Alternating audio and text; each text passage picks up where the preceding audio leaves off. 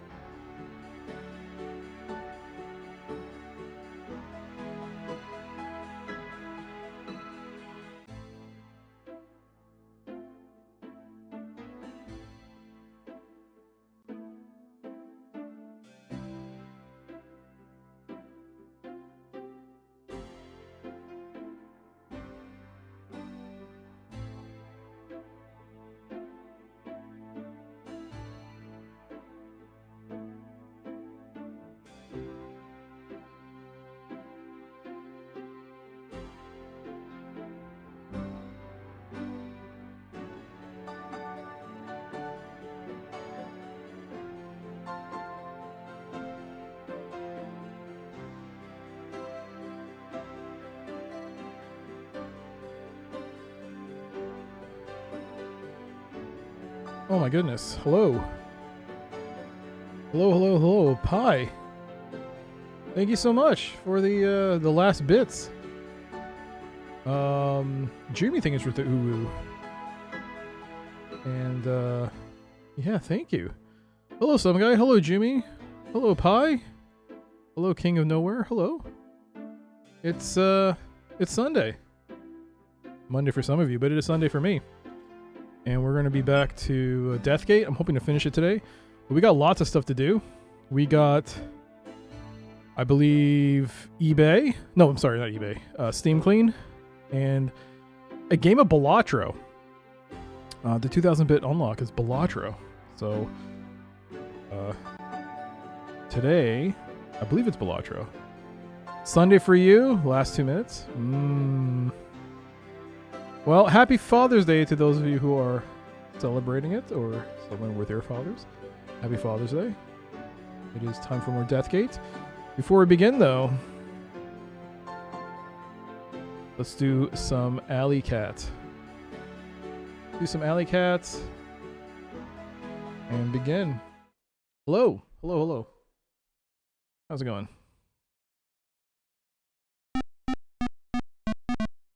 No joystick Alley Cat difficulty. 9 lives in a dream. Sunday. Oh man, I could go for a Sunday. 3, 2, 1. 9 lives. Bingo bongo. Let's go. Alright.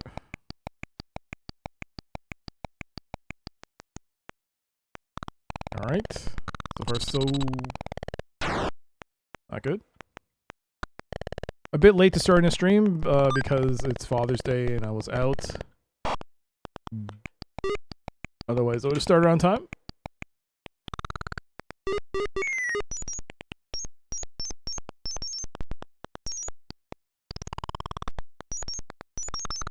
And come on, you. Ha! Oh god, why am I overshooting that? I used to be able to hit that portrait. Gotcha.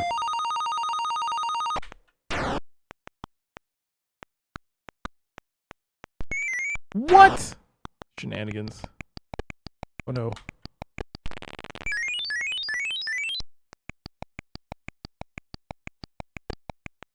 It's fine, it's fine, it's fine. Come on. Come on. Alright. Crap. Crap! Oh, I got this again.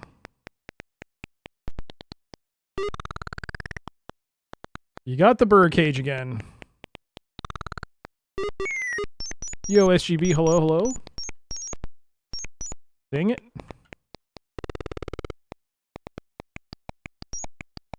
Please don't hit me.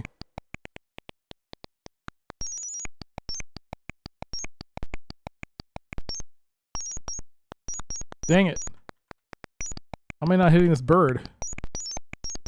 No. Come on. Get it. Got it.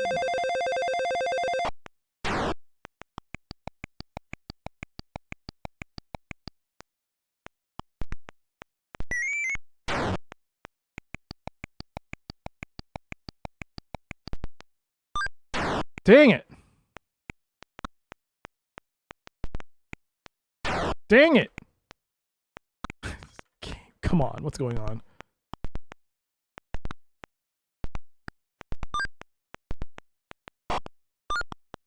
Don't knock it out. Shit, that's close.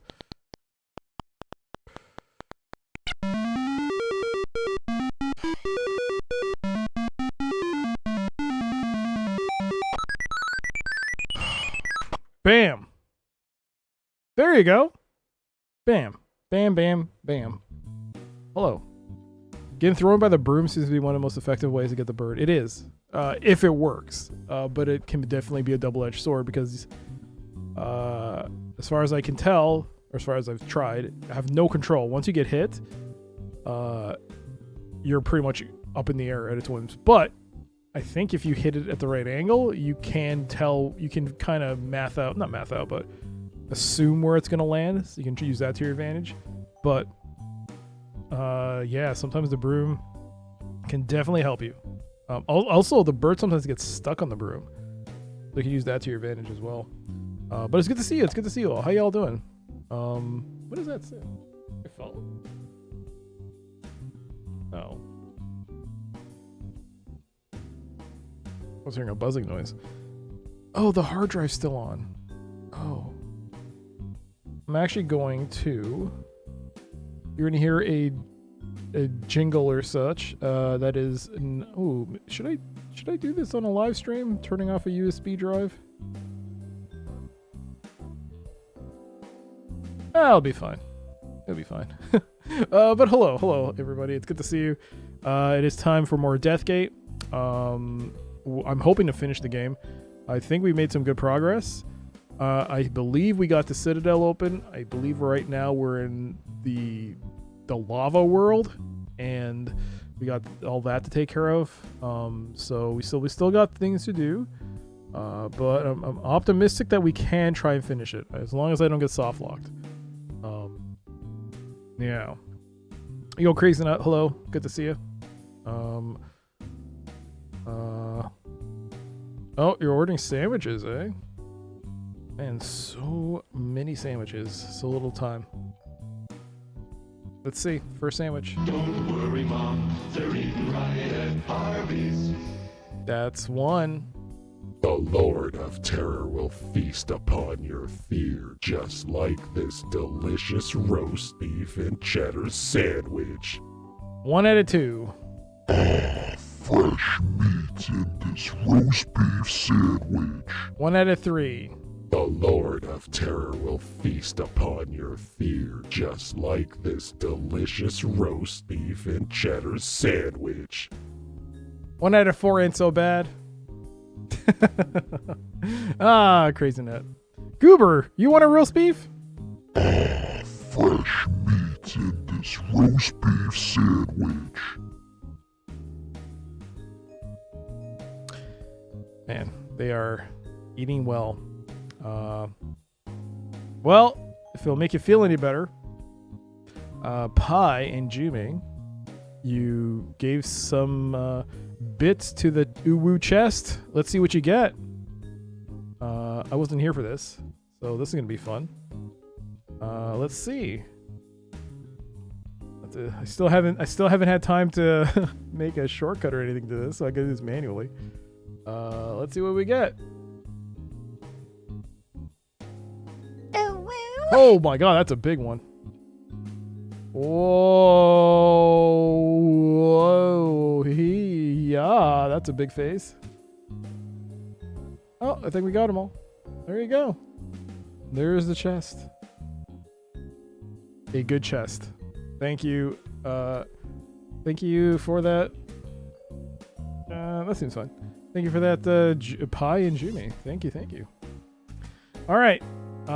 Let us begin. Let us get started because we have lots of things to do. I have to do Steam Clean. I got to do the game, and then I got to do Balatro. So I'm going to do Balatro at the end. I'm going to mix this here. And there you go. I'll set up. I'm going to do this.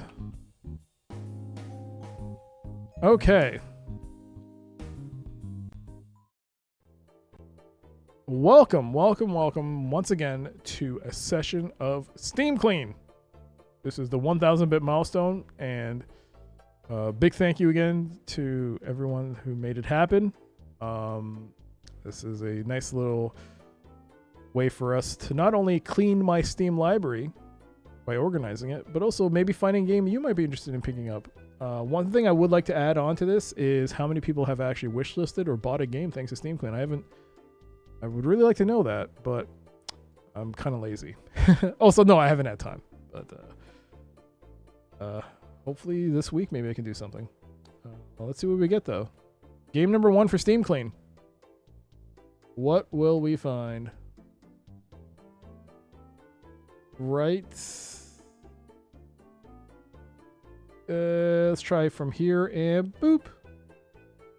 Druidstone. The Secret of the Menhir Forest. Druidstone.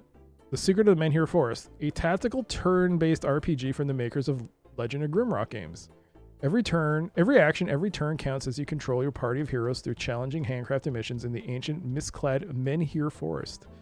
Got very positive reviews. A 82% overall, came out in 2019, developed and published by Control Alt Ninja.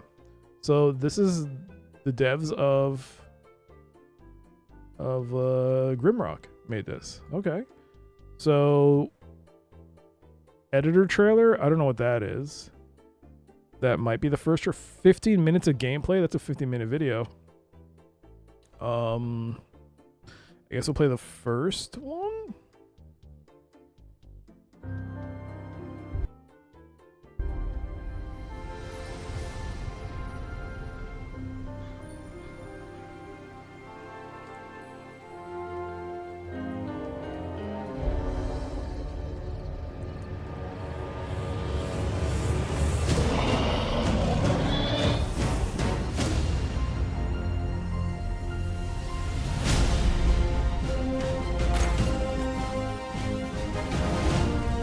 Ooh, the music.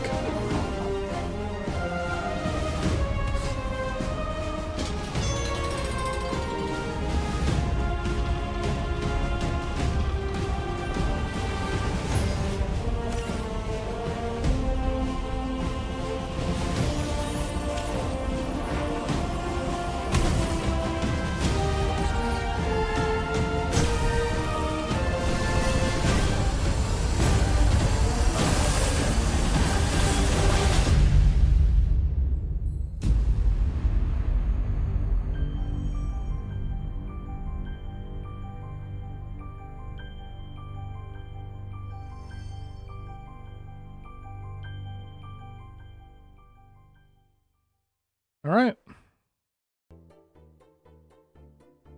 There's the trailer. Druidstone, The Secret of the Menhir Forest is $28.99 Canadian or regional equivalent. It is listed as Steam Deck playable.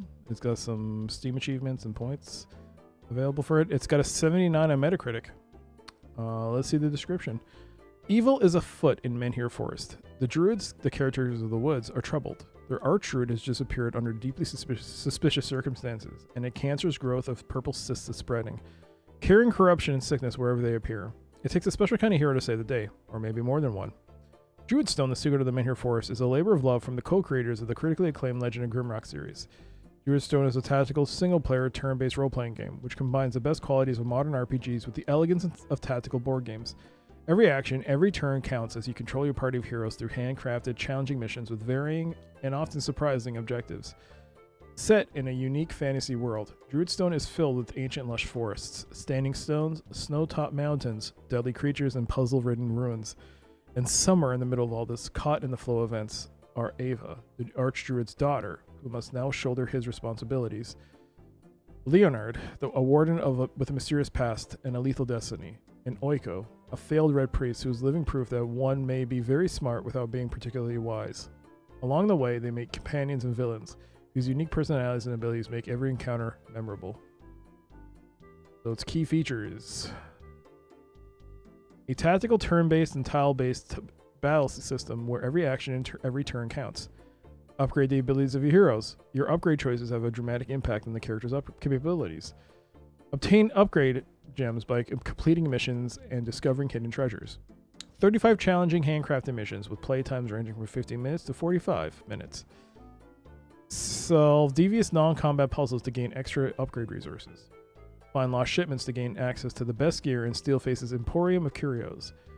A gripping, fantastic story of love, death, and responsibility centered around the main characters of Ava, Leonhard, and Oiko. A unique fantasy setting that combines the best elements from Western RPGs, JRPGs, and tactical board games in unexpected ways. Play custom missions created by others, or make your own campaigns with the Druidstone level editor. Total playtime ranging from 15 to 20 hours. Alright, let's look at the reviews. I'll read this one. 27.7 hours at the time of the review. They wanted to play for 27.8 on record, and they recommend the game. The game doesn't weigh itself down trying to do many things and is almost a little simple compared to other games in this day and age. Pretty linear story progression. Your characters can't be swapped out and pretty much have their own abilities and such. It's an isometric tactics game with pretty straightforward mechanics, but the mission scenarios are built well enough that difficulty requires being smart with your builds and moves. That does mean it is possible to have to grind if you're having trouble to get more resources, but it is very beatable with just decent tactical wits. Though the little group you play with are kind of a simple bunch, they form enough of an attachment, beating the game leaves a nice sense of satisfaction. A relatively short game compared to other tactics games, but a decent, not so comfy tactical RPG to play through. Alright, that is a recommended review.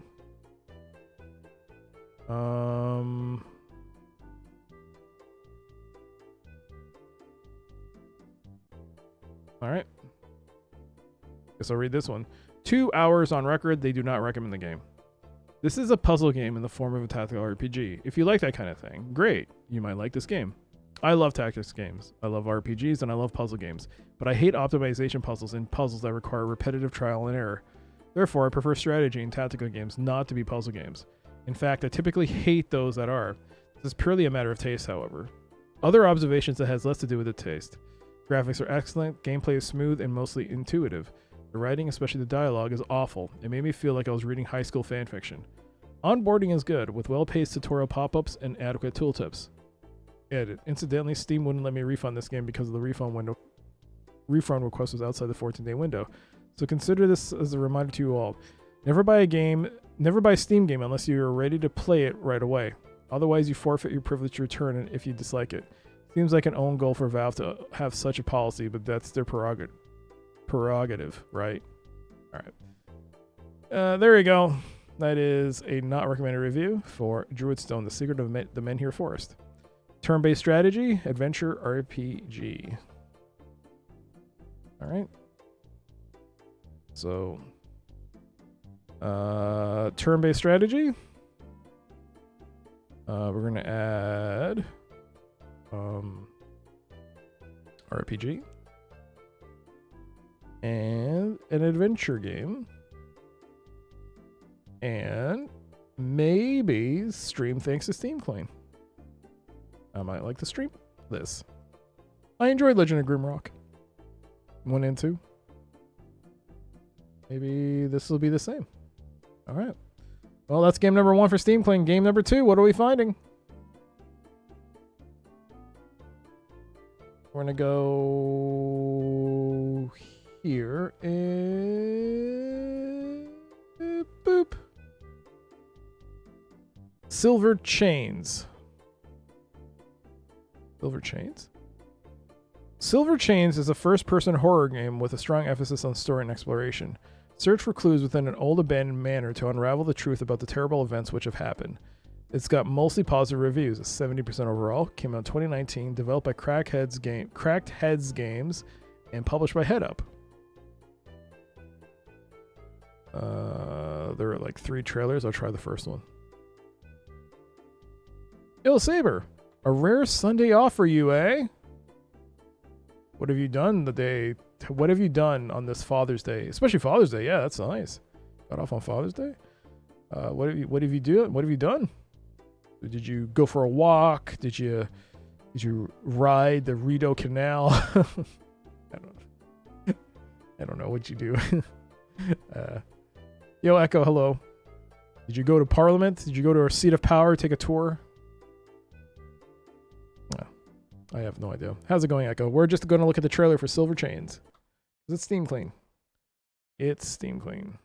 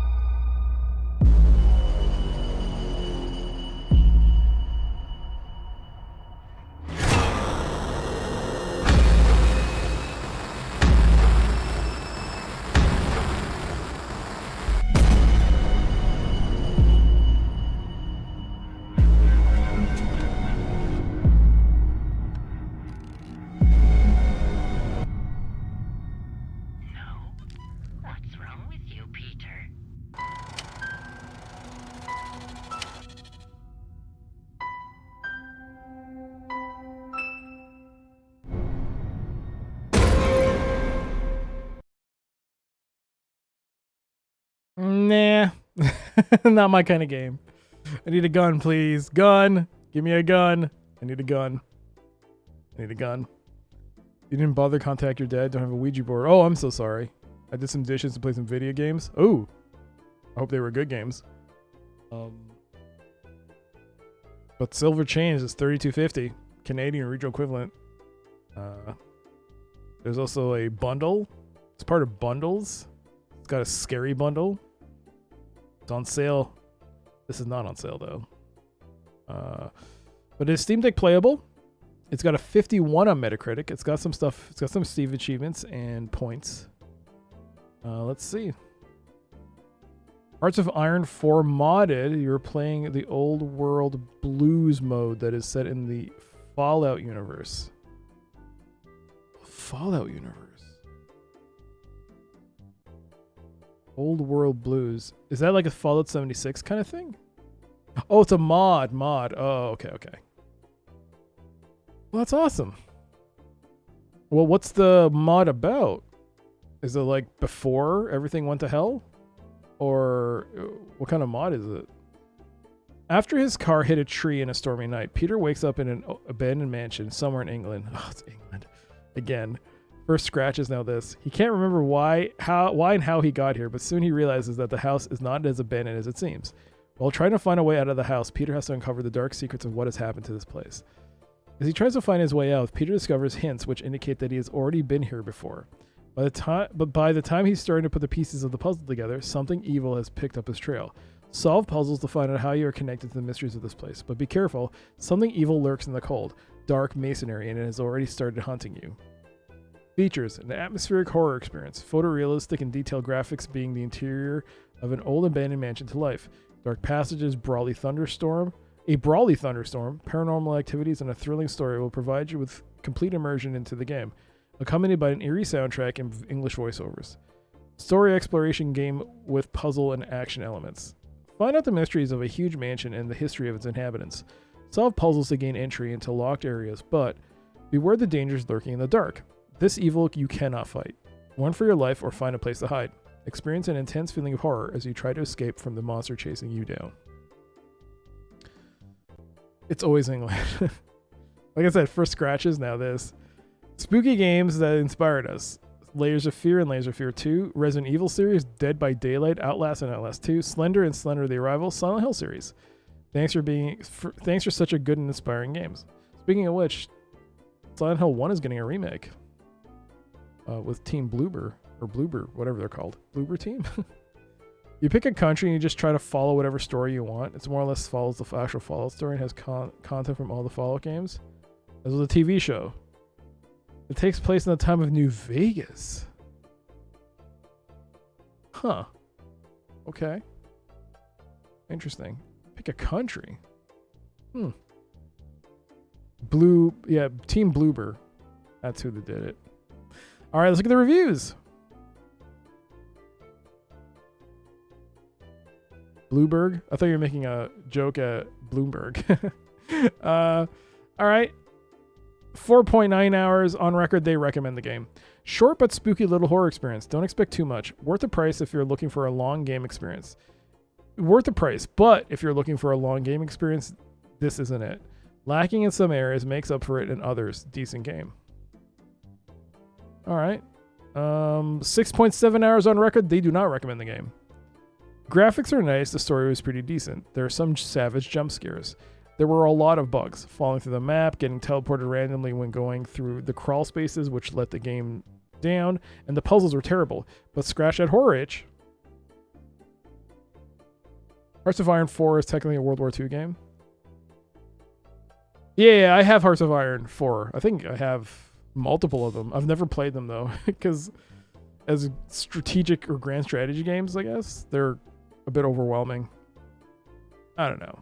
Same reason I don't play Universe. I was going to say Persona. No. God, Universalis. Oh, my God. I keep wanting to say Persona Universalis. No. Dang it. Europa Universalis. Yeah, it's the reason I don't play that. And also Crusader Kings. Adventure. Is this an action game? No, it is an adventure game. It is an adventure game. Hidden object. Mystery. I guess it's a mystery game. Would you agree? Would anyone else disagree? This is not a mystery adventure game. I mean, you're kind of solving a mystery. Psychological horror. I'll say it's mystery. All right. It's very much in the vein of those games with the Fallout coat of paint. So is it still first person or is it like a grand strategy game? That'd be really cool to have that kind of Fallout-ish. That'd be really sick. I mean, the only game that ever kind of did that was, even along those lines, the strategic element would be Fallout Shelter. It's grand strategy? Like you have a map and stuff?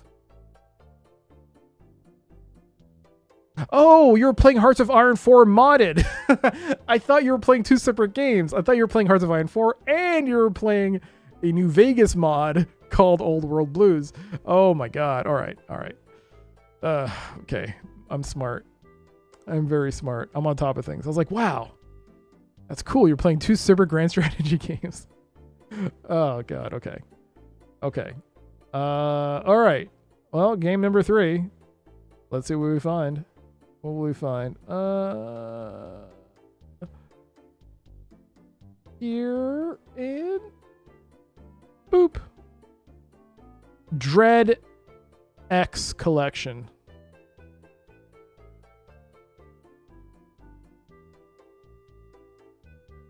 It doesn't help that Old World Blues is a DLC for New Vegas. There is, yeah, that's what I thought. Okay, all right. Very confused. All right. Dread X. Do you know this? Dread X Collection. 10 Tales of Terror from 10 Twisted Minds, made in only 7 sleepless nights. The Dread X Collection is a series of small games created by some of the most talented indie devs around, all with the same mission: create the PT for the horror project of their dreams. Okay. Is there a trailer? There is a trailer.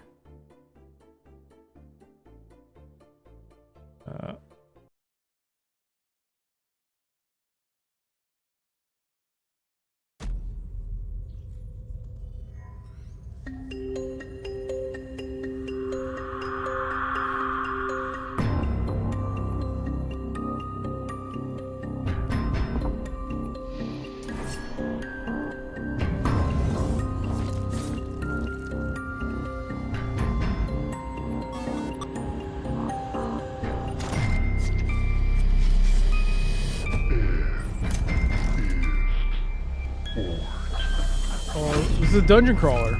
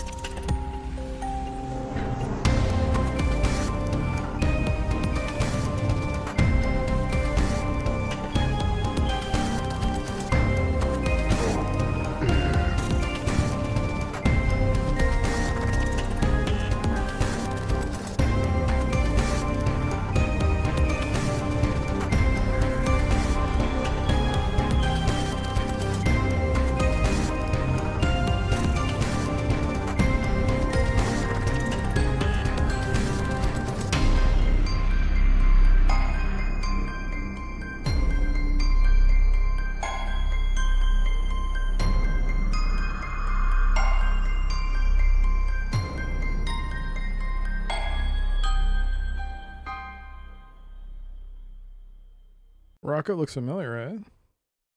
Oh. I vaguely remember getting this game. I think it was from Fanatical. I think. But the Dread X collection is $7.99 Canadian and regional equivalent. It's listed as unknown Steam Deck compatibility. Let's see. Horror at its core is primal. You don't need a multi-million-dollar design budget or advanced real-time bullet physics to make something scary. You just need to have an idea that is raw and honesty, and the honesty to execute it. PT perfectly illustrates this point. It takes place entirely in one hallway. It didn't have complicated AI. There weren't well, I don't know if PT is the greatest example because it was made by Konami did, and they spent multi-millions on it probably. You failed. Oh, scene crashed. How did the scene crash? Did I shut it down by accident? I must have. Oh, instead of video switch, what did I hit?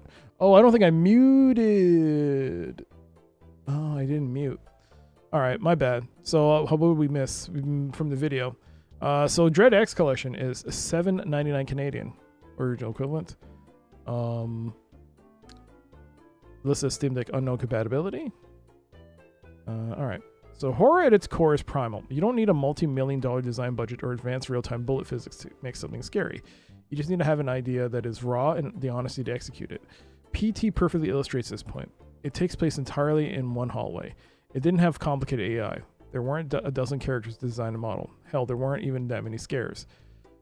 And it was absolutely terrifying. It distilled the concepts of the ill-fated Silent Hills into a dense moment of terror, and it was its own compact experience, and it glimpsed into something much more. Many games have tried to imitate PT in content, a million spooky hallways with a trillion collectible notes. Some of these are fantastic, but what about that concept, to distill your dream project into something condensed, raw, and real? That was a question posed to 10 different creators. Make a PT for the horror project of your dreams. Both a game on its own and a window into a much larger world. Make it raw. Make it real. Make it a reflection of your own fears. Make it in just 7 days. And they did. This is the Dread X collection. So the creators and the creations. So we have Airdorf playing with Summer Night. From the creator of Faith, run around in your backyard picking toadstools and chasing monkeys in this LCD handheld game where nothing scary happens. The pay is nice, from Odd Breeze Games. From the creator of Crew 167, the Grand Block Odyssey. Discover what happens in an ultra-secure facility as you get ready for work and wander the dark halls of your office. Using old-school fixed camera perspective, they're watching your every moves. Carthanic, from Scythe Dev Team. From the people that brought you Northbury Grove, Entity, Walls Closing In, Happy Humble's Burger Barn, and the rest of the Scythe Saga universe. Explore the ruins of an ancient society on a dead planet. Mr. Bucket Told Me To. Strange Scaffold, Mr. Bucket Told Me To. From the creator of An Airport for Aliens, currently run by dogs, and the writer of Hypnospace Outlaw. The abandoned tools of your existence come back to haunt you in a surreal and terrifying tropical survival adventure. Hand of Doom. Tropal Duke. Hand of Doom from the co-creator of Earl's Day Off. Trapped in an arcane realm by the dark sorcery of the ubiquitous master, can you learn the correct rituals and incantations needed to escape? The Pony Factory from David Szymanski. From the creator of Dusk, Fingerbones, and the Moon Silver. Winston thought he could use hell energy to create magical ponies. Winston was wrong. Outsiders from Mailhick. From the creator of SCP Blackout. Enter a world of uncertainty as you discover the truth behind the house and behind the outsiders. And Shatter. Lovely Hellspace. Shatter, from the creator of Dread Delusion. In the ruins of future Britain, new gods rule the wastes. Showrunner Productions, Rockgut, from the creator of Soda Drinker Pro. Crystal Tigers presents The Circle World Party. Secret Cow Level, Don't Go Out, from the creator of Doom Trooper and one of the minds behind Fallout New Vegas. Hide, run, hide, sacrifice your friends, survive the night. Partial proceeds go to charity. All right, let's look at the reviews.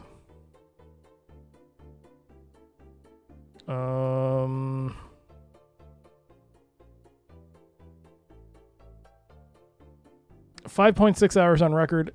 They recommend the game. This game is basically a collection of 10 horror demos. Some of them are great, finished horror experiences like Pony Factory. A few of them are more of a bleep games like Mr. Bucket Told Me To.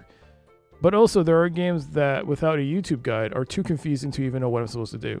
This collection is saved by the fact that it is very cheap, so for the price on a discount, it's not that bad. Still, the best way to describe this collection would be calling it the good, the bad, and the funny. That is a recommended review. I'll read this one. 5.4 hours, not recommended by this reviewer. It feels like a bunch of demos for which you should pay. It is cool concept, but if you're not thinking about it, but less time, less properly functioning games, and less good ideas. Lots of games works junky and did not scare at all. There were some interesting ideas and atmospheric moments, but not much. If you like paying for something more playing something more obscure demos with questionable qualities, go ahead. Others probably can find something better to do. There you go. That is a not recommended review, and that is Dread X collection. Survival horror, adventure, story-rich, action, adventure, compilation of games. All right, so compilation is going to come in there.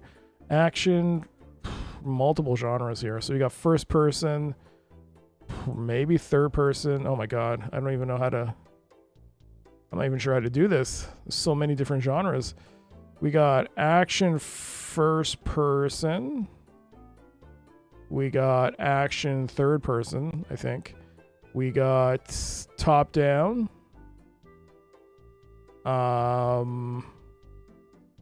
We got adventure.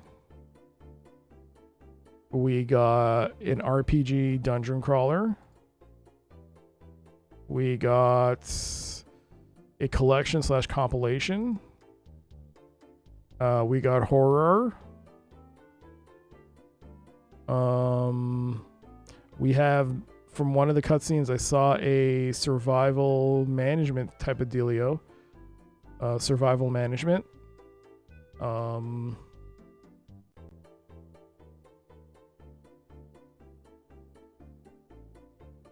Also RPGs. There could be regular RPGs. Oh boy. There's a lot. There is a lot. Yeah. Okay. Well, there you go. That's your Dread X collection. And that is our third and final game for Steam Clean. So today, we looked at Dread X collection, Silver Chains, and finally, Druidstone, The Secret of the Menhir Forest. And there we go. That's Steam Clean. Hope you all enjoyed that. Okay.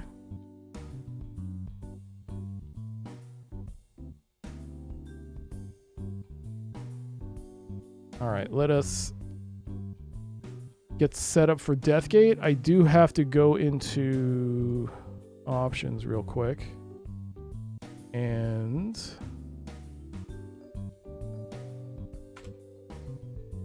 fix that. All right, there we go. Also turn on the midis.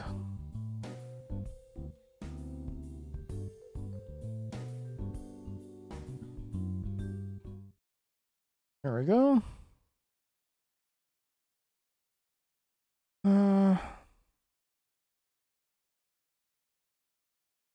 There we go.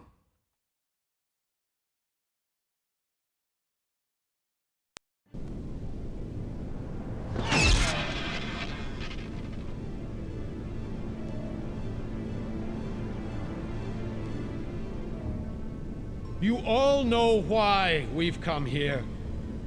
The patrons have pushed us into a corner. Their magic has grown too powerful to hold in check. These villains are stealing the worship of our own followers. We must do something before they marshal their forces, before they destroy us. And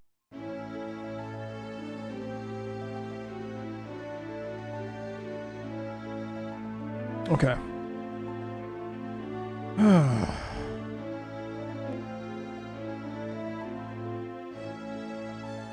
Restore.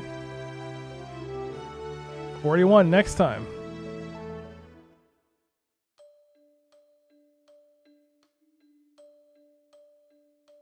Okay. I think I did everything here.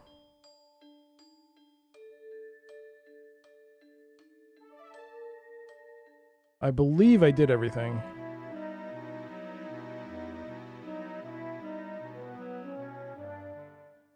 Is this the book I took from inside? Oh.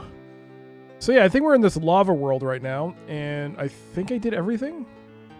Almost?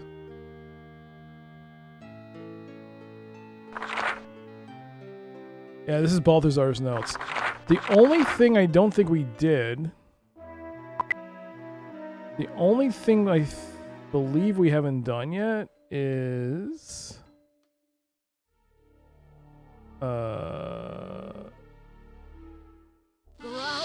This. Don't let him go. How do we open this? You won't last if you're too slow. Grab the snake and hold him fast. The far wall of the cave is covered with 9 identical carved dwarven Grab symbols. him quick or you won't last. I don't know how to open that.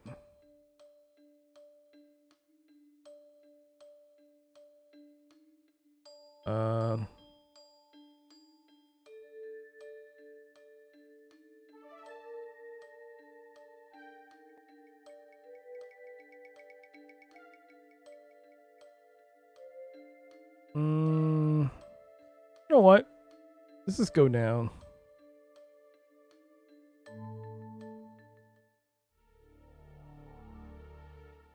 I think we can go to the other place. Yeah, Clytus's palace. We can go there now. I think that's the only other place. Let's go, Clytus's palace.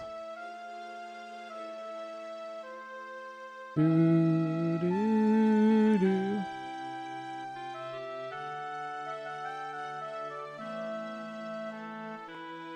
Cletus the Jackslot Yokel.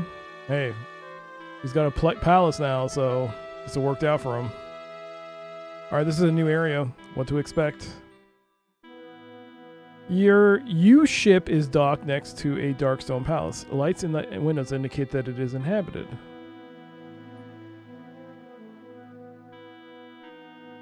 You take a few steps in, but the cave quickly branches into many tunnels. You become very confused, so you turn back. So we're not going to the cave. Who are you? What are you doing here? You walk purposely towards the front entrance. The guards there stare at you in wonder, never having expected anyone to willingly walk into the palace. As soon as you approach, one of the guards barks out what he just said. You explain that you're trailing the refugees from Telestia. The guard claims he doesn't know what you're talking about, but a knowing look to his companion leads you to believe otherwise. They inform you that all visitors must see the Dynast. He makes his habit to greet them personally and hold a banquet in their honor. Again, the knowing look that passes between the guards is disquieting. With a grip that is more insistent than friendly, the first guard escorts you into the palace. You wait for about an hour in a bare room with a single door and no windows. Then the same guard takes you to a large room with a long table piled with food and drink. At the head of the table, a man wearing rich robes and a crown of gold sits in a throne-like chair. A broad, welcoming smile on his face, he invites you to sit and partake of this meal set on your honor. For a lack of a better plan, you sit down. Greetings, my friend. My name is Clytus the 14th. I am the Dynast of Abarak, and I rule here, but you probably know that. I'm always pleased to receive visitors. I get so very little. Please, tell me how things are in the outer reaches. Yeah, this guy's a good guy. Stand-up guy, eh? I'm not your friend, Cletus. I'm not your buddy, pal.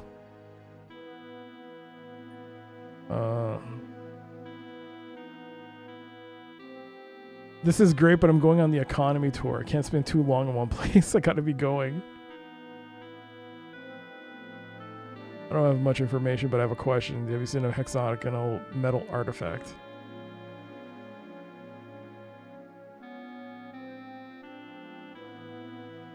Why do you get so few visitors? Not your friend, Clytus. Or Clytus.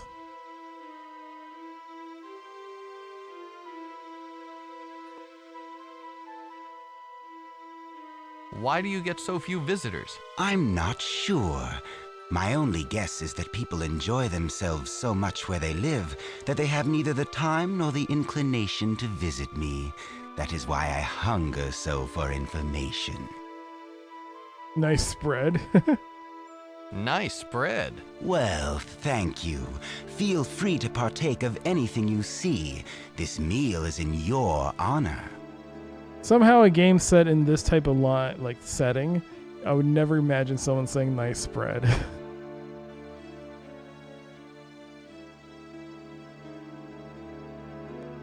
The outer reaches aren't good. Water's drying up. Life is difficult, if not impossible. I have heard some distressing reports about the quality of life in some of the outer reaches, but nothing verifiable. I've been waiting for first-hand information. I'm glad you're here. Are you a refugee? Are there others that require assistance?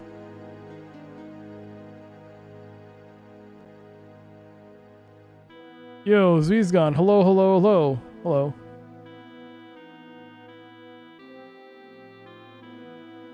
Oops, I accidentally clicked on I'm no refugee. Is it gonna still go through? I'm no refugee. So, you don't represent anyone? You don't require assistance? Very well. You know, you look very different. Foreign. I've seen people from all over Abarak, and you look like none of them. Who are you? Where are you from?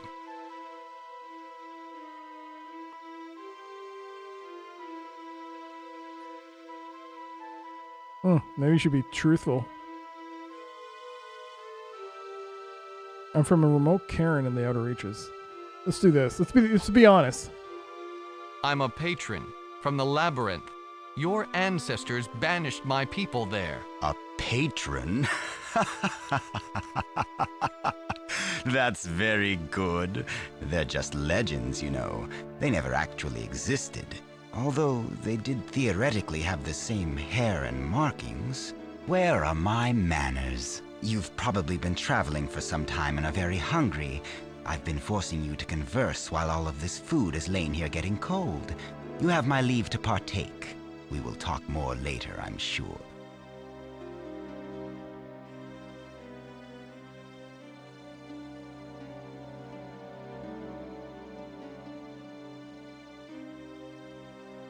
Let's see if we can get more questions. I'd like to ask you a few more We took a drink questions away. first. The time for talk is past. Now it's time to enjoy ourselves. Perhaps a toast would be appropriate. We must drink to our new relationship. I'm sure that we will grow to be exceptional friends. The Dynas produces a bottle of red wine from the bar behind him and pours a single glass. He orders a dead servant to take the glass from his hand and place it before you. Partake. Fractal Mike. Hey, how's it going, Mike? Please accept this special wine. I only bring it out for special occasions. I'm sure you'll find it to be unique. He stares at you like a vulture, waiting for you to drink from the crystal glass. You notice that he is not holding a similar glass. I think I'll save this for later if it's all the same. You start to feel a little uncomfortable as you place the glass on the table and say, No, no thank you. It is not the same, my friend. You will drink that wine, and you will do it now. I've lost all patience with you. He rises from the table and traces a spell in the air while you watch, dumbfounded. The blue rune shoots across the banquet table and explodes in your chest. You expect to feel some pain, but all you notice is an overwhelming hunger. You begin stuffing your mouth and pockets with food and drink. In spite of yourself, you snatch up the crystal goblet and drain the contents. Clytus smiles and sits back down, satisfied. I know you, patron. Our books talk about your race. We believed them to be legends, but here we have proof. And if you are real, how many more of the other legends could be true? The other realms, the Death Gate. Immediately you start to feel dizzy. Something in the wine makes the room swirl around you. You drop to the chair hard. In the fog, you can hear Cletus saying all that stuff he just said. Abarak is dying. There's no way to save it, but you represent a way into new worlds, fresh lands to conquer. After you are dead, your corpse will tell me everything I wish to know. You will help me destroy your own people. Think on this as the poison eats through your body. Guards, remove this trash. He called me trash. He name-dropped the game. He did.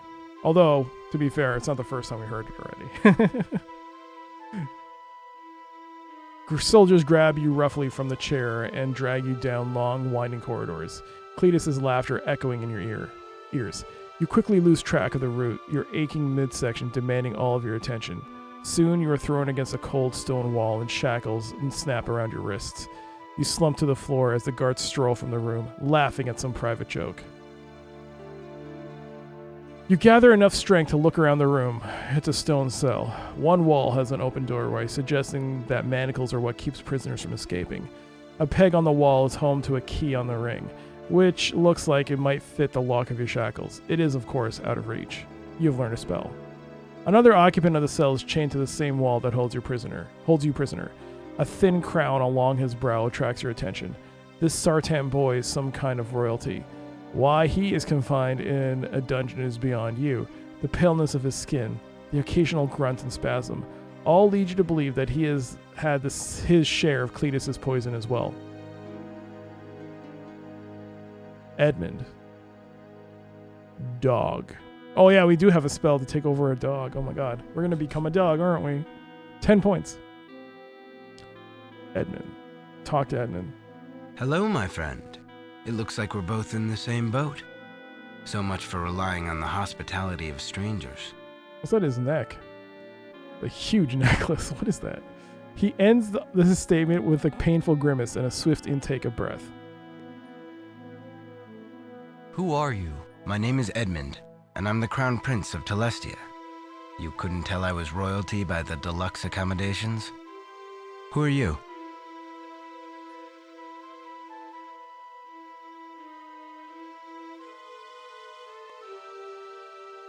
My name is Haplo.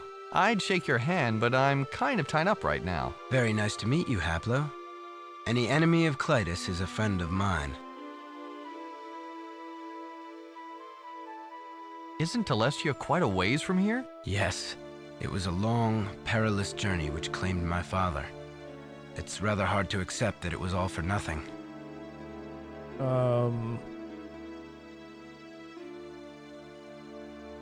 It wasn't that difficult for us. We just sailed.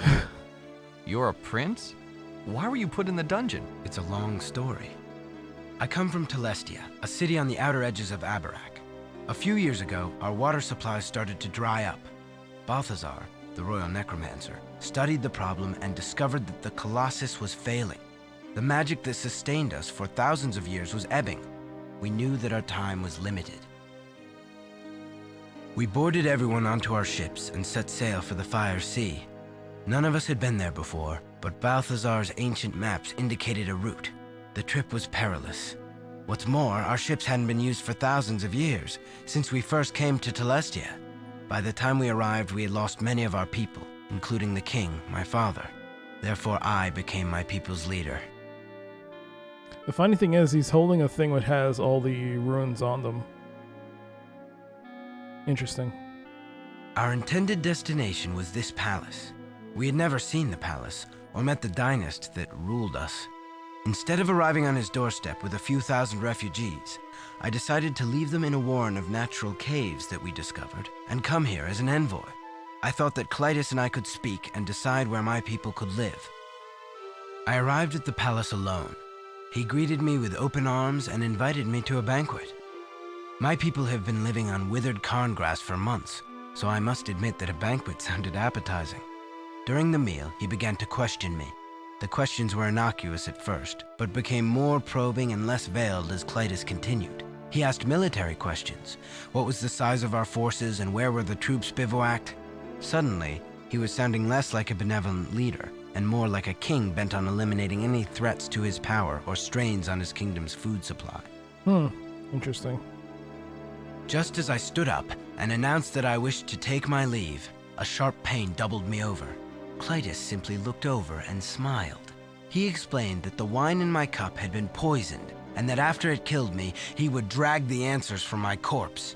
His guards brought me down here and locked me up. Now, I'm just waiting to die. Interesting. It feels like it could be nicer if they didn't move their mouths. I don't think the mouths moved in Gateway.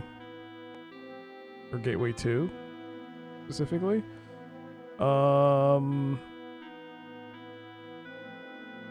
Yeah, I think that if they had a better, like some of the Sierra point and clicks, like King's Quest, King's Quest 5, I think they had some good mouth movement with the text. They did a good job on that. Or LucasArts. Yeah.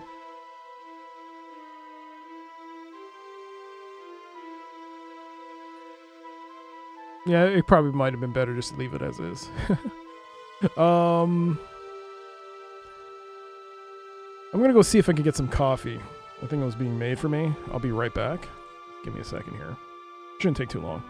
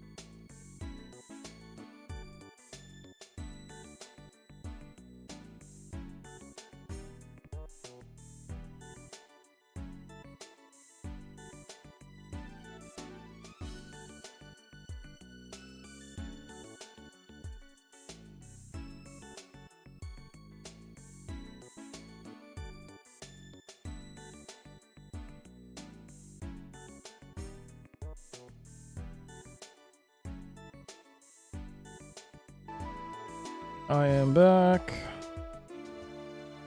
with a cup of coffee.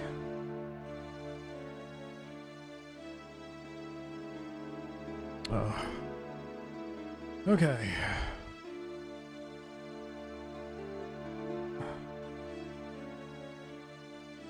Yo, thank you, Echo.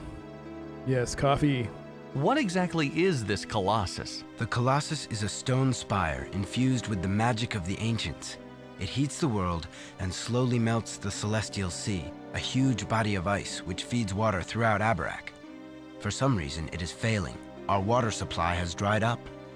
No water supply. Yo, Skysteel, hello. It doesn't make any sense. According to Balthazar's books, the Colossus was designed to last forever. He hoped to examine the Colossus and perhaps help to mend it. But now we'll never get the chance. By ignoring the problem and focusing on his own petty self-interests, Clytus is sealing our world's doom.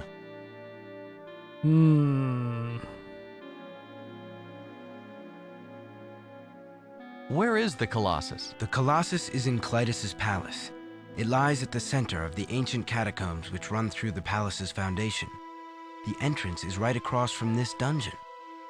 Although Balthazar's books state this, they don't show the path through the catacombs. It's said that only the Dynast knows the way. Okay. Where are your people now? They are safely tucked away in the secret caves along the edge of the Fire Sea. Clytus would give his eye teeth to know where. If somehow we managed to escape, we would still be stranded here with no way to cross the sea. I'm sorry. What's eye teeth? I think you're bearing the lead here. What the hell are eye teeth? What? I've got a ship. If you show me where they are, I could transport us there. The chances of escape are slim, but it's nice to know that we will have a way across the sea if we do. For the first time since you met him, you see the prince brighten. A tiny ray of hope makes Edmund's eyes sparkle. How long have you been here? Not long. Less than a day, surely. I fear that I can't hold out much longer, though. The poison has ravaged my system. It appears, for some reason, to be working faster on you. Perhaps you received a larger dose. I doubt that you have more than a couple hours left. A chest bump? Yo, Vi saying this. What chest bump? Is he? Oh shit! I wouldn't say it's a chest bump, but it's more like look at my chest. He's like, he's peacocking. He's peacocking. Look at my chest, Vi Sanctus. Look at my chest. I didn't notice it before. No, I didn't notice it. I noticed the shoulders moving up, but I didn't. Only now do I realize do I see his his mammaries, his male mammaries moving.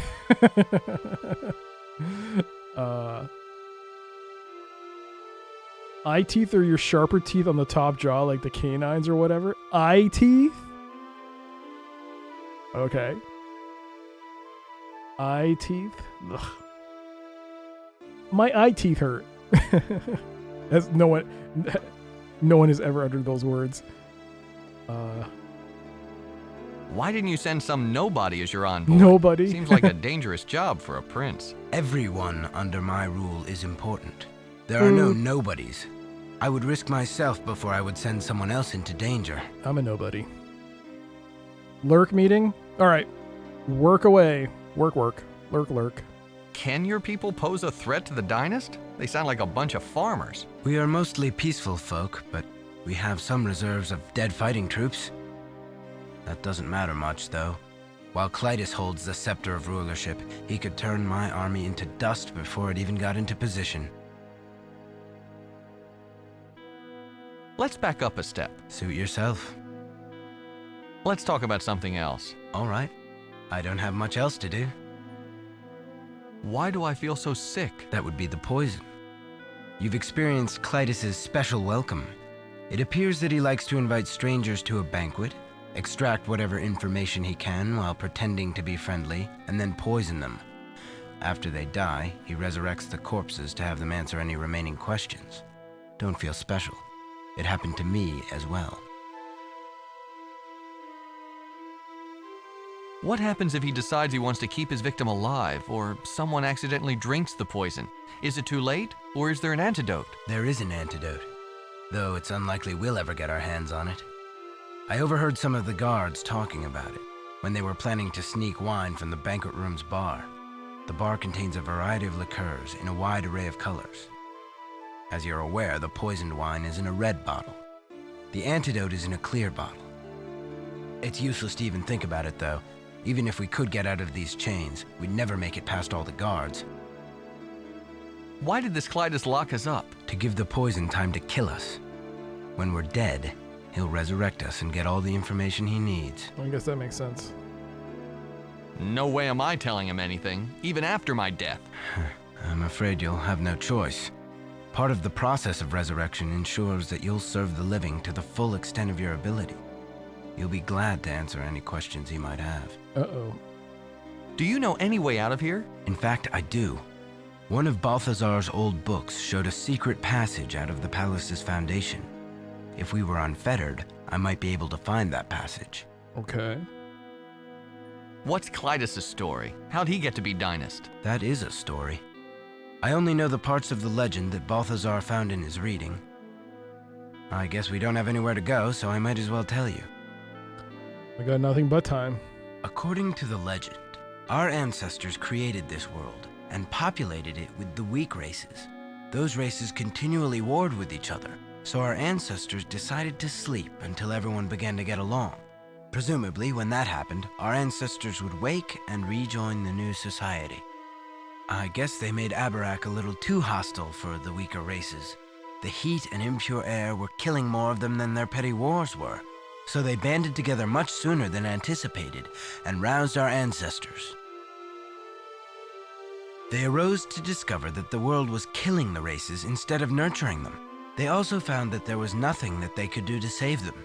It required all of their magic just to keep themselves alive. So they selected a handful of members from each race, placed them in the sleep chambers from which they had just risen, and waited for something called the interconnection. The books were a little unclear about this term.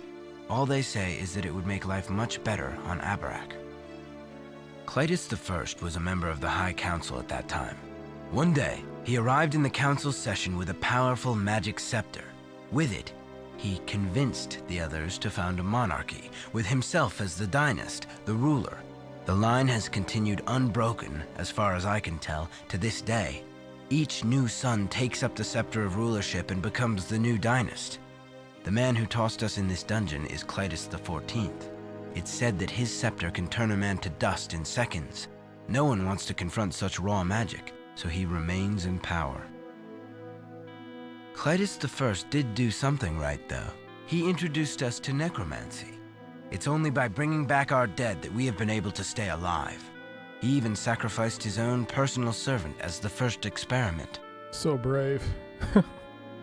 Sacrificing his own servant. Oh boy. Oh man. Feel so bad for this dynast, Clytus I. What happened to the rest of the weaker races? They died. There was no way to save them. It must have been horrible to watch them die, completely helpless to do anything. What? Sounds like he's the product of a little too much inbreeding. I know nothing about Clytus's specific lineage, but madness is a symptom of inbreeding, and he is certainly displaying that. He's inbred.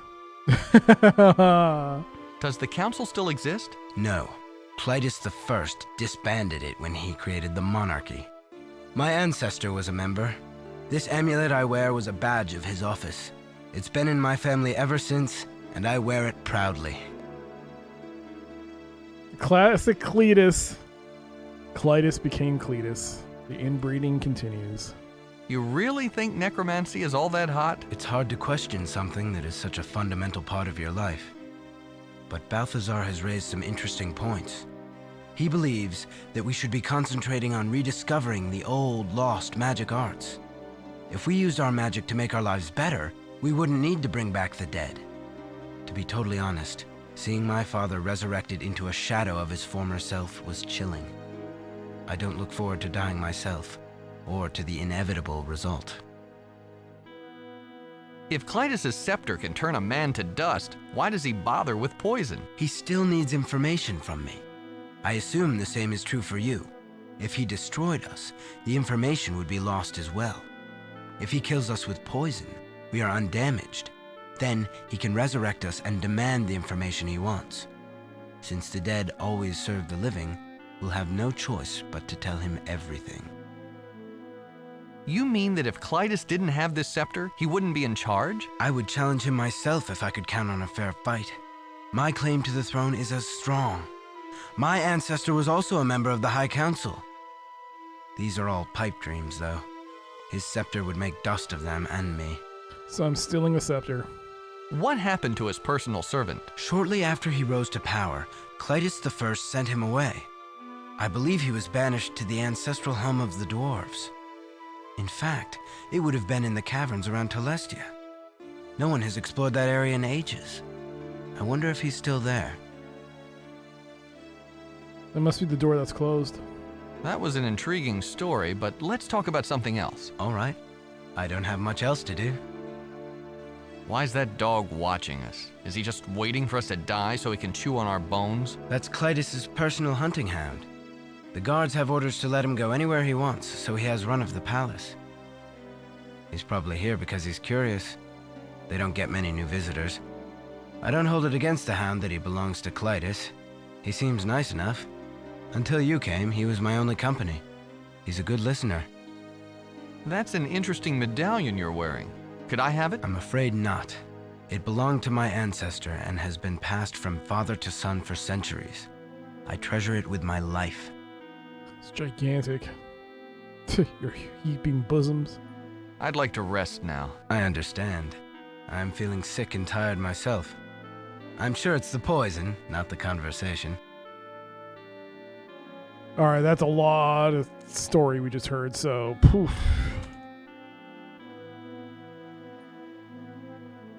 Okay, now we find ourselves... What's this? A steak? I have a piece of steak? The steak is so rare it's practically dripping blood. You can't identify what kind of animal it came from. You must have grabbed it from Clytus's banquet table when you were in the thrall of the hunger spell. Okay, stool, vice.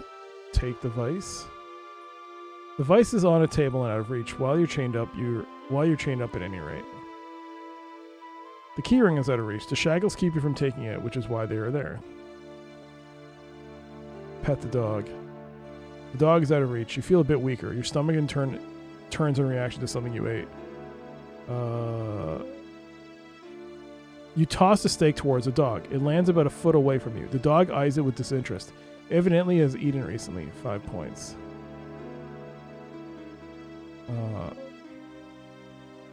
Spell on the dog, and I think we got a spell called the hunger spell. Cast it on the dog. You trace the rune structure in the air. It floats over to the curious dog, who attempts to take a bite out of it. Instead, it sinks into his body. Immediately, the dog begins to salivate. It looks around for something to eat, anything. The rare steak lying on the ground catches the hound's eye. It bounds over next to you and rips into the bloody meat as if its life depended on it. Okay, now use magic on the dog. You go spell. Possession. Possess the dog. You trace the runes in the air and place your hand on the dog's scruffy hair. The magic swiftly takes hold. You stiffen as you feel your soul passing away. Everything spins as you begin to panic. It all goes dark. The darkness doesn't last long. You quickly come to your senses, but instantly discover that they aren't the same senses you've come to expect. Your vision now only perceives the world in shades of gray. Although your hearing and sense of smell have been enhanced, you realize that you inhabit the body of the dog, and that this dog must be trained to track game by smell. This must be the body of Clytus's royal hunting hound. Oh, that's us! And we agree! 10 points. Bark. I shall bark after I save. 43. Bow wow. Bark! Woof. Edmund. Talk to Edmund. Touch Haplo. Oh shit. You nuzzle your motionless body. The contact sparks the transfers of your soul. The familiar dizziness overwhelms you. And when you recover, you're back in your human body. The dog looks at you with trusting, loyal eyes. Evidently, some bond was created when you passed your soul into its body. It sidles up to you, intent on accompanying you wherever you go. You grow even weaker. It's difficult to sit upright. You feel the pain spread throughout your body. But we have a loyal dog companion! Bork Bork is now our loyal companion. Alright, I gotta go back. Bow wow. Bow wow. Alright. Smell. Smell the pendant. This pendant smells just like a pendant. The vice. Can you take the vice in your mouth? You can't quite get your jaws around the vice. Come on. Can we go? Ooh. You're in the passages. You're in one of the many passages that run through the palace's foundation. A stairway leads up to the more populated areas. Open the door. The stout door keeps you from entering. It's not locked, but as a dog, you lack the ability to open it. Damn you, opposable thumbs. Damn you. You pad up the stairs, passing a number of alert guards. They pat you on the head and smile, but allow you to pass. It seems that this dog has run to the palace. After a bit of exploration, which involves sticking your nose into a lot of empty rooms, you discover the original banquet room that you were escorted to. You've taken a good deal of time to locate it, however, and you're very worried about the condition of your body. A long table takes up most of the banquet hall, but there is also a wet bar with silver bottles near the end. Oh no! I can't tell what the color is! I'm a dog! No! Curse! Curse this! No! What do I do? Which one's the gray bottle? No, which one's the color of this liquid? No, damn it. Damn it. Oh, we gotta smell these bottles. Smell the bottle. The wine in the bottle is strong, but not very distinct. It smells much like the other wines from the bar. Are they all the same smell?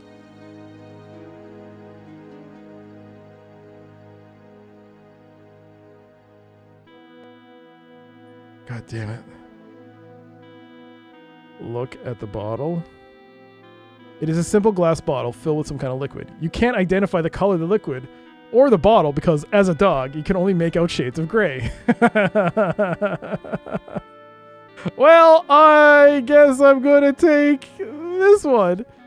Okay, take all of it? As a dog, you can only carry one object at a time. God damn it. Well, let's see.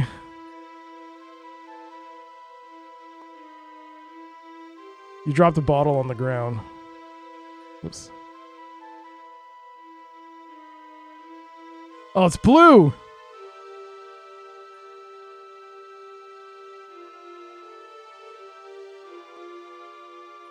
Oops.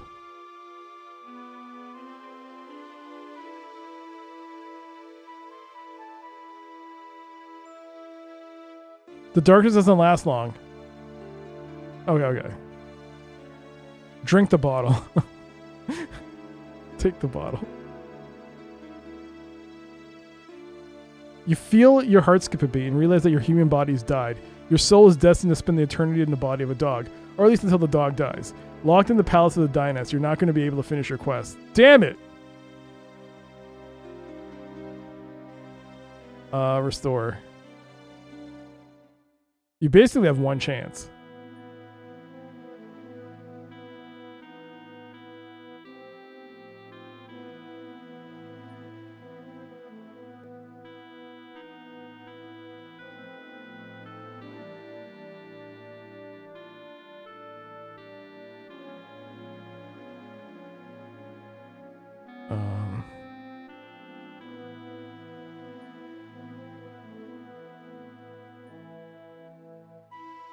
Damn it.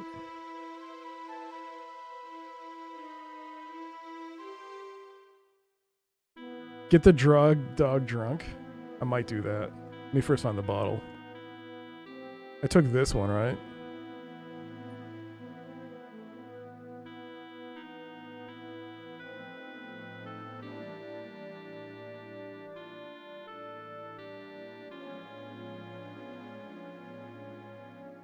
Damn it.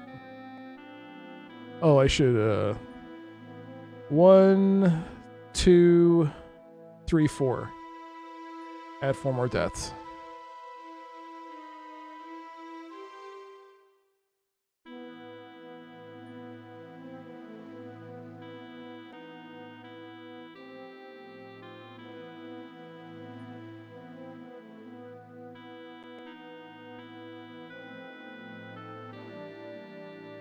I don't know why I just didn't do this in order. Why do I have to do some weird ass? Is that colorless? You nuzzle your motionless body. Clear bottle. Take the clear bottle. Drink it. You take a big swig from the clear bottle, grateful that you were able to tell it from the colored bottles when it didn't filter out any of the multicolored lines on the tablecloth. Oh! You take a big swig from the clear bottle, grateful that you were able to tell it from the colored bottles when it didn't filter out any of the multicolored lines on the tablecloth. You feel the effects at once. The knot in your stomach loosen and the weight lifts you from your limbs. You can feel that the liquid has cured you. 10 points. I need to save this and go back. I need to see that puzzle.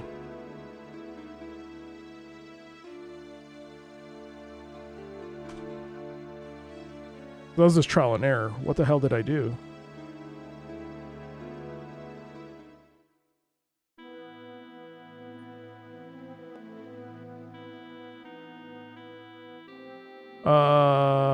This was the one that was correct?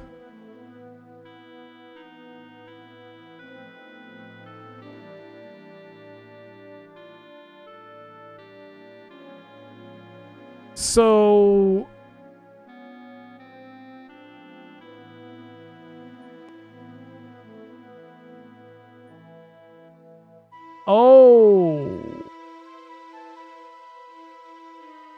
I guess because all the lines are you can see all the lines. That was the clue, because this one is kind of there. It's kind of missing there. It's missing there. I mean, this one has got all the lines. This one's missing a line. This is missing a line. But these two are not missing lines. So I guess that's how you solve it? But I guess this dark line came through? This would be the correct one, right?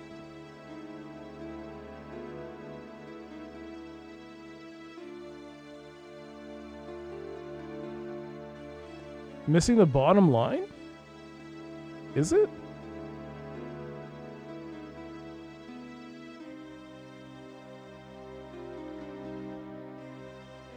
So the clear one is there, okay.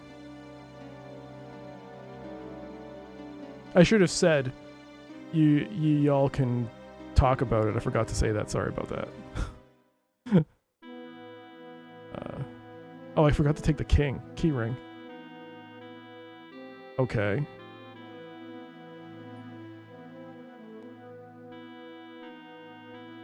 Oh, I can't take it. I have to... Okay, so I actually do have to restore it. Because if time is of the essence, I need to... Oh, yeah, you're right. 1, 2, 3, 4, 5. 1, 2, 3, 4, 5, 6. Yes, the bottom line is missing there.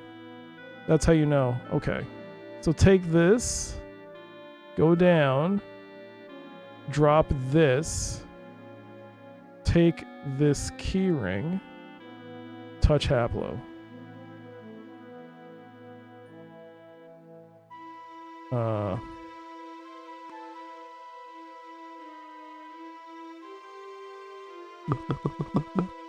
There we go. Oh, and there's the key. You take a big swig from the clear bottle, grateful that you were able to tell it from the multicolored bottles when it didn't filter out any of the multicolored lines on the tablecloth. You feel the effects at once. The knots in your stomach loosen and the weight lifts from your limbs.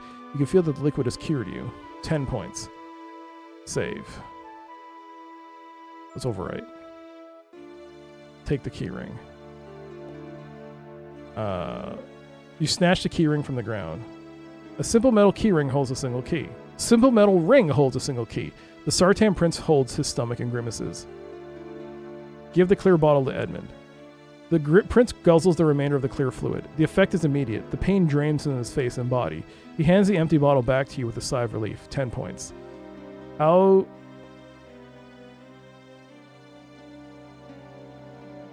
Put the keyring on me? On Haplo? Where's Haplo? No, I don't want to use magic on Haplo. Cancel.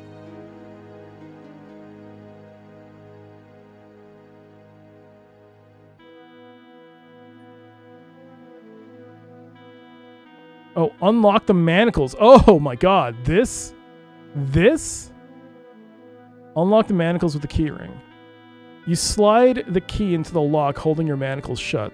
A quick twist pops to the shackles open. 5 points. Let me take the vice. You snatch the vice from the table. 5 points. See ya. No, okay. Let's unlock them. You reach over to the prince's manacles and insert the key into the lock. 1 click and the shackles pop open. 5 points. Alright.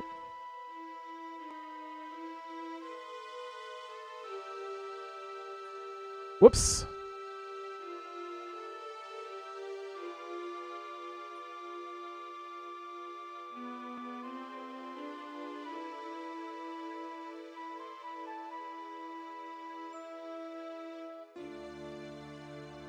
Oh, probably. It's fine. Talk to Edmund. Yes, my friend? Will you accompany me? I'm looking to get out of here. Would you accompany me? I'm looking to get out of here. I'd be happy to. Let's leave while we can. Okay. Should we take the manacles? Manacles? You can't take the manacles. The chains. Open the chains. Unlock the manacles with the key ring. Oh. Alright, I think we got everything. I wonder what the vice is for. Behind a panel in that wall is a tunnel which leads directly to the docks. We should be able to sneak out to your ship and sail away before they know what's happening. When we're away, I'll direct you to the caves where my people hide. I must tell them about the situation here, and perhaps they can help you as well. The prince points off to the west. Behind a panel in that wall is a tunnel which leads directly to the docks. You should be able to sneak out to your ship and sail away. Okay. So is the panel here? Oh no, here. It's now opened up. You stole the prisoner and the dog? The audacity? Well, it's not my fault I formed a bond beyond time with this dog. It's not my fault we joined souls and became more than just mere friendship. We're now one. It's not my fault. I'm Haplo. Damn it. Oh, your ship is docked next to the stone palace. Lights in the windows indicate it is inhabited. Look at the palace landing. Wait, what? Enter the cave.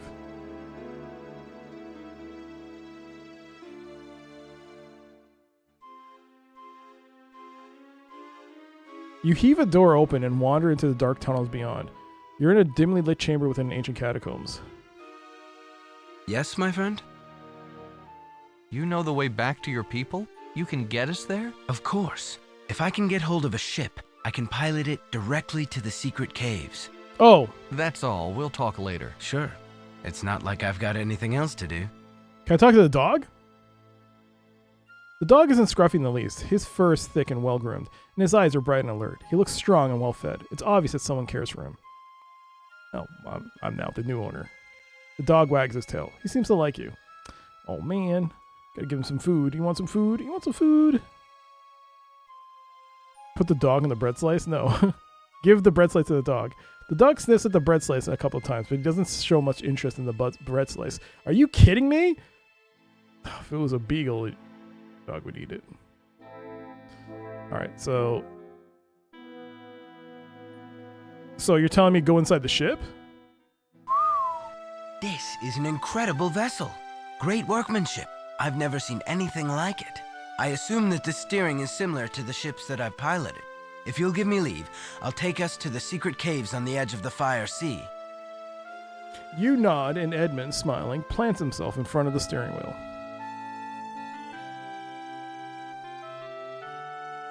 Oh, is that the secret caves? The thing I can see there? Yeah. Okay. All right. 15 points.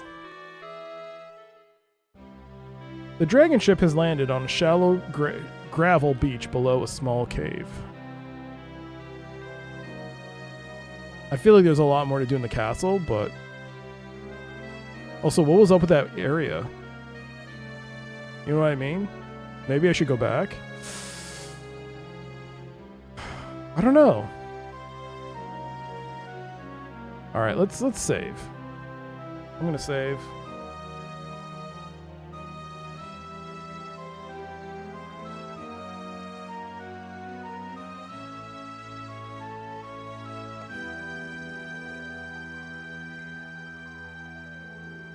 Oops.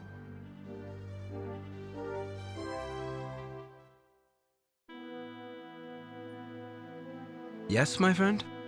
Would you accompany? I'd be I got everything. behind a panel in. So what's this way? You heave the door open and wander into the dark tunnels beyond. You're in a dimly lit chamber within an ancient catacombs. You wander around the curving passage and quickly become lost. Eventually, you find yourself completely turned around and back at the start of the catacombs. Okay, so...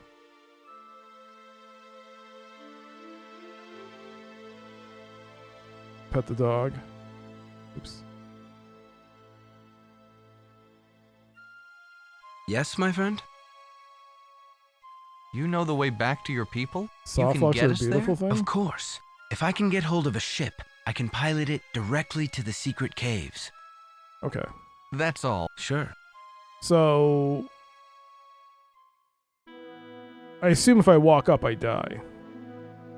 You hear the guards at the top of the stairs speaking softly and decide against going up there. Alright, so...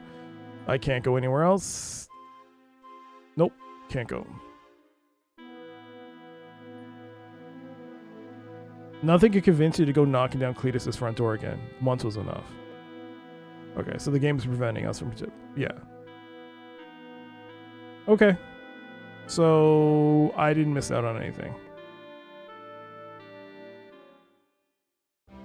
Alright, let's go. Thank you, my friend, for helping me escape. I will be forever in your debt, and I intend to help you in your quest. Right now, however, I must speak with some of the elders. I have to tell them about Clytus, and we must make plans. If you go back to the palace, I will meet you there. We have a few ships ourselves that can take me. Until then, farewell. The prince disappears into the mob of Sartan.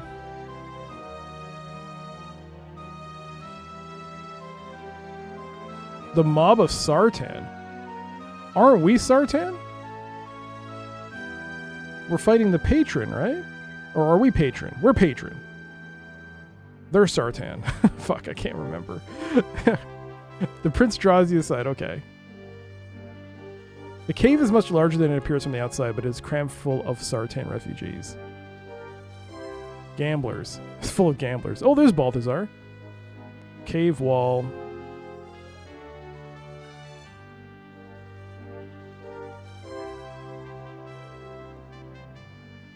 Talk to the gamblers. You go through your repertoire of attention-getting devices, finally deciding on a straightforward tap on the shoulder. This causes the recipient to suddenly drop his playing pieces he was shaking in his hand. He starts to protest, but when the other players begin to moan, his head drops to look at the winning throw and he laughs. That was my luckiest throw of the night, and I owe it all to you. Oh, you're welcome. Other players reluctantly hand over small white stones to the winner, which he accepts gracefully. Then he turns to you and says, "Are you hot or is it just me? Excuse me? What are you doing?" What are you doing? Doing? Why, we're playing Runebone. It passes the time while we're waiting for the prince to decide what we're going to do. I was losing all night until you nudged me. That last throw made up for my entire losing streak. Runebone?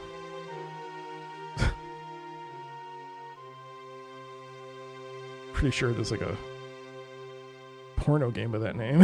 Runebone. Runebone! What are those stones you won? They're not stones. They're rune bones. We make them from animal bones. Each unique rune bone has an individual rune carved into it, but they all interlock. When you throw them down, they form a design. If the bones fall in such a way that they form a legal spell, you win, and all the other players must contribute one of their rune bones to you. If no recognized spell is formed, you lose the bones you threw. Once you run out of rune bones, you're out of the game. Are these spells real? Can you cast them? Of course not. The runes are all fictitious. We made up the runes and the spells when we made up the game. Although when I created some of my runes, I snuck a peek at a few of the bookworm's old tomes.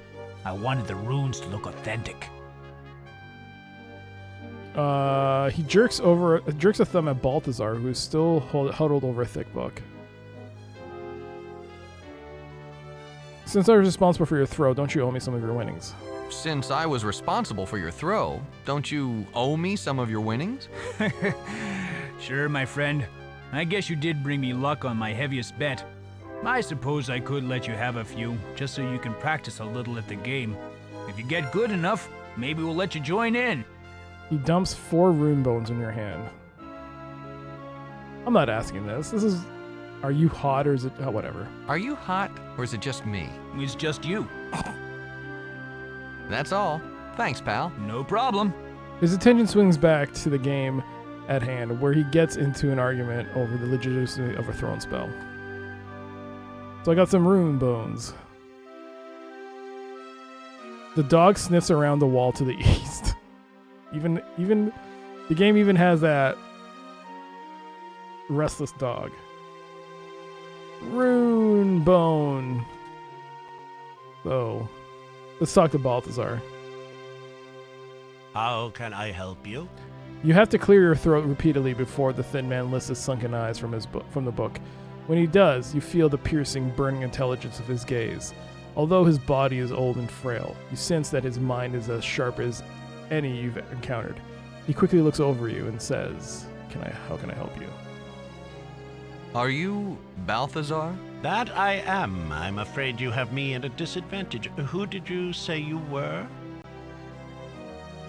Yo, Saturn. Hello, hello, hello, hello, hello. Good to see you.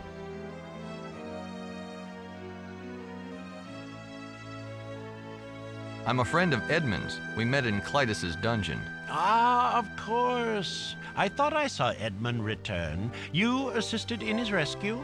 For that, we are eternally grateful. How can I help you?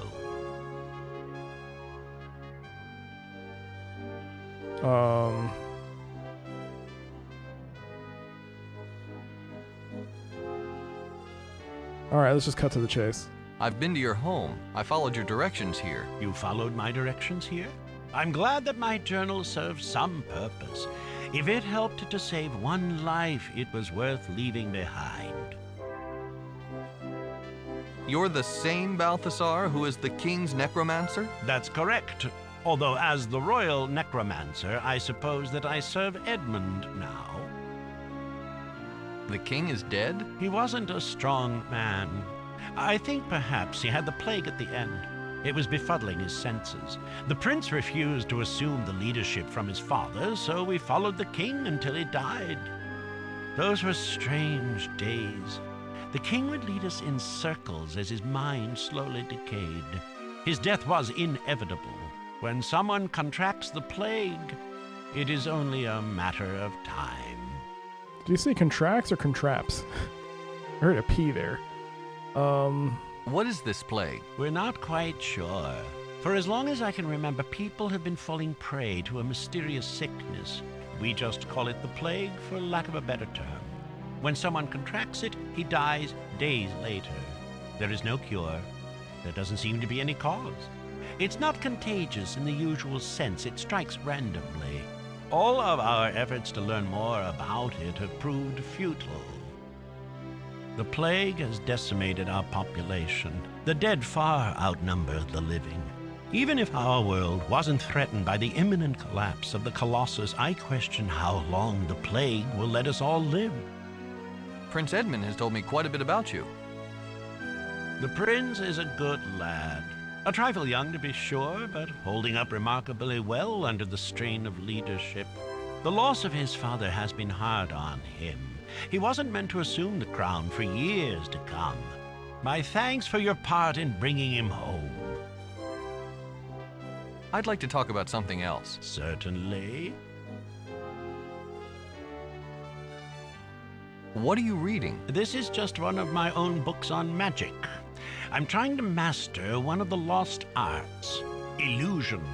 I'm so close to the spell that I can taste it. A breakthrough last night has placed it just within reach. What was this breakthrough? I've been trying to construct the spell by taking a back route. I reasoned that if I discovered how to break an illusion, I might be able to build one.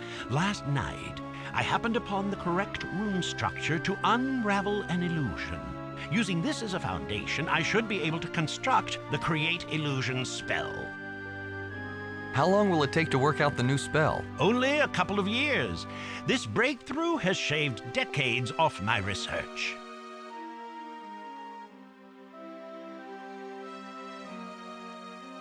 What exactly is an illusion? An illusion is a powerful spell speaking directly to the brain of higher life forms. The spell tricks the mind into viewing reality a certain way. An ancient adept at using the spell could create an illusionary cell around you. No bars or walls would actually exist, but your brain would tell you that they did. To make matters worse, it wouldn't matter if he told you that the cell was illusory.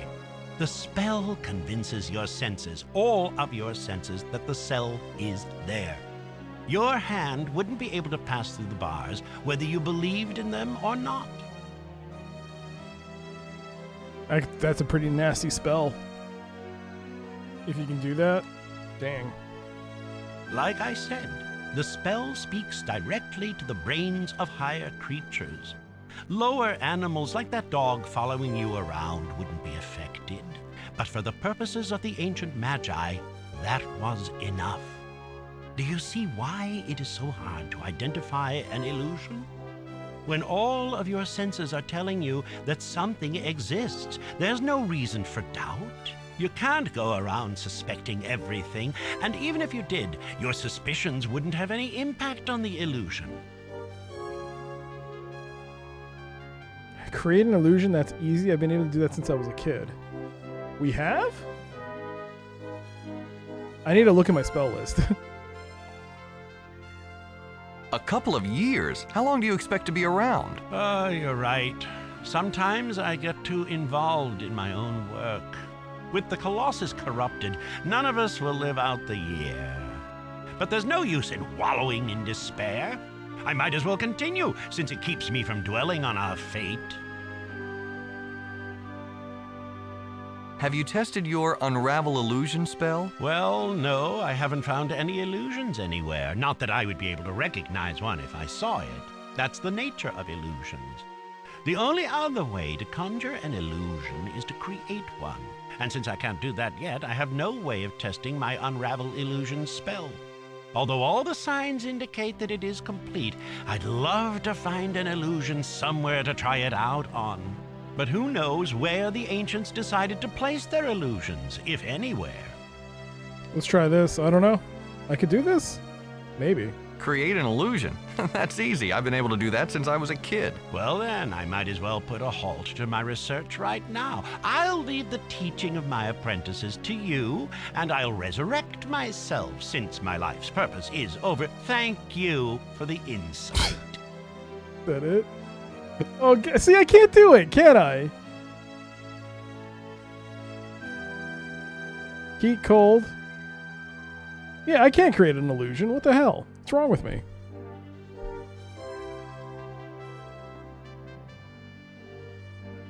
I thought necromancers couldn't use illusion spells.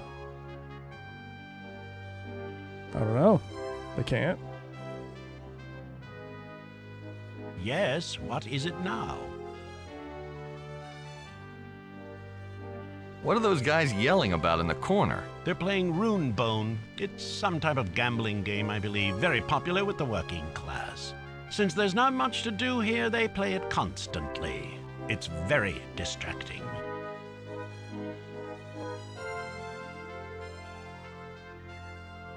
Just like Guns N' Roses, it's time to use your illusion 1 and 2. Oh, some guy. If that was good, you just wasted that on someone who has no idea about the discography of Guns N' Roses. I know November Rain and Welcome to the Jungle. That's about it. Oh, I'm so sorry. You appreciate it? See? Oh, look at that. Someone got it. Oh, I feel like a lot of the musically related jokes and all that, all the pop culture references. I'm so sorry for not getting any of it. What are you reading? This is just I one read of... this already. Wait. I haven't? What was this breakthrough? I've been trying to construct the... No. This is getting... Okay. What are you... This is... Can I see your book? I'm afraid not. I only lend my books to colleagues and apprentices. You know how valuable they are? Each contains a vital piece of information. Damage to even one of them could delay or completely halt my research. Where are the rest of your books? I heard you have a whole library. They are safe, buried in a secluded spot. I keep them guarded at all times. They are invaluable, and I won't risk damaging them. Wasn't November Rain on the Use Your Illusion 1 album? Hopefully someone can answer that for you. Why do you call them lost arts? That's the frustrating part of this research. All of the magic arts that I've been uncovering were once known and practiced by the ancients. I'm walking over already trod ground. If only more of the texts had survived, I could simply read about these spells instead of having to reconstruct them from sketchy, half-destroyed notes. Yo, Pork Chops. You've been sick all weekend? It's good to see you. It's good to see you. Hopefully your weekend was good. Side 2 first song. Can you teach me any spells? I'm afraid not. It takes a good deal of time to teach these arts to a novice. What's more, as a rule, I only teach my apprentices. You might want to get some exercise. Sitting there reading won't put meat on those bones. I have just enough meat on my bones, thank you. Reading is what I enjoy, and in doing so, I have outlived all of my contemporaries.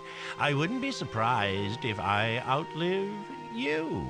Those are good odds. I've been killed 24 times already. Never mind. Let's talk about something else. Certainly. You're just 1 foot out of the grave, aren't you? I'm more powerful than I might appear, my young friend. With age comes wisdom. What's wrong with our character? Why does he keep wanting to fixate on the fact that this guy is old? You got 1 foot in the grave, eh? Kind of old, eh? So this is home, eh? Nice decor. There are worse places to live. As you know, Abarak is filled with warrens and tunnels. Most of them are larger, considerably more comfortable to live in. We constructed our city in one of those. These tunnels, although spacious enough to contain everyone from Telestia, are cramped, located too close to the lava of the Fire Sea, and have only one small, clean spring, providing scarcely enough water to sustain such a population for very long. Its only advantage is that the cavern is hidden. The entrance is nearly impossible to find along the extensive coast of the Fire Sea.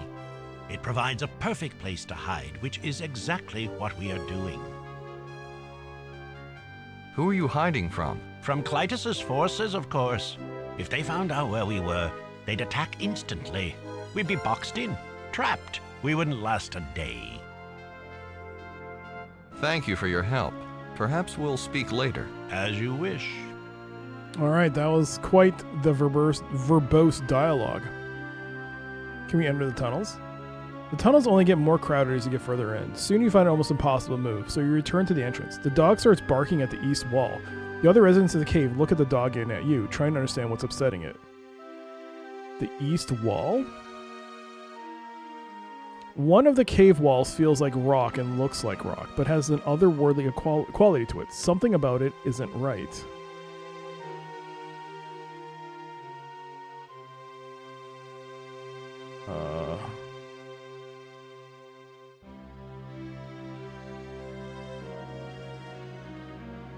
You have to be holding the cave wall before you can put it on the vise.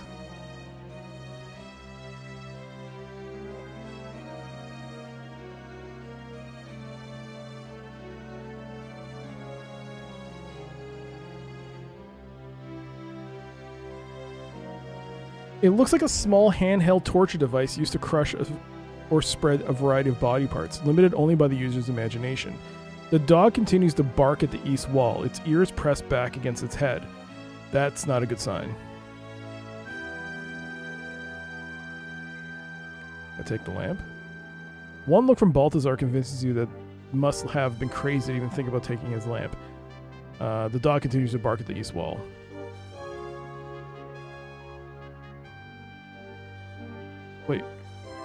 Wait. Look at the secret. The cave is much larger than it appears from the outside, but it's full of... Okay, sorry. Okay, so this is the secret cave.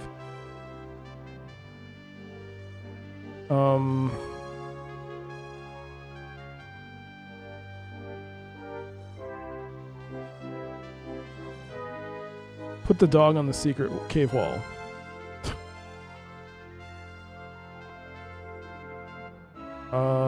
Do I have magic?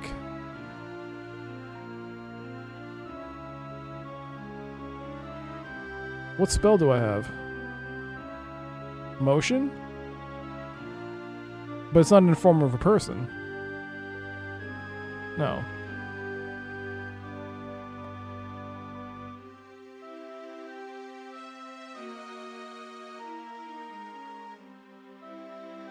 Oh, what's ward? Crap, I don't know what ward is.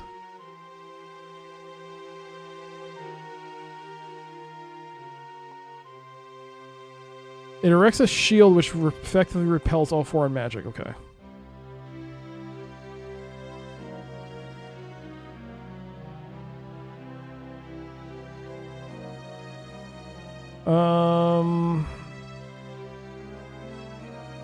Is there magic on the wall? There's something magical about the cave wall, but even the identify spell can't tell you what it is.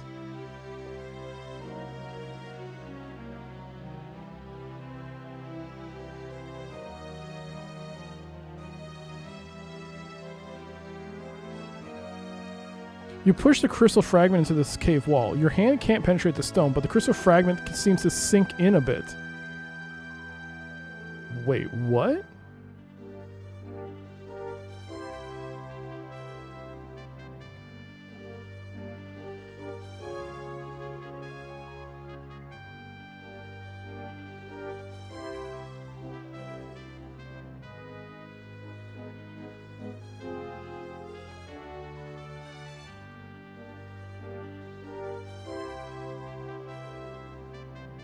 Yes, what is it now? Thank you for your help. As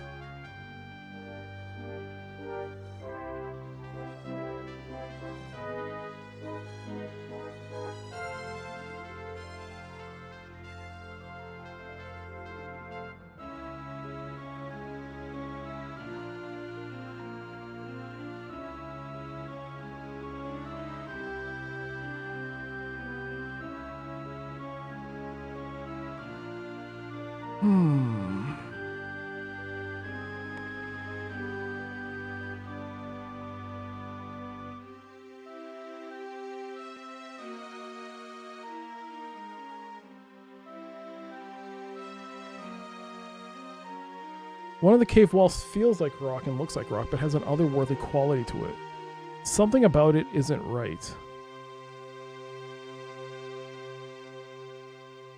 Try as you might, you can't get the gambler's attention. They are too engrossed in the game. Okay. Well, I can't go to the right.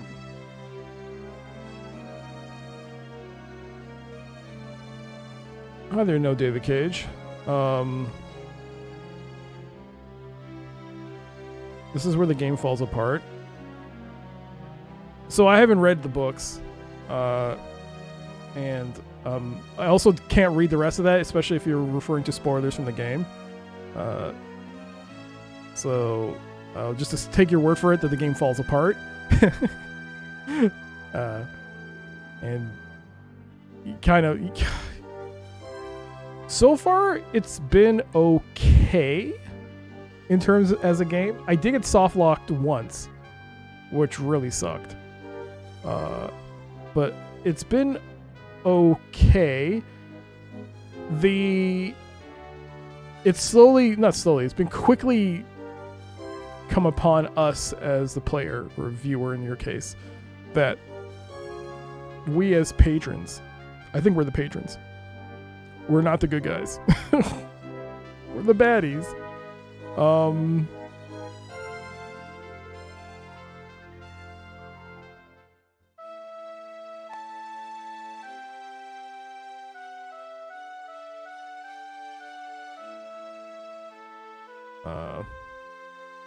But someone did mention that who we are as a character, we're not even the main character. I wonder if I have to open this. Let him go. Grab him quick or you won't last if you're too slow. I'm confused. What is the puzzle solution for this? Do I have to do it 9 times to set it at 3 o'clock?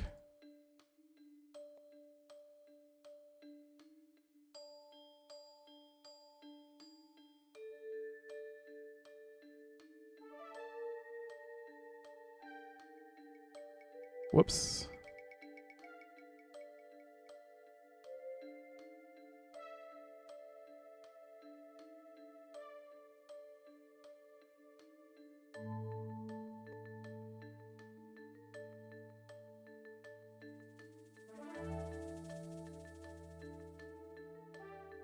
The thing has to face that way.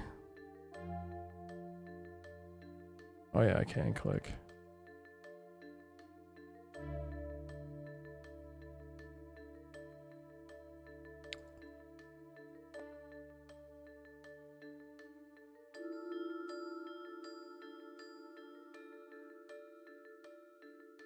Like that?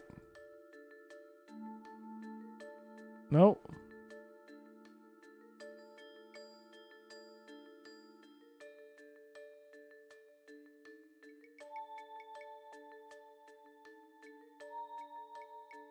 For the 4th. You're gonna say goodnight? You got work in the... Yo, Pi, have a great night. Thank you for being here. Thank you. And thank you again for the ooh-woos. Here's one more time for you, Pi. Here's the chest opening. Ooh woo. There you go. Thank you again, Pi.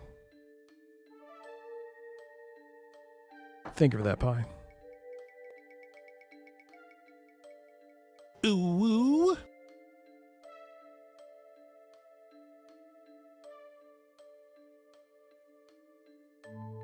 Them some ooh woos. Them some ooh woos. So Grab the snake and hold him fast. Don't let him go. the far Grab him wall. quick or you won't last if you're too slow. 1, 2, 3, 4, 5, 6, 7, 8, 9. So should it be on the 9th? Grab the snake and hold him fast. So should it be on the Don't 9th let him go. hour? Grab him quick or you Or won't you have to hit it last 12 3 times? 12 times? I mean, not 12 times. 9 times? Hold him fast. 9 times. Don't 9 let times. him Why is it go. thinking 12? Grab him quick or you won't last. Hey, 1, 2. if you're too slow. I've changed? How have I changed? Grab the snake and hold him fast. What? Don't let I've changed? What? How have I changed? No! Say it isn't so.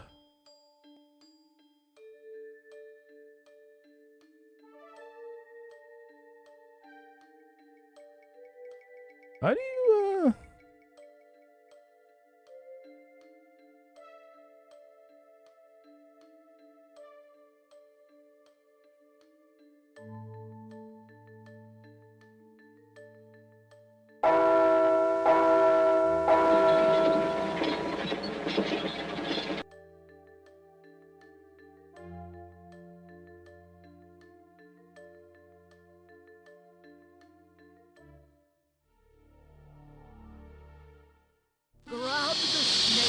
Old Doc would never have done the anime wows?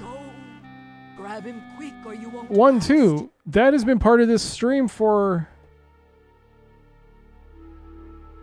like 2 years. 2 years? I just changed the way it was done. It used to happen just immediately. Like, it used to be an immediate, like, thing when you gave 5 bits. But now I changed it so that it doesn't break the flow of the stream. So that you can still do it and you'll see a silent uwu, but then I can open a chest, as it were, and show all of it at once.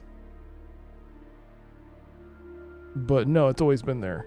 It's been there for a while now. I don't know, a couple of years. Couple years? You change, bro. You're a lot cooler. I changed that I'm older now. I feel old. It's the moment I hit, like the moment my birthday went, everything hurts. My thumb hurts, like all the time. I think like as soon as like my birthday came, like immediately, boom, tendonitis. The thumb. It's like my thumb hurts. My legs hurt. Back hurts. Like as soon as you hit that mark, boom. Everything's old. Everything broke. I was going for daily walks, and I still do. I take the dog out, but I can't go on my own walks properly. I feel so tired. I'm so tired. I'm so sleepy. I woke up at 9 to go for a walk. I got up, sat down. I was like, okay, I'm going to go for a walk. Let me just lie down for a bit. Went back to bed. Woke up at 2 in the afternoon.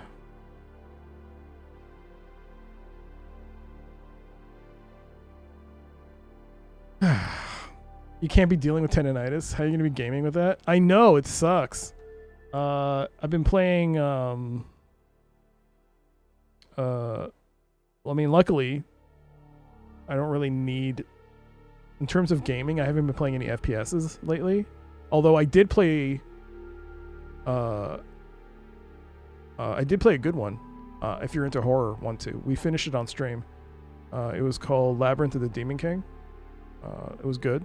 A good horror experience. It just came out. It's a newer game. Where you're like a samurai trying to avenge his dead lord by killing the demon lord. Is it rude of me to ask your age? So I've purposely stopped telling my age. Just because of, you know, it's been probably said over and over again, but I guess it's probably good not to tell people how old you are, especially with the way people take information and stuff. 28, that's a good guess. That's an excellent guess. You're correct. You're absolutely correct. 28. How dare you call me 34? I just said 28. Yes. Alright. Now that's a low blow. An anonymous gift sub has been given to Doc is old. Who dare do that? Who? You piece. How dare you? Who did that? Anonymous. Hiding behind anonymous. Oh. Doc is old. Doc feels old. Okay. But whoever you are, anonymous, thank you so much for the support. Doc is old. Hope you don't feel as old with your new gift subs. With your new gift sub, with your emotes and ad-free viewing. Enjoy. No, but I stopped saying it. I mean, if you look through the VODs, you'll know. You can find out easily, but I've stopped saying it just because I should probably not say it.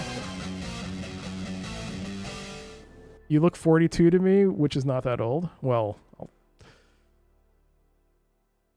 42, my god. Echo. Doc younger, though. Getting a gift sub. That's the Saturn gifting a sub to Doc younger. Oh my god. Thank you, Saturn. And he started a hype train. Hope Doc, all the Docs, I hope you all enjoy your gift subs for the time you have them. Can you just search names on Twitch? Yeah, that's why. Have you not seen joke gift subs? Yeah, that's how you do it. You can choose to just give to the community, but there is an option to specify a user. And I think if you type in a name, it shows up a whole list So you can type like a partial name, it'll show a whole list of matches, and you can pick one. That's why people make joke gift subs. And those people are like probably very confused when they get it. There has been an instance though where one person did get a gift sub, like a joke gift sub, and they came in the chat and they followed, which was hilarious. Doc is 66. How dare you, Mike? Should have said 69. That would been that's a nice round number. How dare you? Grab the snake and hold him fast. Don't let him go. So do I do this Grab him 9 right where you times? won't.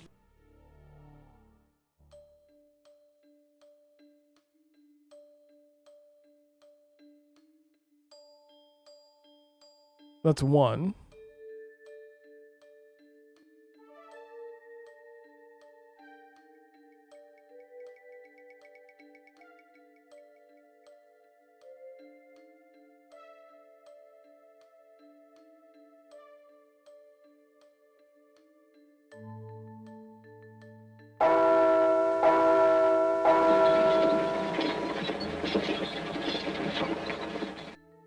Two. Did that white-haired prince die yet? No, we rescued him. We rescued him. We got out of that situation. Yeah.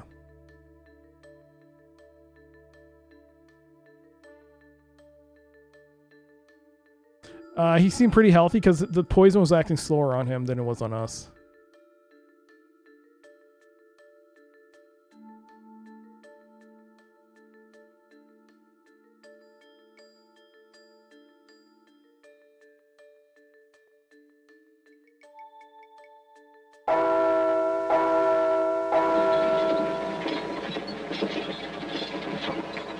Am I still dying? No. There was a dog sitting there, so I had a spell to transfer my soul into the dog. So I became the dog. I ran out with my and found the antidote, even though I was colorblind and I could only see shades in gray. I guessed it. I brute forced it, and then it told me how to solve it. The guy was like, "Oh, that's how you solved it, eh?" So I went back and looked and go, "Oh, that's how you actually solve it." It's actually it's kind of trolly, the solution, but at the same time, I can see why, if you do figure it out, because obviously if you play this game, I don't want to spoil it for you, but if you figure it out on your own, I think the wine, figuring out which is the antidote among the wines is very trolly, but also kind of clever. So yeah, look forward to that puzzle. I wish I could choose the 5 people to gift subs to instead of it being random. Well, it's technically people who have popped in the stream. I don't know what the criteria is. I think you could just have popped into a stream at any point, or just at any time to someone's channel to be considered for a gift sub. But I can see why they don't do that either, because I guess they don't want people to spam users that don't want gift subs. As it is, a lot of users probably don't want, they get random gift subs. They're like, what? I don't know. Also, Twitch is like being run on string and cardboard and interns right now. I don't know how it's working right now.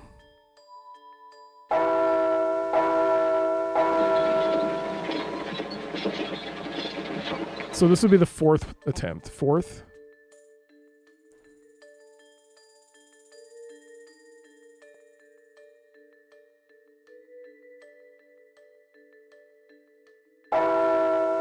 Five.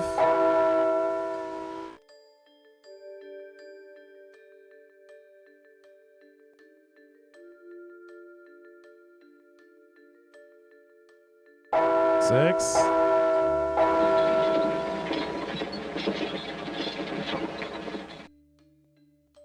When am I moving to Kick? I could convince her. No. Kick is a different kettle of fish.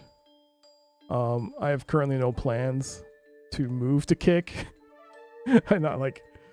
Was it here?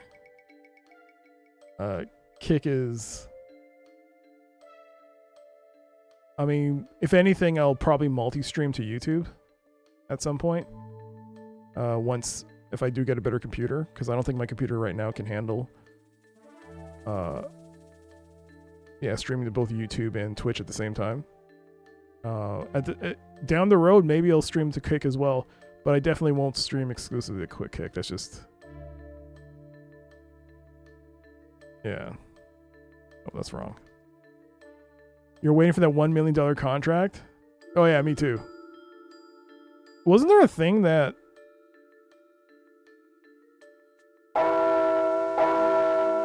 So that should be 6. Wasn't there a thing that they said they would start paying creators to stream on there? Wasn't that a thing they said they would do? I don't know if that ever did a thing. Like, they would pay you, like, a job to stream on there.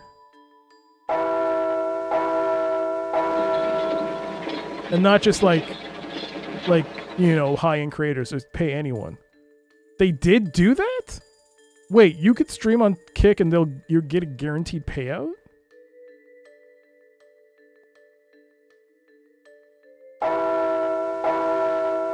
Seven? I have not been keeping track of this. Oh boy.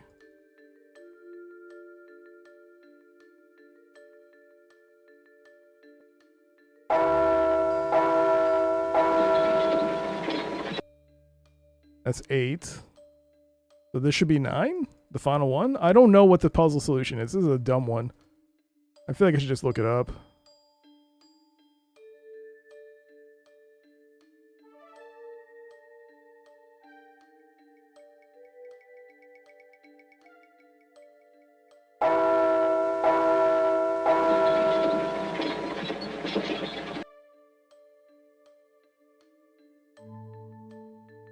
Okay. I don't think that worked. No. Don't let him go. I did do it 9 times, right? Fuck. It's still on 2. The hand points to the 3rd mark. Oh, so maybe it is the 4th mark. Shoot! I did it wrong.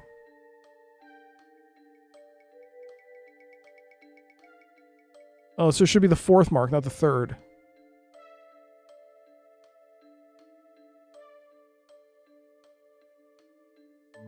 Oh, nuts. So I get to do this 9 times. Okay. So that's 1. But I was just saying, so yeah, I've been playing that FPS, but I started playing Ghost of Tsushima. I just started it last night. And that is kind of doing a number on my thumb. 2.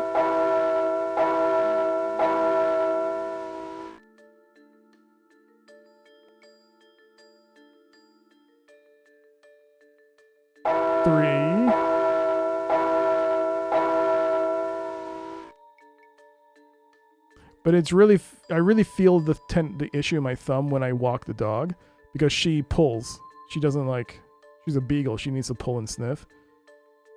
So it's really hard on the thumb to keep holding her, to making sure she doesn't run off. Because she does run off. And that's how I think it all started, was because of that. 5. My hand got caught in the leash, or my thumb got caught in the leash and she pulled on it. And ever since then, it's been kind of painful. 6.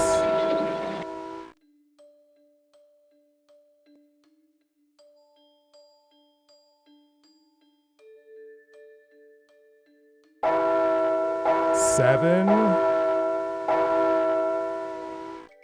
Maybe I shouldn't have done that.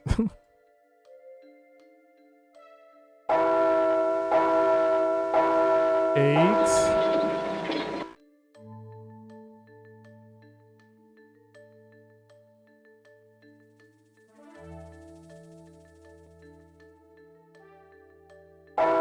9.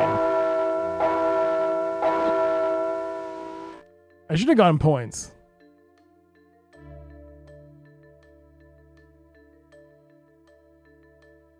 I should have gotten points. I don't think that worked. Grab the snake and hold him fast. Don't let him go. Grab him quick or you won't last if you're too slow. Grab the snake and hold him fast.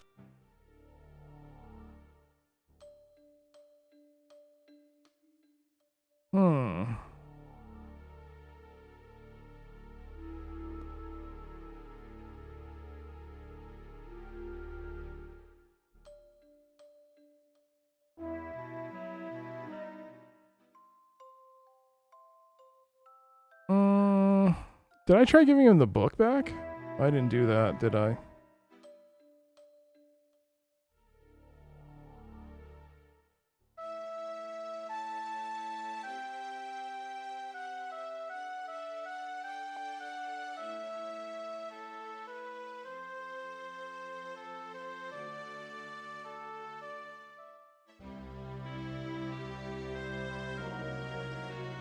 That's nice. Balthazar is too engrossed in his research to pay much attention to the book that you offer. He mumbles something like that. Okay. Alright, so...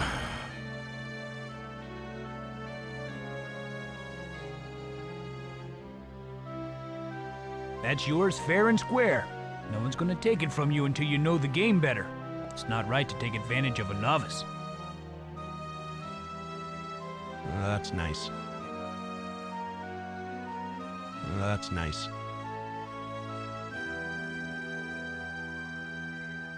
It's empty. Oh my god.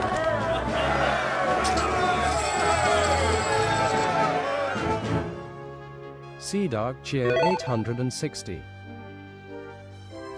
And there is now a poll thanks to Dragoon 0 with the 860 bits. Thank you, Dragoon. Wow, thank you, thank you. You have unlocked the first milestone. And now there's a poll in chat for everyone. Vote on what you like. You have a 10-minute poll. Vote on what you like. Would you like Steam Clean? Would you like 20 minutes of eBay? Would you like Pizza Worm? There will be a fourth one at some point. I just have to set it up after I get the other stuff sorted. But there you go. Also, you've unlocked the Super Alley Cat Challenge for the channel point redemption. Thank you so much, Dragoon, for the 860 bits. Did you get a chance to see that video? By the way? For those who don't know, there was a video that happened, some controversy. There was an allegation of cheating in Breath of Fire speedrunning. And the YouTuber made some videos, and there were clips taken from a Twitch stream where someone was talking about it. And I saw a bunch of people pop in, especially people that I recognize. So that was amazing. It was really cool. There doesn't seem to be a suitable place to put the rune bone on the rune bone. Where do I put this then?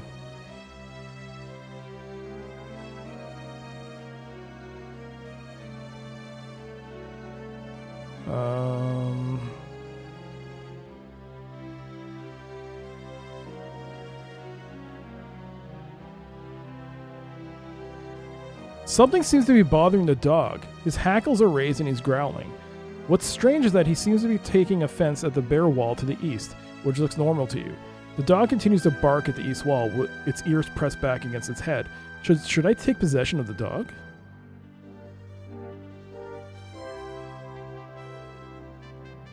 You trace the runes in the air and place your hand on the dog's scruffy hair.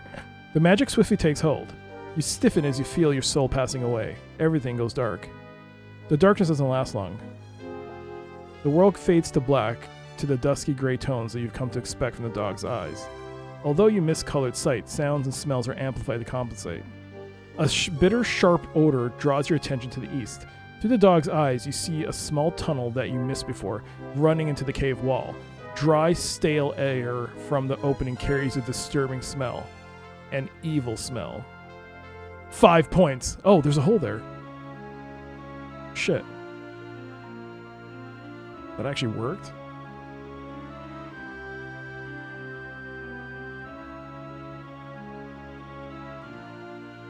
You feel something very worried about the tunnel to the east. You cannot force the dog's body into it.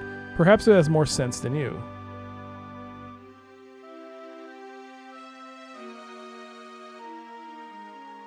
Is there a button?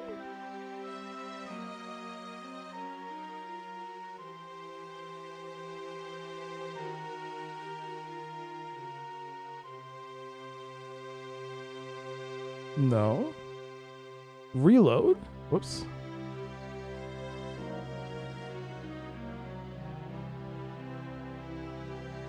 There is a poll. Reminder, there's a poll in chat right now. Please vote on what you like for next stream. Enter the hidden tunnel. You feel something very wrong with the tunnel to the east. You cannot force the dog's body into it. Perhaps it has more sense than you. Bark. Smell the gamblers. It smells like these gamblers have been saving for their water. It smells like these gamblers have been saving their water for drinking. Smell Balthazar. Balthazar smells like old socks. However, old socks smell better than most things on this world. Smell the hidden tunnel. Something you can't identify, something evil and ominous wafts from inside the tunnel. It makes your hackles rise.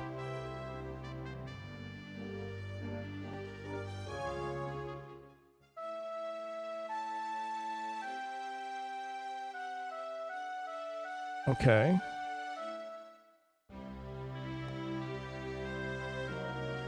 Your ship smells like your old ship. Just like your ship.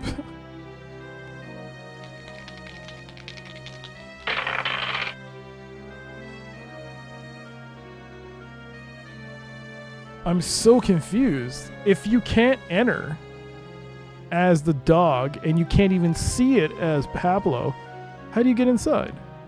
Enter the hidden tunnel. Oh. It's a simple lamp not powered by magic, but by burning gas. It's attached to a pole so Balthazar can read wherever he travels.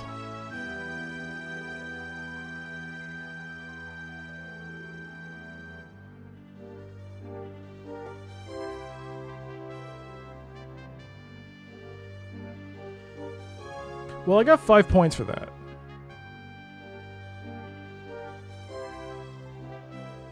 Is there something I can...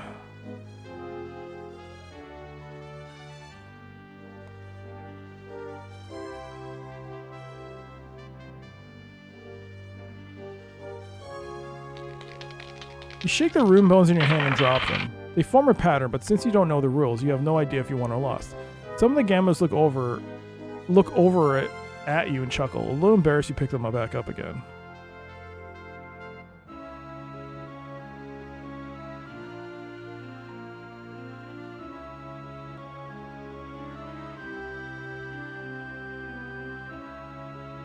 I thought I found something cool on eBay. Yo, Blake Cactus, and it was a giant box with just a CD-ROM. Big boxes and just CD-ROMs and nothing else should be illegal. Oh, come on. No. Think about it. What if all you have is a manual and you find someone who's listing the rest of it, but at a cheaper price because it's not complete? If you have the manual, spare manual, just pop that in there, bad boy, and you got a full, complete in-box. It's great. Sometimes I'm able to fill out... Sometimes through lot sales, I've gotten just manuals. I've been able to, like, get the rest of it. I've been able to piecemeal things. But no. You should just think of it as an opportunity to enhance your eBay search skills and patience. Because sometimes, yeah, I'll buy a game with no manual, and then I'll just put I used to put a wait or a search on like a manual for that game, and sometimes it would pop. Had it happen with BattleTech. The BattleTech Activision set. I first got the manual. No game. Well, I had a loose CD, then I just got the manual. Then I found a box with no manual. And I think no game, but it had some inserts. had some inserts, a box, but no manual, no game. And I bought the manual and the game separately, so I just mushed those all together, and I had myself a box. Granted, the box was for the floppy disk version, and I had the CD, but it still worked. It still worked.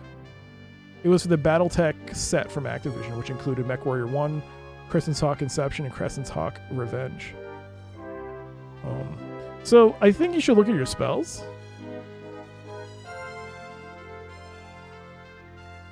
So that's there. I don't remember what the spells were.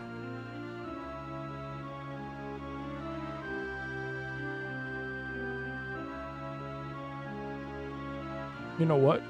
I'm not cheating. This isn't cheating. This isn't cheating. I just took a screenshot. I'm just taking a screenshot so I can take a look. What are the runes? Okay, so we got... Let's see.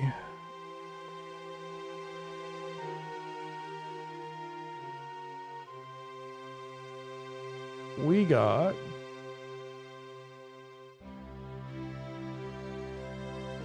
I got like none of these spells. I got none of these runes on hand. This one's upside down.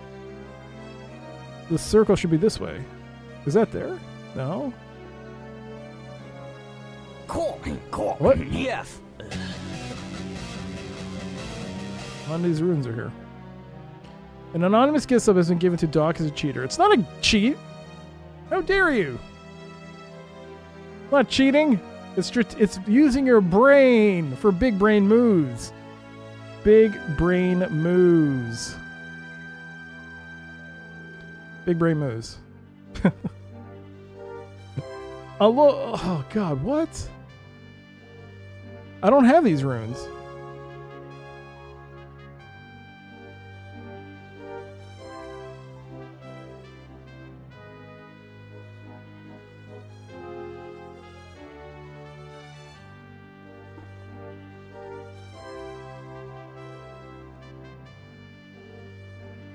No, I'm serious. I don't have these runes. We got Steam Clean. Very nice. Very nice. Thank you again, Anonymous, for that gift sub. Doc is a cheater. I hope you enjoy your subscription for the time you have it, including the ad-free viewing. How do I do this?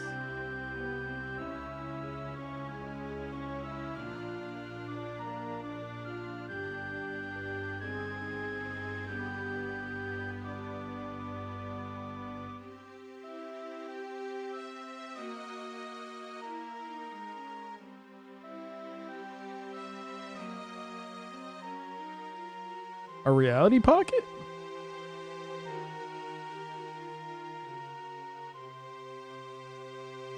Steam Clean has one.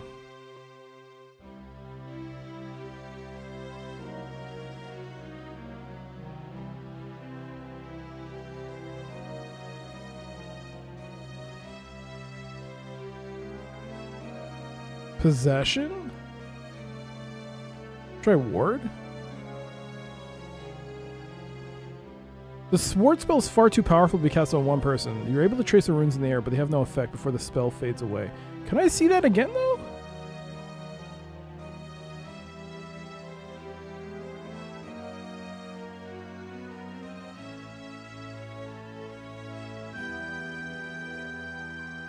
I'm trying to look at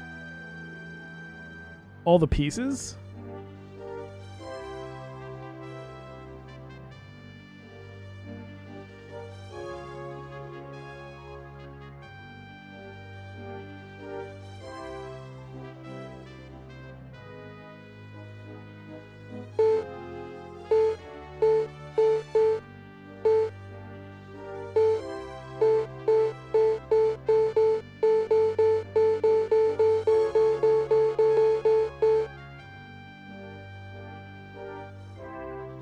Oh, that's possession?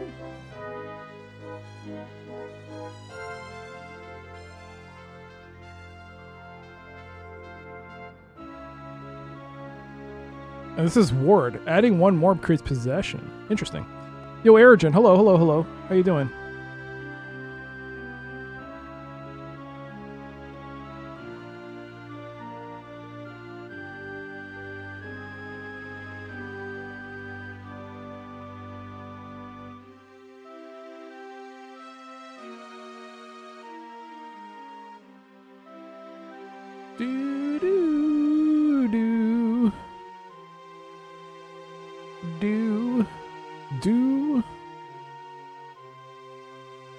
I assume they all have to go here. Okay, so.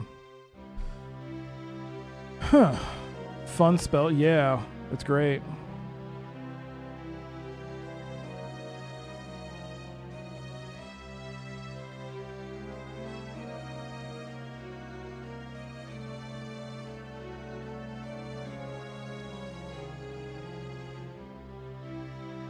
The neck of the bottle is far too narrow to put the yellow petals in it. Can I put this in there? No. Can I put this in there? No.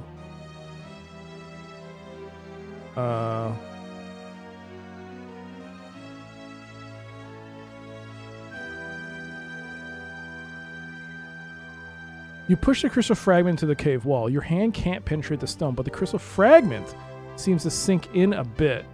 So I think I need the rest of this.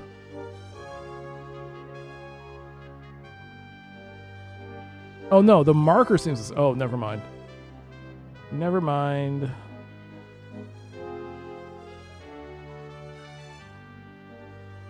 Do. Yes. Have you noticed anything unusual about that cave wall to the east? Unusual? No, it's just a cave wall. One of many, actually. Why? What would you say if I told you that it was an illusion? I'd say, how can you possibly know that? Your brain can't distinguish reality from illusion. You are a higher life form, aren't you? That's just an assumption, mind you. Oh, yes, because the illusion only works on higher life forms. Dogs won't be affected by it. I've looked at it through the dog's eyes, and it's not there. What do you think that means? You mean you possessed the dog and he didn't see it? Yes, that would follow. The spell does not communicate with the lower life forms, and by possessing the body of such a form, you would bypass the magic of the illusion. You say it was the east wall. It's an illusion. Imagine. I've been sitting this close to an illusion every day, eager for a chance to test my unravel illusion spell. I'll try it now. Okay. Balthazar wanders over to the cave wall. He touches it, even pushes it with all his might. With a questioning look in your direction, he waves his hands about, tracing blue glowing lines in the air. When he has finished the final rune, the spell floats into the wall. The rock flickers, then dissolves like so much mist. Beyond, you see a small crawlway stretching into darkness. It worked! It worked! This is exactly what my research needed. Now that I know the Unravel Illusion spell is correct, it won't take long to finish the Create Illusion spell. Balthazar dives back into his book and resumes reading with a rekindled enthusiasm. You've learned to spell, and we got 15 points. Very nice. Very nice. Illusion broken. Bam. How's your weekend been, Arrogant? By the way, happy Father's Day to all of you that have children or are fathers or have fathers. No, have fathers or are fathers. Happy Father's Day. 490 saves? Oh, I thought it was 49. Did I put 490? Oh, it's 49. All right. Well, it's technically 50 because that one got borked. Hidden tunnel. Look at the hidden tunnel. A small natural crawlway runs through the rock wall into the darkness. Let's go. The dog stays behind, bristling and growling at the tunnel. This air in this small hidden cavern is heavy and thick. Something happened here. Something very evil. There's a robe here. Take the robe. Your fingers touch the black material of the robe. It feels inexplicably cold. The frost runs up your arm, and soon your whole body begins to shiver. The rocks of the cave seem to take on a life of their own. They whirl and twist and become something totally new. You realize that you are seeing a vision of an entirely different place. You see a man dressed in the robe you touched. Although the room is dark, he is unmistakably Sartan. He stands in front of a gigantic stone spire covered with magic runes. His attention is focused on the large rune in the center of the spire. A nervous dwarf stands nearby, watching this man as he casts spell after spell at the rune. The wizard curses and yells as the blue fire strikes the stone, but without effect. Finally, a particularly what? The dwarf quakes with fear, but remains steadfast. He approaches the rune with a hammer and wedge held out in front of him. Oh, when he cautiously touches them to the rune, a massive explosion throws his body back like a rag doll. The man shrieks again, but in frustration. He curses the dwarf's limp body for its weakness. The strength of the madness enters the wizard, and even while maintaining the spells that hold the spire's rune at bay, he simultaneously casts a mighty spell, too quick to memorize, upon the dwarf's corpse. A misty image of the dwarf appears, floating over the body. Its expression is one of pain and terror. It's as if something had taken a hold of it, in the manner of a rope wrapped around its foot, and is dragging it back into the corpse. When the spirit image has been totally subsumed by the body, the dwarf's eyes jerk open. The man in black screams at the dwarf to finish his task.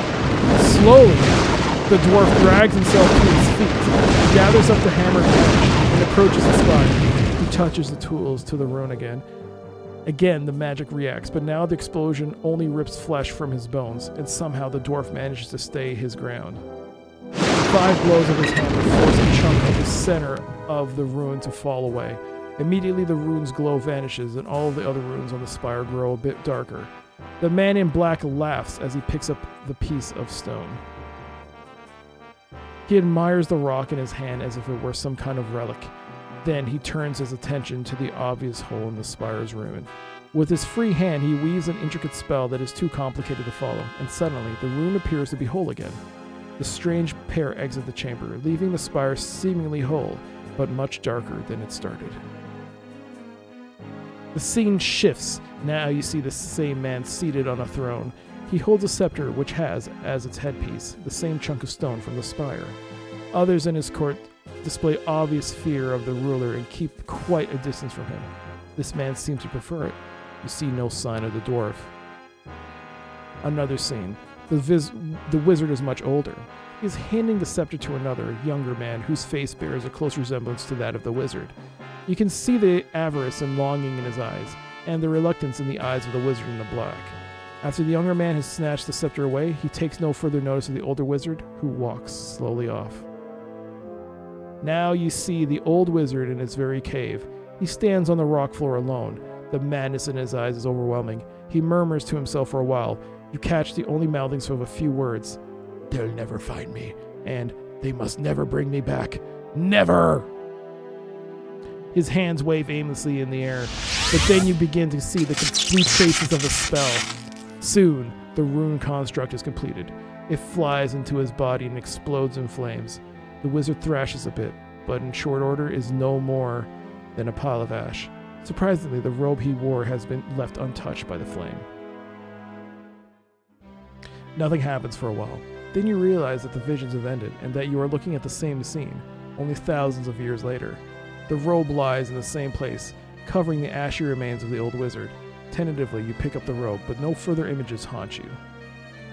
You've learned to spell, and it got 10 points. The remains. Only a vaguely human outline of ash remains on the floor. I'll look at the spellbook. Look at the spellbook. The book's leather binding is hard and cold, almost painful to touch. A pentagram has been branded into the cover. Around it, the title reads, "A Study of Necromancy." Take the spellbook. You take the spellbook. Is this the spellbook? Yo, Harold, how you doing? I don't think this is it. No, this is Balthazar's book. Is this the book? Or is this the Kingsy Wingsy? Kixie Winsy. No, this is not it.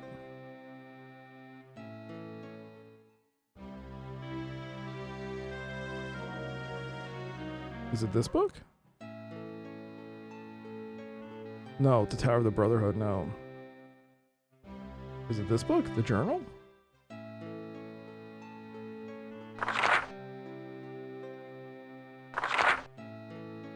No, it's not this book. Oh, there's the book. Okay, alright. The robe. Given its age, the flowing black robe is in surprisingly good condition. The hood and sleeves are a bit frayed, but the back is badly torn. Read the spellbook.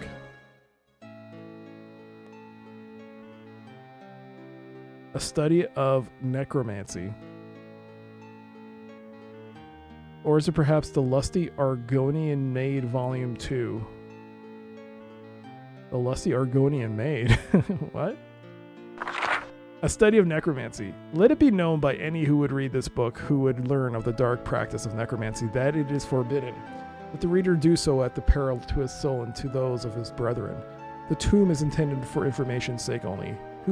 He who disregards this warning and undertakes this practice to practice this discipline has committed a crime against his race and, at this time, a crime punishable by death by order of the Sartan High Council. If this warning strikes you as too harsh, you are obviously not familiar with the after effects of this art. Simply put, for every person brought back from death, another of his race shall die untimely. Whoa. Hey there, Frida Sensei. This game's a classic? Wrong game franchise? What game is it from? Is it Daggerfall or something? Argonian Maid?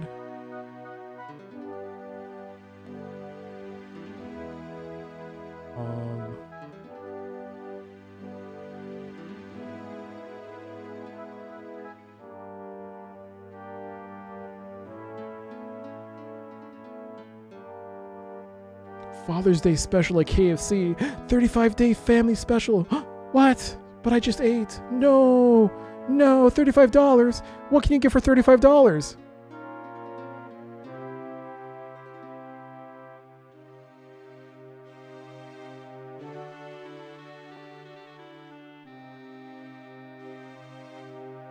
Buy one box meal, get one free. What the what? The family special, $35. What do you get for $35? 6 pieces of chicken, 4 pieces tenders or crispy strips, 1 large popcorn chicken, 1 large side, 2 large sides, 4 dips. That's, man, chicken got pricey, man. Fried chicken is expensive. It is Elder Scrolls. Okay, Argonian Maid, the Lusty Argonian Maid. Is it actually something you can read? Like, did someone actually make smut in book form in there? The Harkonnens need some maids?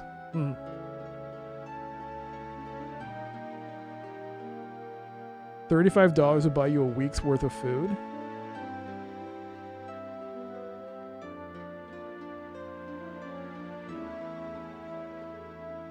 What could you buy for $35? If this warning strikes you as too harsh, simply put, for every person brought back from death, another of his race shall die untimely. This spell is tantamount to murder, therefore it is treated as such. Necromancy is literally death magic.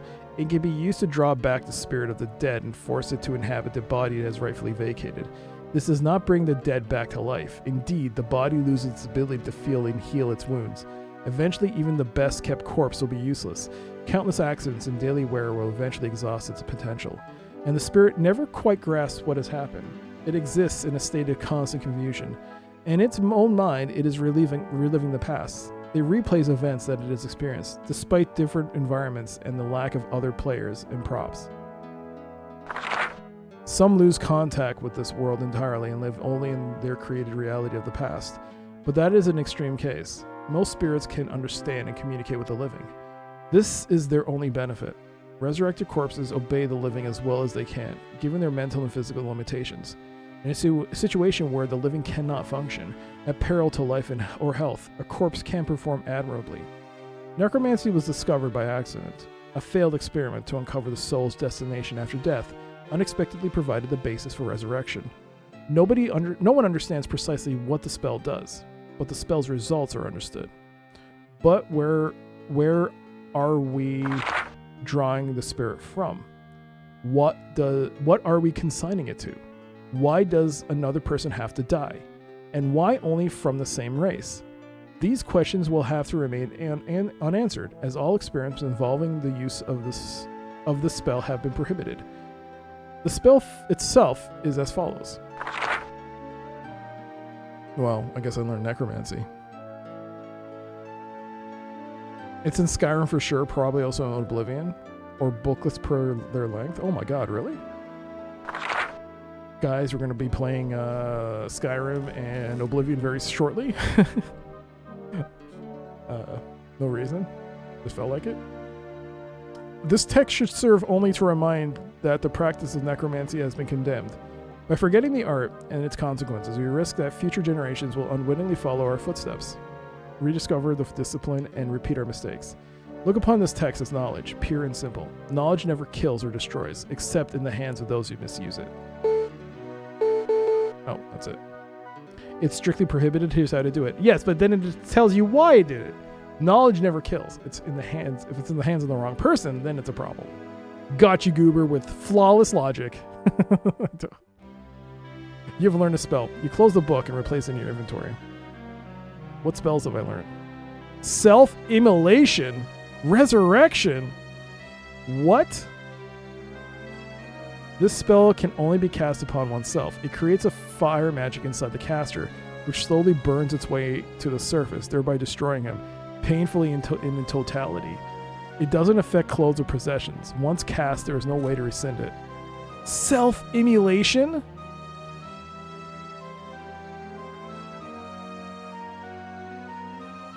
Well, I gotta see it.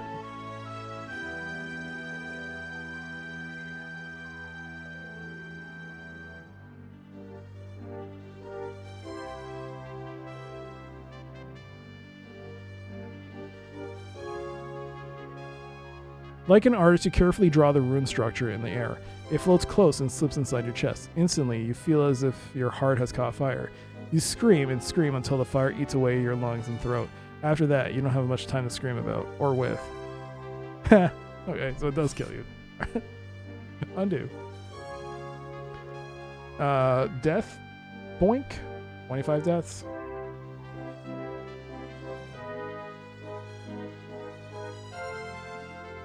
The cave is much larger than it appears from the outside, but it is crammed full of Sartan refugees. The dog happily runs up to you. You run into Balthazar, eager to discuss the amazing vision you just experienced. I just had an incredible vision when I picked up this black robe. What do you think it means?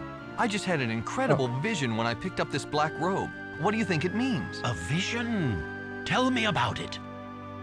This... Oh, damn it! You quickly recount the vision to Balthazar, who listens raptly. This is amazing! You've just experienced the life of our first dynast, Clytus I. It answers quite a few questions I've had about his rise to power and his reign.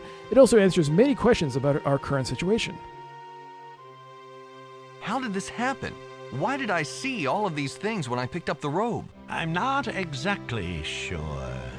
It's possible that when Clytus took his own life, the robe became infused with his spirit. This happens sometimes, especially when the death is particularly violent and the victim is very powerful in magic. When you picked up the robe, what was left of Clytus, lying there for thousands of years, passed through you. Your mind interpreted this by showing his memories. This is all speculation, you realize. All right, I'll come back. I'm going to go get some more water. I've run out of coffee and I've run out of water. Be right back.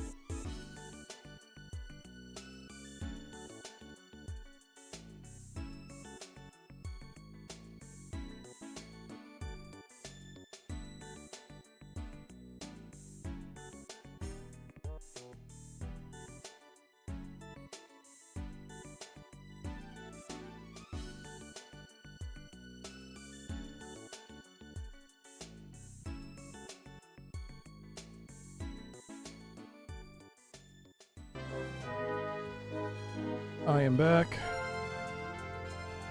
I have no coffee, but I do have water.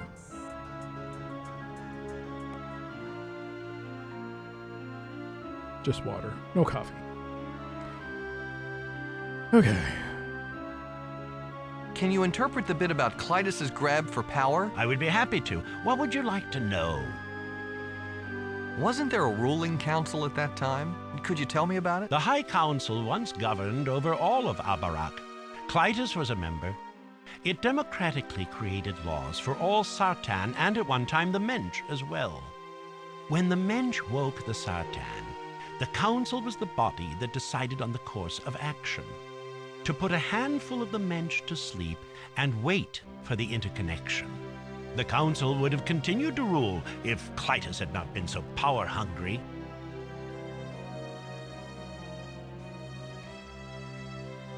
So we're patron. Okay. Okay.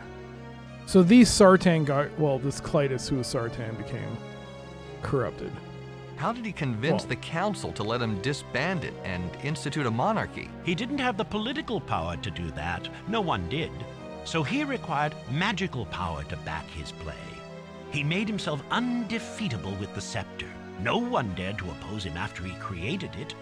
It was child's play to institute the monarchy. He merely eliminated every possible opponent.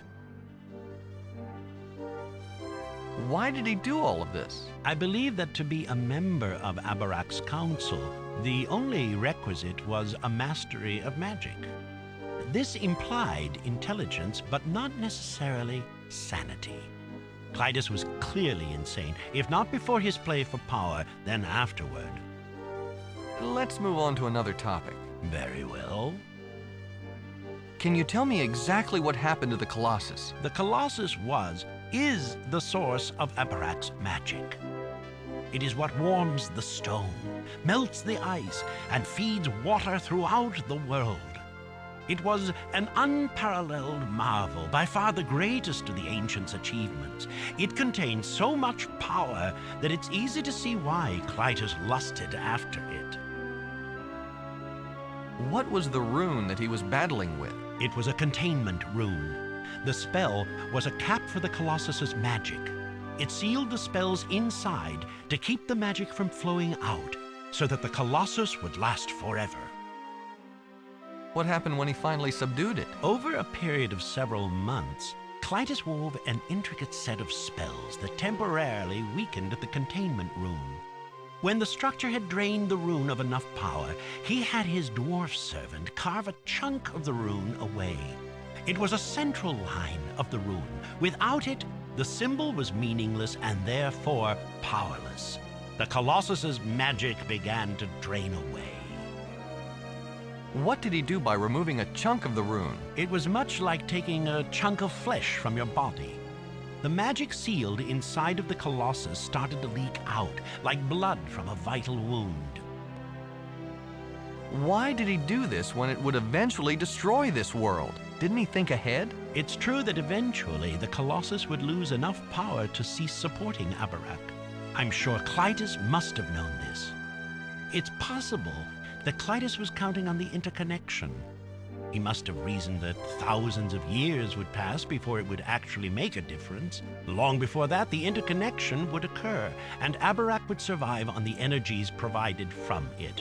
On that, I'm a little unclear as well. The interconnection is a little mystical to me, but it's obvious that the ancients believed in it. Perhaps they shouldn't have. Thousands of years have passed and no interconnection has taken place. The Colossus is failing and it's taking our world with it. What did he do at the end, before he left it? Clytus was intelligent. He knew that people would see the Colossus with a huge chunk missing from the containment rune and realize something was amiss, so he placed an illusion upon it. Now the Colossus looks normal, even feels normal, but the hole is still there, the rune is still broken, and magic continues to flow. Can the Colossus be fixed? That's an interesting question. I suppose it could. If the rune were reconnected, it would begin to function again. The spell would hold in the magic as it is supposed to. I don't know if the Colossus has enough magic left at this point to support Abarak anymore, but at least it wouldn't lose anymore. Hey, Brother Moody. Hello. The original fragment, if it were replaced, would do this. Actually, it wouldn't have to be the original fragment. Anything that had the missing line that fit into the hole would reconnect the rune. The complete rune is the important element, not the composition of the rock. If something with a fragment shape were placed inside the hole, the containment rune would reactivate. Okay. Also, I forgot to put the no hands image back. Enough about this subject. Very well. What's the deal with the dwarf? The dwarf was Clytus's personal servant. He worshipped Clytus, very like a well-trained dog. I believe that's how Clytus saw him as well, not much more than an animal. Why did Clytus bring him along? Clytus needed someone else to break the rune. It required all of his concentration and effort merely to subdue it. While he focused on weakening the rune, he had the dwarf run in and carve out the chunk. What did he do while Clytus battled the rune? He just waited to be of service. Every day, he walked with Clytus through the catacombs to the Colossus and waited. If you count the amount of times he wandered in and out of the catacombs with nothing to do, that dwarf must have known it like the back of his hand. You couldn't get much more dedicated. What happened to him when he tried it the first time? Even weakened, the rune's magic was strong. Clytus should have known better than to send a mensch to cut the rune. It killed him instantly. I believe that this is where Clytus finally went mad. He was so close to his goal, and his plans were about to be foiled by a lowly mensch. In desperation, he resurrected the dwarf, knowing that the result would be much more resistant to damage than the dwarf's original body. The corpse dragged himself up, and still loyal to Clytus, removed the chunk of stone from the containment rune. Clytus had succeeded in breaking the rune at only the cost of a mensch. A bargain.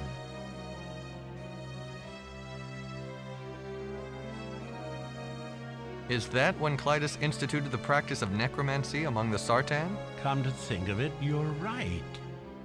Coincidental timing? Perhaps not. It's possible that he instituted the practice to justify his own actions. That's almost unthinkable. We've been using necromancy for thousands of years to cover for one man's mistake? I certainly hope that's not the case. And it could also explain why people have been dying from the plague. It could be the result of necromancy, because in the book it says once you cast the spell, someone has to die. Someone else has to die from the same race. That could be why this has been happening. Where did he end up? After Clytus had broken the containment rune, he had no further use of his servant. He banished him to the ancestral home of the dwarves. It's a complex of caves fairly near to Telestia. The dwarf obsessed about Clytus for years. Having the metal retention of the dead, he eventually forgot that he had completed the mission and broken the rune, so he sat in his cave waiting for Clytus to come and take him back to the catacombs. I think he's been waiting there ever since. Let's move along to another subject. Very well. Tell me about the Scepter of Rulership. After Clytus took the chunk from the Colossus, he fashioned a scepter and used the chunk as a headpiece. He brandished the finished product at the council and demanded a crown. They caved in almost immediately. What kind of power did this scepter have? Mostly destructive.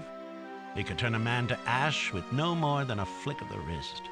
I believe it also had powers of a more subtle nature, though my texts don't address these. What is written is that the scepter is unmatched in sheer destructive force. How did it get its power? When the chunk was removed from the Colossus, the containment rune was broken. Magic began to seep from it, much like blood from a wound. It was always Clytus's intention to draw magic from the wound for his own purposes. He found that he could focus this power through the piece of the Colossus that he possessed. That is why he fashioned the scepter, using the fragment as the headpiece. That's kind of the things with this game, is that there's so much lore to read through. I'm so glad it's voiced, but even then, I've had to get like multiple drinks and stuff for the things I've had to narrate. Just so much to read, but yeah, there's so much info. Like the first stream of this game, it's like almost an hour. It's just a lore dump. Why did the council cave in? Wasn't it filled with master wizards? Clytus was drawing upon the magic of the Colossus. Nothing could withstand that. Where the other wizards had to weave the rune constructs slowly into the air and pull the possibilities of their spells into this reality, Clytus could just disintegrate them with the wave of his hand. Before any organized resistance could be brought to bear, Clytus had eliminated any council member powerful or stubborn enough to oppose him. The others fell into line like cattle.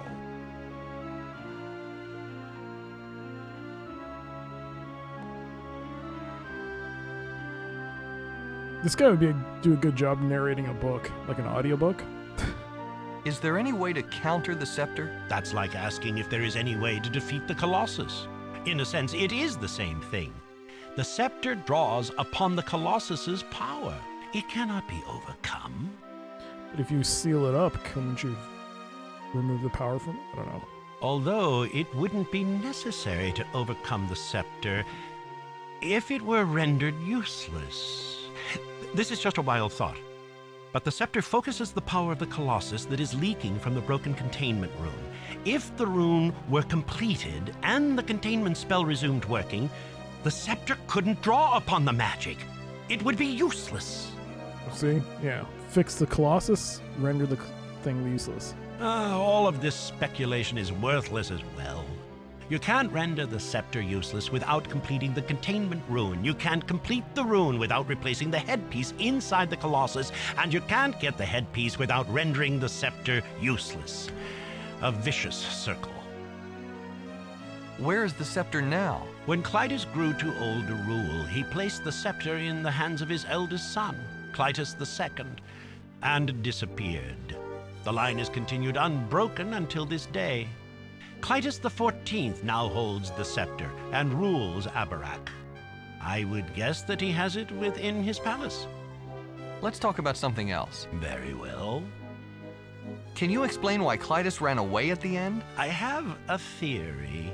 After he passed the scepter on to his son, it was only a matter of time until he passed away, either naturally or at the hands of one of his many enemies. He decided to come here, to a secret cave where he could hide forever.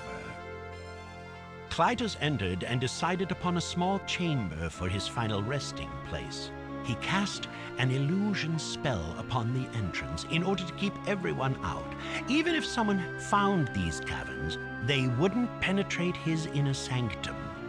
He had reasons to want not to be discovered. At the very end, he cast a self-immolation spell. This is surprising, but not totally unexplainable. I believe that Clytus actually feared resurrection more than death itself. By destroying his remains, even before he was dead, he assured himself that he would never be raised. That's why you found a pile of ashes inside his robes, which were fairly intact.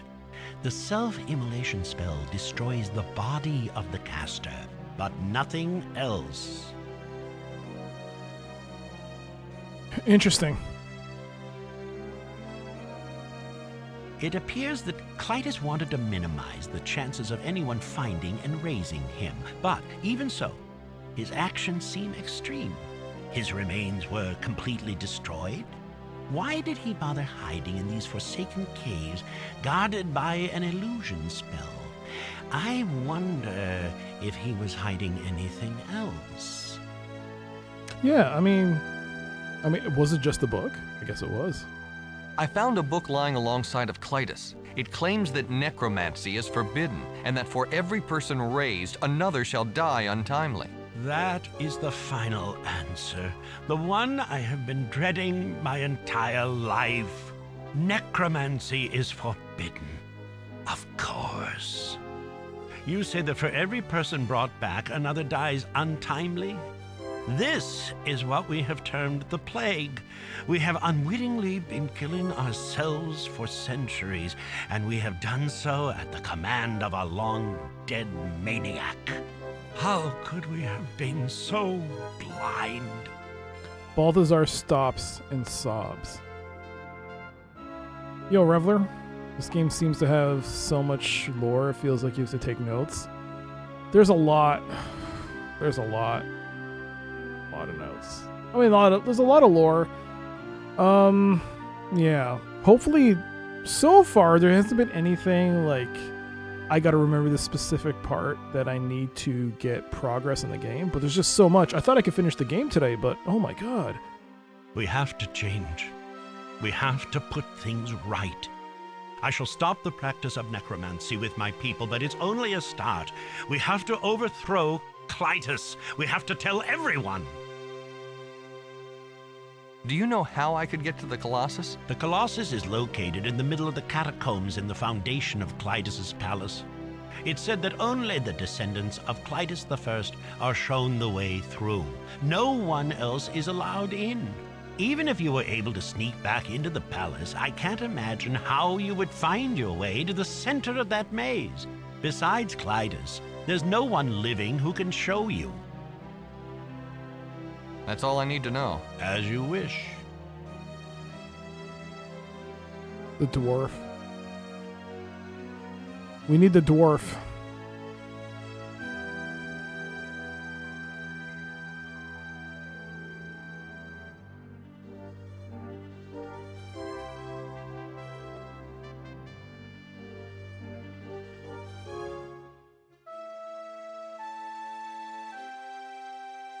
We need the dwarf.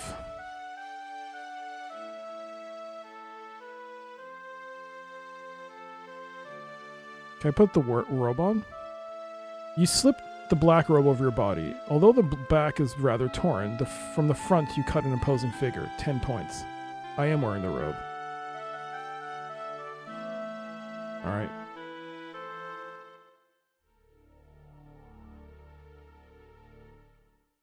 So now I just gotta figure this out. How do I open this damn door? Grab him quick or you won't last if you're too slow. You walk toward the far wall of the cave. The snake writhes and spits as it tries to escape the dead worker's grasp, but its efforts are futile.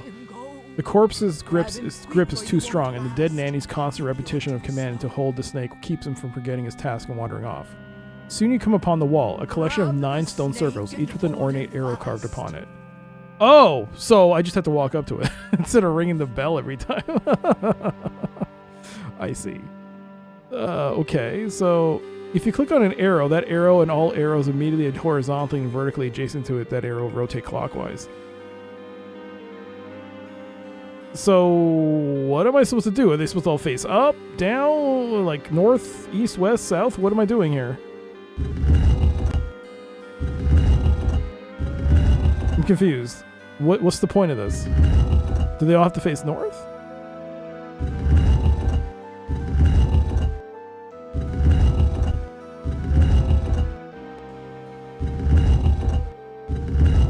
I wasn't paying attention.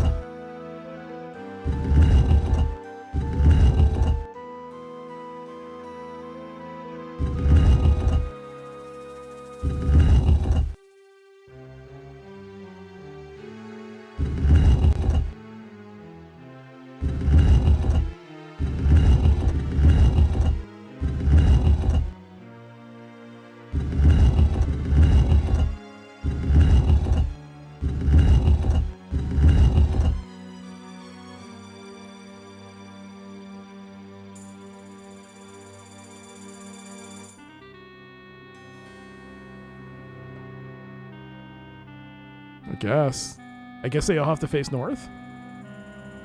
So then I have to get this one last one.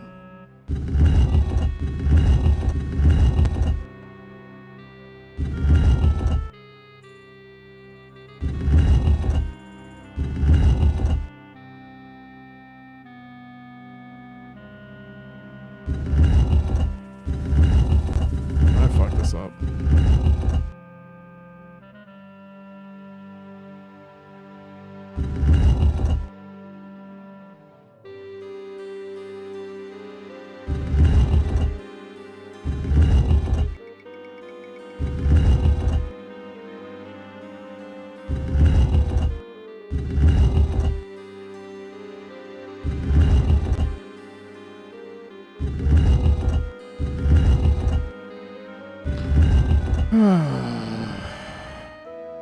I wasn't paying attention. I was just... I guess it has to be all north.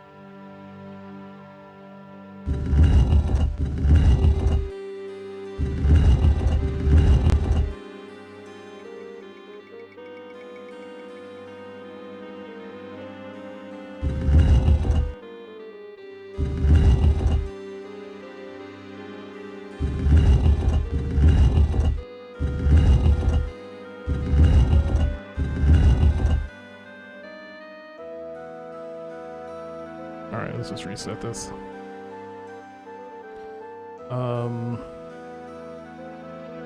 If you had to guess, which you shouldn't be doing, because right next to me it says no guesses. Like right there, it says no guesses. You should know that by now, Talon. There's no guesses allowed. There's no backseating. If you had to guess, if you had to guess,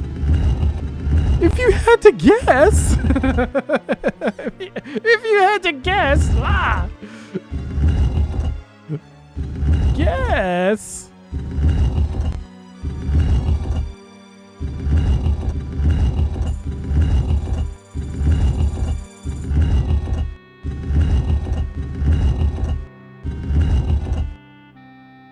Crap.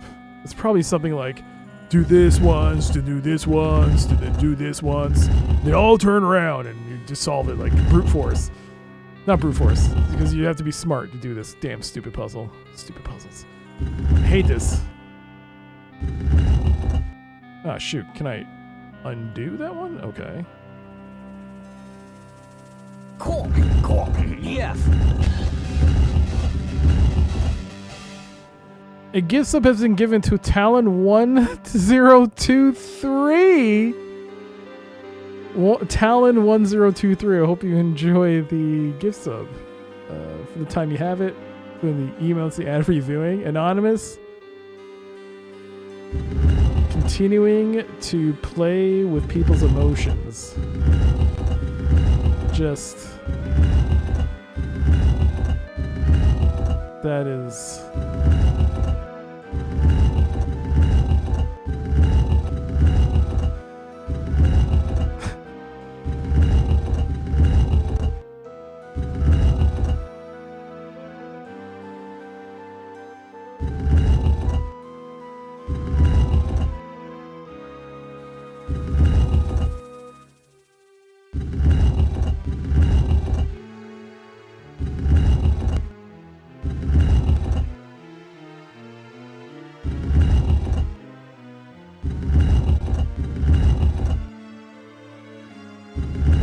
Oh, it affects that one. Dang it. Darn it. Okay, undo. No, reset. So let's see. 1, 2.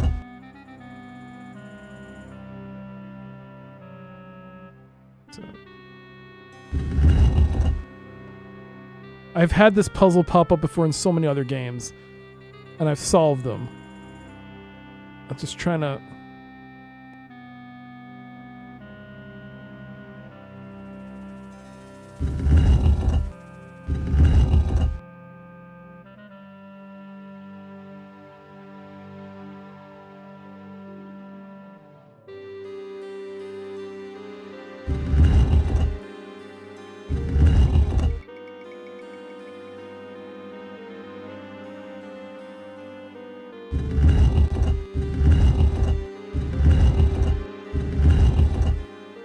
Shit. Dang it. It's close.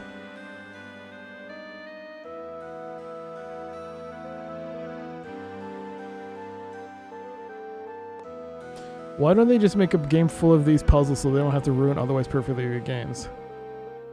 Oh, it's got a hint button now. A hint button has popped. Oh.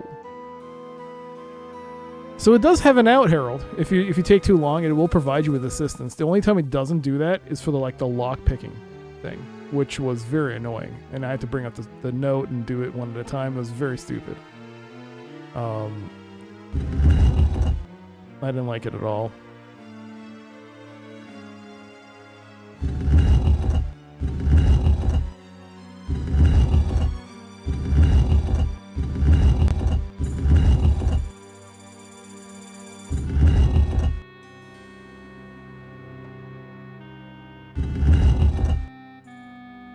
I did not like it at all.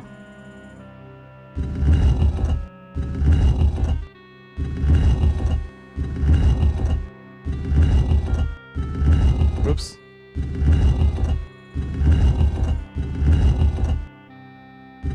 Whoops. I don't want to move that. You beat Day of the Tentacle. Yo, congrats. I gotta play the original.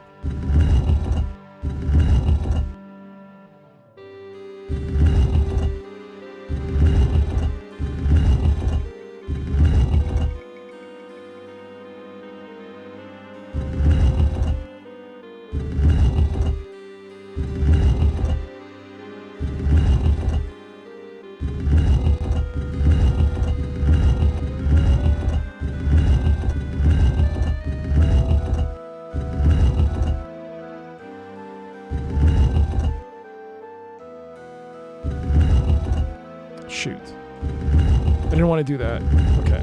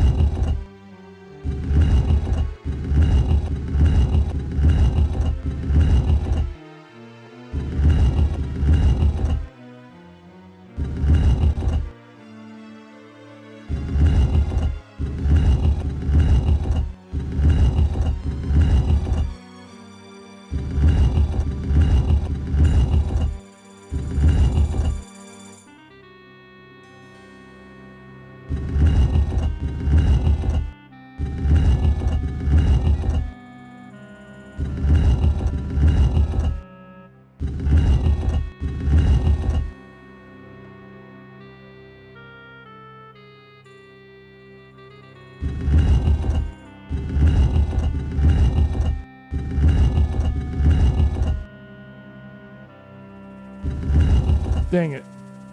Reset. You love puzzle games, but not if I'm playing a non-puzzle game? I get that. I mean, I think the puzzle has to be clever. So like with... It has to be something that I enjoy doing. Like, in the case of... What game did I finish recently? Kathy Rain 2. It had a bunch of puzzles in there. I think there's a puzzle where you have to figure out a coded message that someone you knew was sending to someone else. At first I thought it was very annoying, but in retrospect, I thought it was. I was actually thinking about it today while I was walking my dog. I was like, that's actually not a bad puzzle. It's actually pretty clever. Granted, though, the game gives you audio clues in form of Kathy talking out loud and saying things that give you contextual clues on how to progress. So that helps. So if a game has these puzzles, especially in the point and click, and it does, but it does also at the same time have little contextual clues, but aren't too like helpful in the sense that they're not like just telling you what the answer is. I think it's quite nice. That being said, this game has been nothing but kind of weird, obtuse puzzle solving at times, especially with the that lockpick sequence sucked. Oh my god, I got everything. I got everything to go this way. So how do I get it to go? I have to do it one more time. I wasn't paying attention to the sequence. Let's see.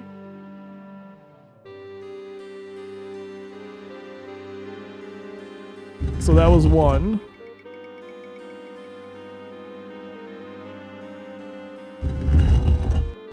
2.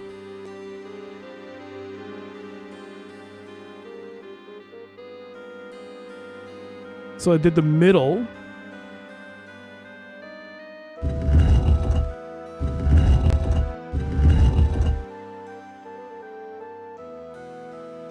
Right there.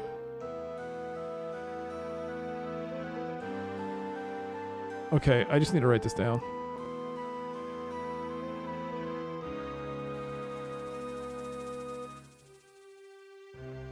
Southeast,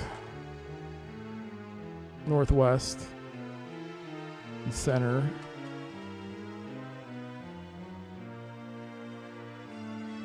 Then what was after that? Northeast, southwest,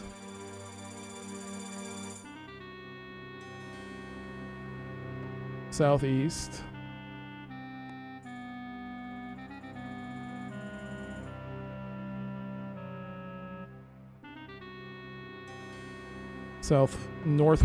northwest, center again, northeast, southwest. Okay. I think I found the pattern.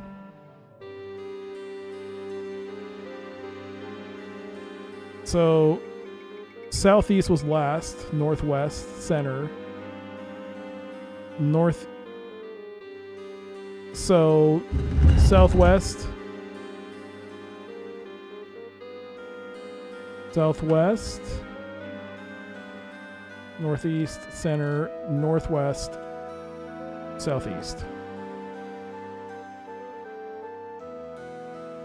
Okay. Southwest, northeast, center. Wait, that's not right. Reset. Southwest, Jesus Christ. Southwest, northeast, center, northwest, southeast. That is not right.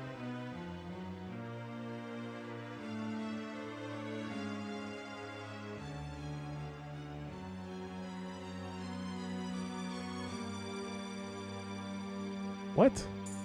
That's not right.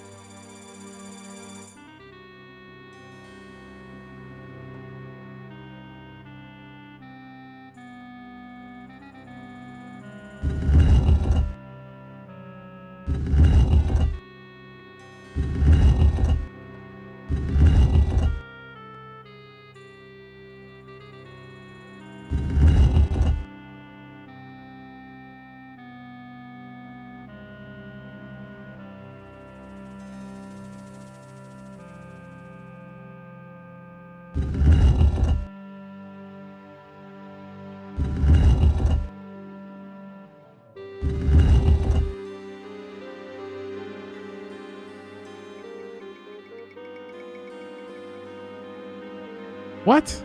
No. Did I?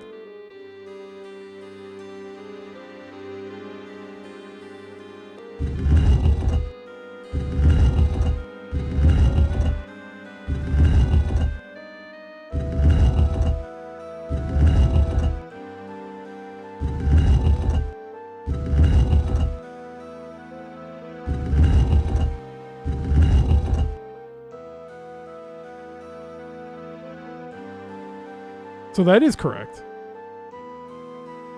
So then when you go from southeast, you start again from southwest?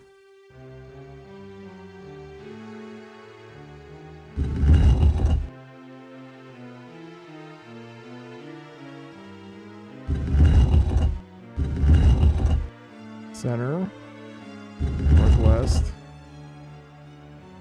southeast, southwest, northeast, center, northwest, southeast. Shit! That went back the other way! God damn it! Oh, frick, man.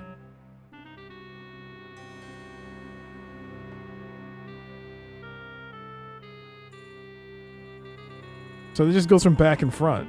So I just have to get it this way. Son of a monkey.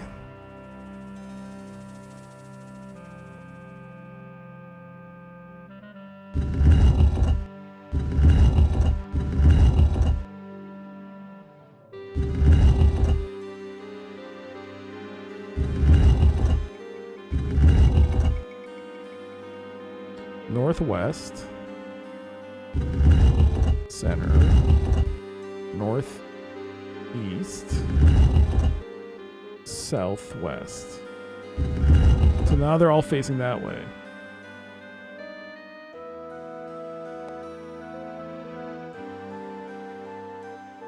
So if I want everything to face north,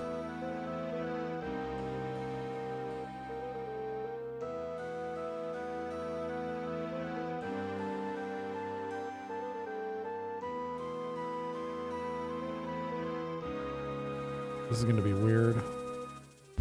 1, 2, 3, 4.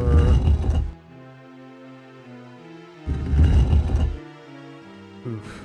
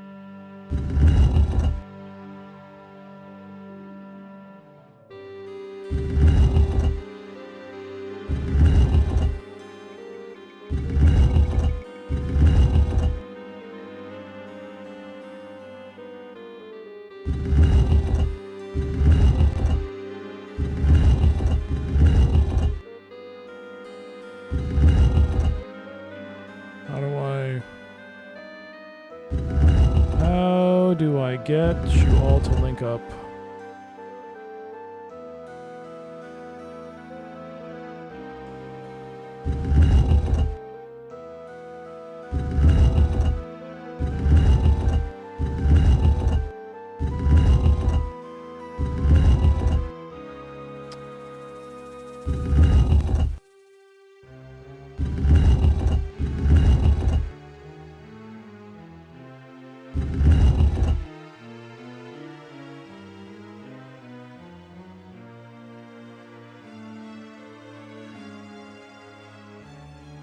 So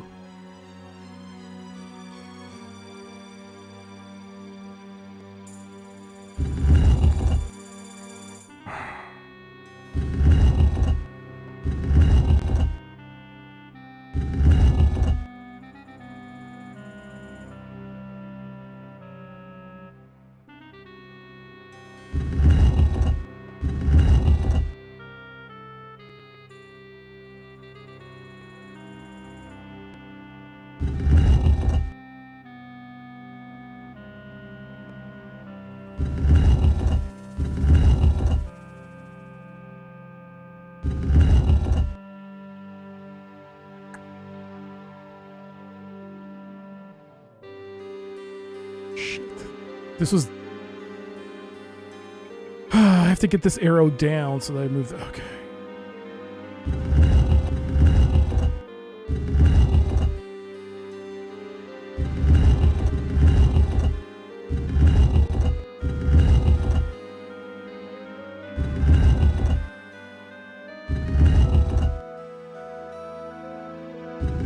God, just... Ugh, this is so frustrating. Ah, no! Undo.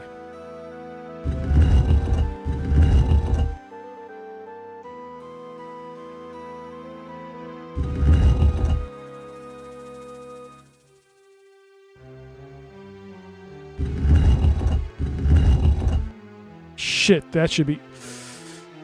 Dang it! Undo.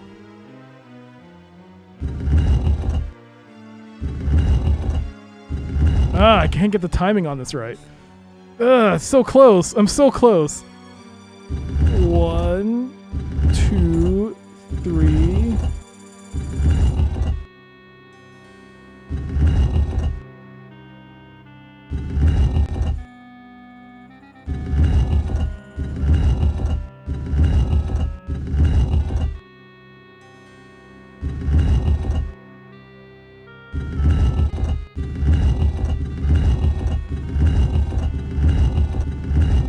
Where should this middle one be? This way?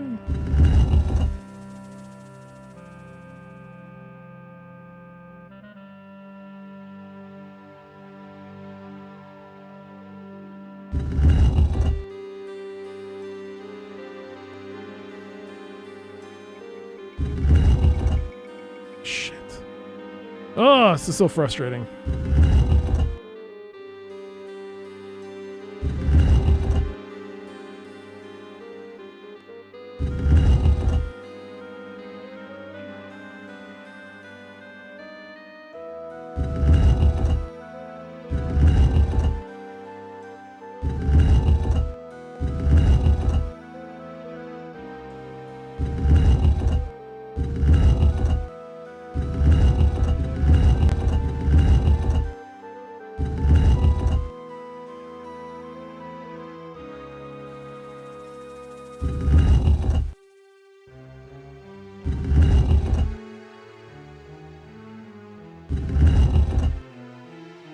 Arrgh! So close. Hate this. No, I pressed the wrong button. Okay, gotta undo at least.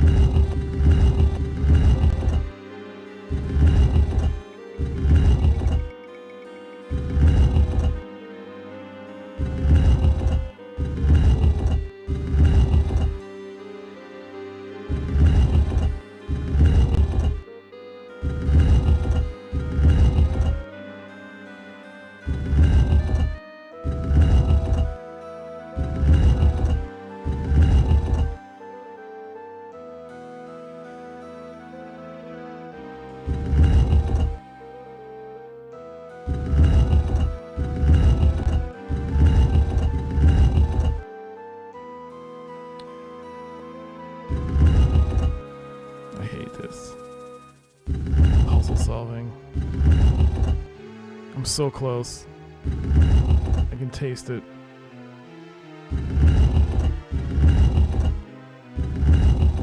No! Not again!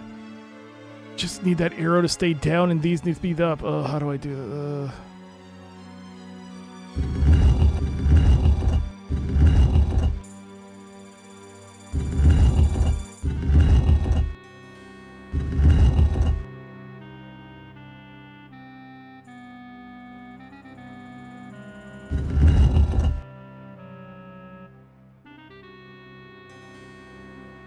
So now this is 2 off.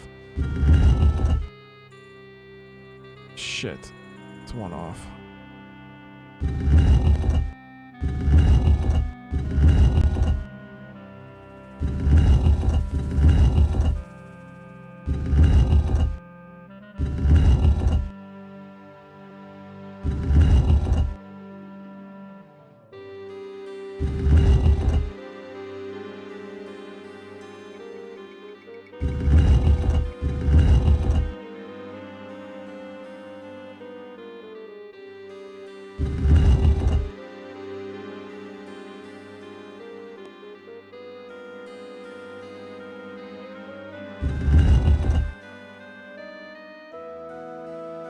Oh, man.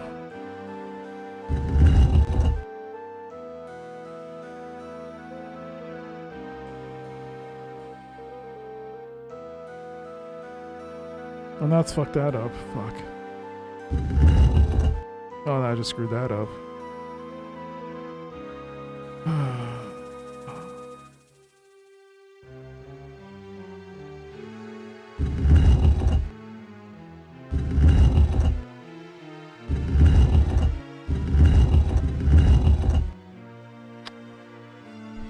Alright.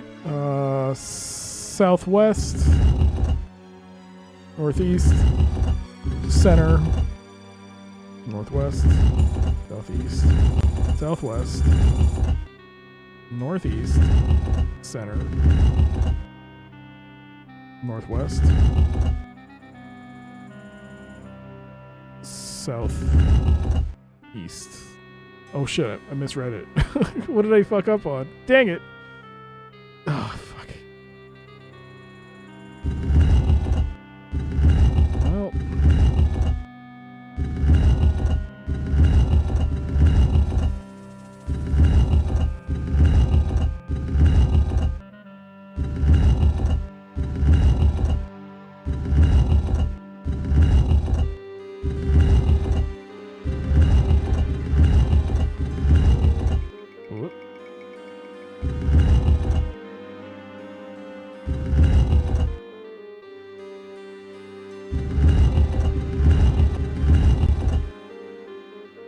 What did I screw up here?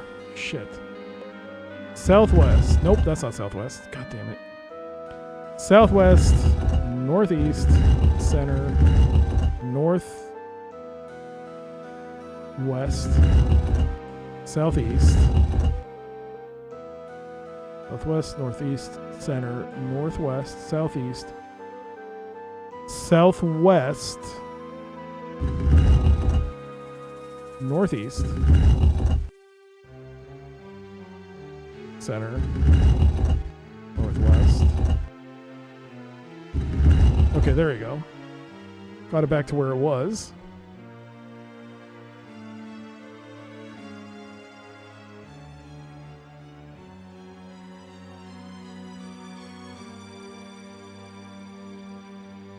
So, instead of southwest, what if I go northeast and southwest, center, northwest, so go southeast, southwest, so then go northeast,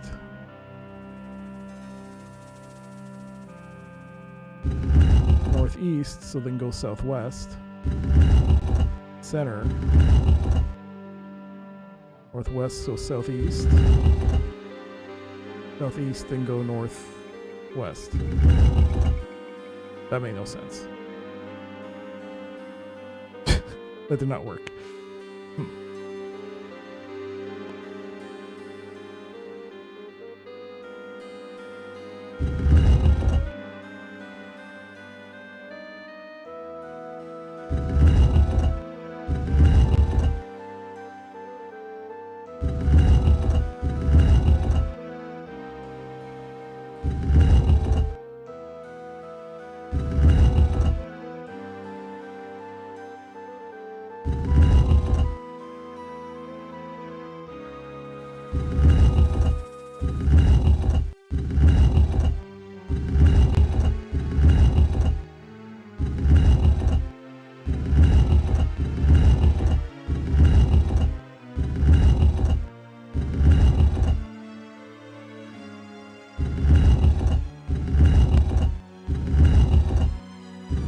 I hate these puzzles, man. I hate these sliding, stupid, moving, stupid. I was so close.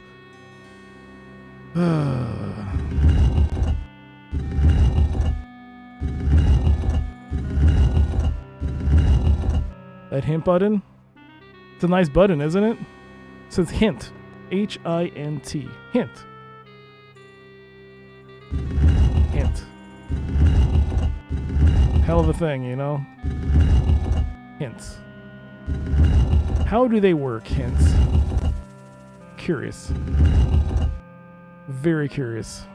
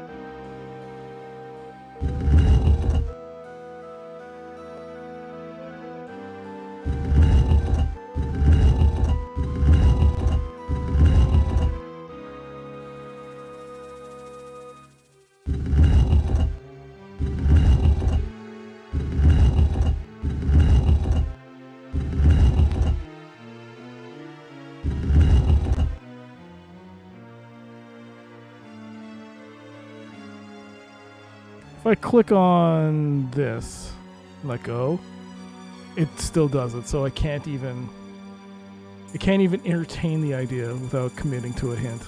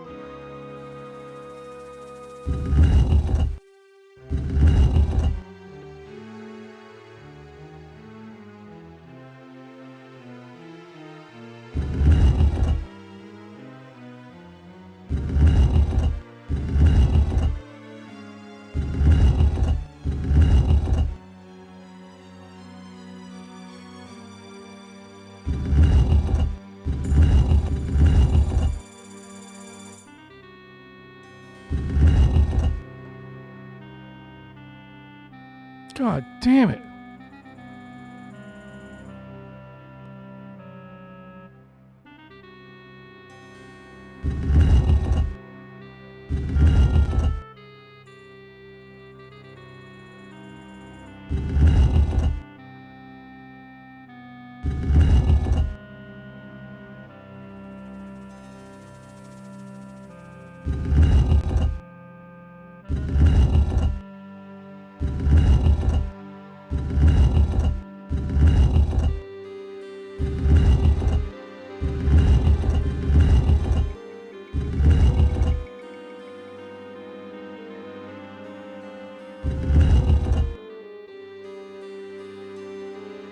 It's the same thing as before.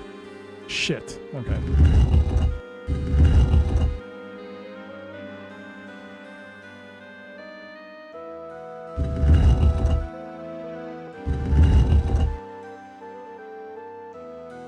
Press A. There's no A button. A. There's no A. Well, since I'm doing this, you might as well let me know, Saturn. What have you been playing? Have you been playing this game? Have you been playing any Legend games?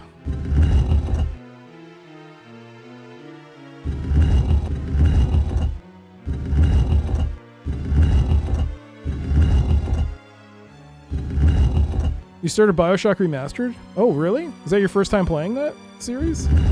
Or have you played BioShock before?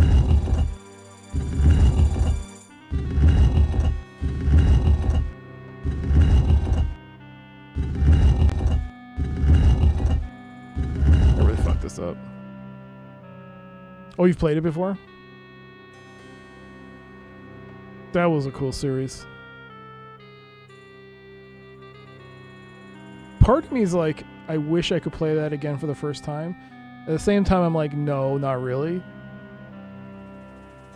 I do wish there was a game that had the same kind of environment as Infinite. That just the set pieces. Yeah. That whole environment was amazing to play through. Your previous game was The Thing Remastered? Was that your first time playing it? I only played the original on stream. I didn't like it as much, but I mean, maybe the remaster is a better...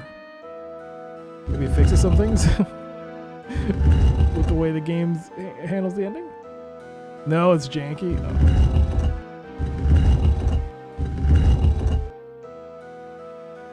The remaster is still janky, yeah.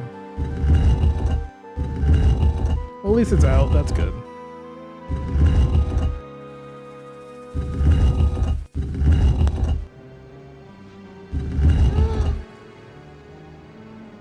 Oh my god.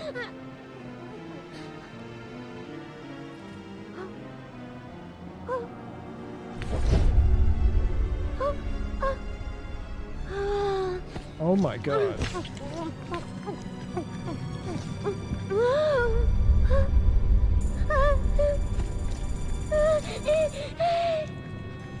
Arby's, we have the meats. Rue in Pixels with the tier 3 41 months. Thank you so much, Rue. How you doing? Thank you, thank you. That is extremely kind of you. I hope you continue to enjoy the streams, the ad-free viewing, the emotes, including your expanded set. That includes the golden Dosgood emote. Thank you so much, Rue. We're just playing some Deathgate, and I'm just trying to figure out this puzzle. Thank you so much, Rue. Thank you for that extended support. Really means a lot to me.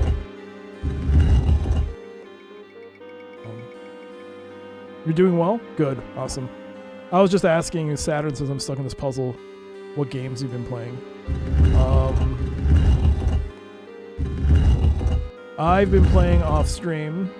I just said I was playing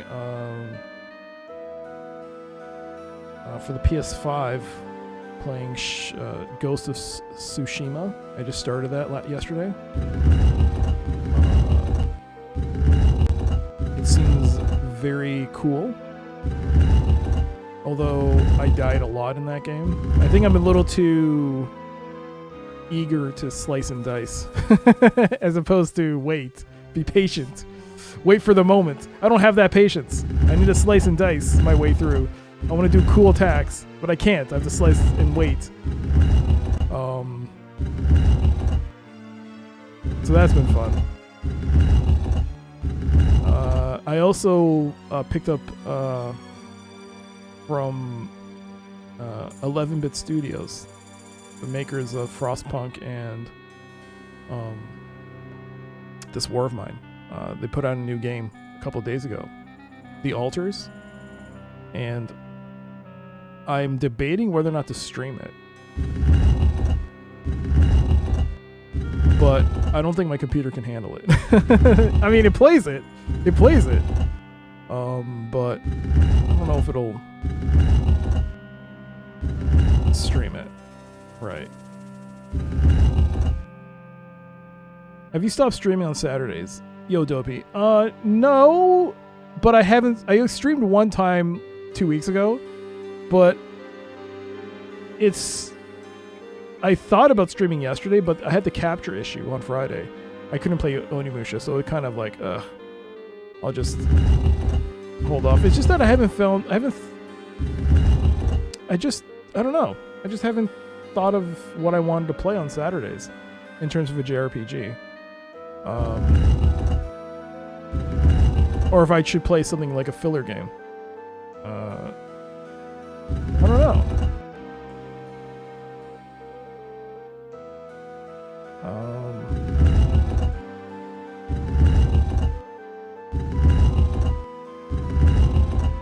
It did make me realize like just how much things I could do on a Saturday. It's just like, oh boy,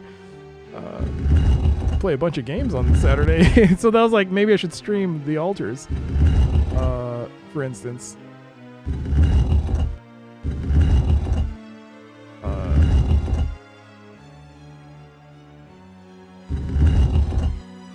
It's got a cool premise.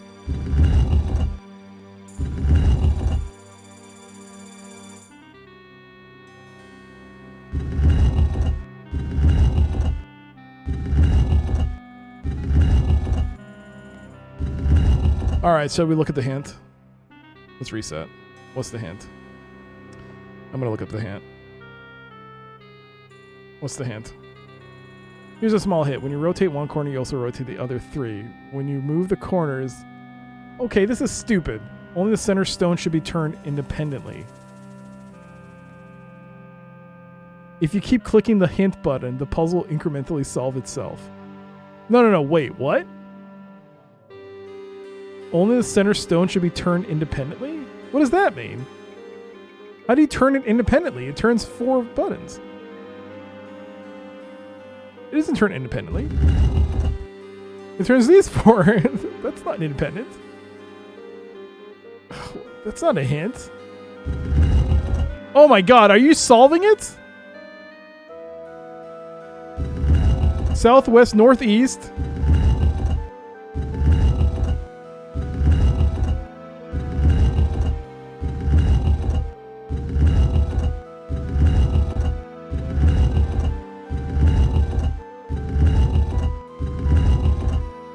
They're pointing down. Grab him quick or you won't last. If you're too I count that as a hint. That's not like, I'm not putting like 20 things. The Altars is awesome. You finished it. Nice. Hold him fast. Don't let him go. Alright, the stone symbols click into place and the wall slides away. Beyond you see a dark tunnel. You steel yourself and walk in. The caves are ancient, carved long ago by the dwarves that lived here. Tunnels run off in all directions. Dead dwarf. Talk to the dead dwarf. My lord Clytus, I knew you would return. I have been faithful. As you asked, I spoke to no one about you. I have waited for you to take me back to the Colossus so that we can complete what we started. Take me with you, my lord, please. Take me with you. The dwarf studies you with his one roomy eye, sees a vague form of a black robe and smiles, an unsettling sight. The dwarf died waiting on you to solve the puzzle. He already died prior to that, Kikama. Nice try, but he was already dead, and he's undead. Ha ha ha ha! He has all the time in the world. Do you know your way through the catacombs? Do you know the way through the catacombs? Of course I do. A dwarf never forgets his way, especially through underground tunnels. I could find my way to the Colossus blindfolded. Oh man, he's got maggots, and his ear fell off. You sat here for thousands of years waiting for me? I've waited His ever voice changed. since you sent me here. I knew you would return to take me away. I always knew. This is super sad. Did you make that statue in the clock tower? Is that supposed to look like me? A statue? A statue? I carve statues of you all the time in your service. You said that it pleased you. I hope I haven't done anything to make you angry. I might have made a statue when I first came here. I can't remember. Forgive me, my lord. It's all so foggy. Man, this Clytus was such an ass. What about the scepter it holds? Is it an exact replica of the original? You spoke about a scepter. Every time we entered the catacombs, you said that you would make a scepter that held the fragment of the Colossus. We haven't taken the fragment yet. How could I have duplicated a scepter that doesn't yet exist? Take me to the catacombs, my lord, and we will extract the fragment you need to make the scepter. I ask only to serve you. Yo, Bo. Only 2 hints after 20 hours. I heard this can be quite baffling. I just took a hint now. I couldn't... You just missed me taking a hint. A massive hint. From the game. The game has an in-game hint system. And I had to take it. Because I was like, I can't. I spent like maybe 40 minutes trying to solve that puzzle. Just rotating things around. Got boring. You look like hell. Are you sure you can walk? I'm not gonna carry you. These legs will carry me as far as you wish to go. My devotion to my lord will buoy me. I feel so sad for him. Of course. Come with me now. We shall go there immediately. Yes, my lord. Of course, my lord. Let us go. I'm ready. Joints, unused for centuries, creak and pop as he slowly rises. It's rather disgusting to see how much of his body is left on the cave floor. Surprisingly, he succeeds and walks unsteadily towards you. 10 points. Look at the dwarf lair. These caves are ancient, carved long ago by the dwarves that lived here. Tunnels run off in all directions. Can we enter the tunnels? Unlike this junction, the other tunnels are too small to follow very far. Not much of a problem for dwarves, but you're big even for a patron. Can I use the spell on the dog?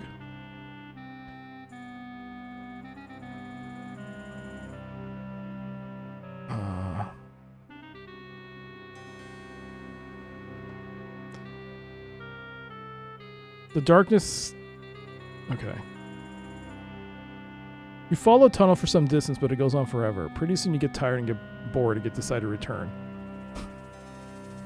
Touch Haplo. Alright, we're back. Grab the snake and hold him fast. You play this on release back in the day, after reading the books. Good books.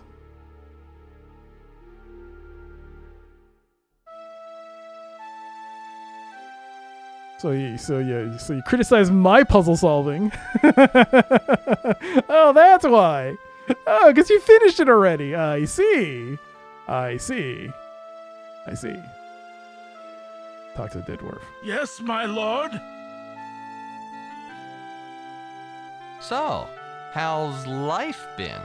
I didn't have many visitors. With a front door like mine, what could I expect? You know why people avoid you? It might be that smell. I used to bathe. One day it didn't seem as important. Waiting for you was my whole life. I feel so bad. Ugh. Never mind. Just keep it down, all right? I'll try to be quieter, my Lord Clytus. Oh, this is so depressing. All right, let's go to Clytus's palace.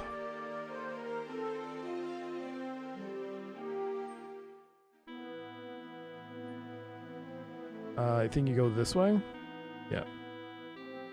You're in one of the many passages that runs through the palace's foundation. A stairway leads up to the more populated areas. However, there's a check mark, which means something's going to happen. I thought you might be coming back here, and you might need me. Whoa. The rest of my people are on their way to storm the palace. I came ahead to aid you. I hope you don't mind. I see you're climbing in the social circles. The Sartan Prince steps out from the shadows of the dungeon. He looks at the shambling dead dwarf at your side. You see you're climbing social circles. He adds with a chuckle. How dare you laugh at him? Alright. This seems interesting. We have a full party.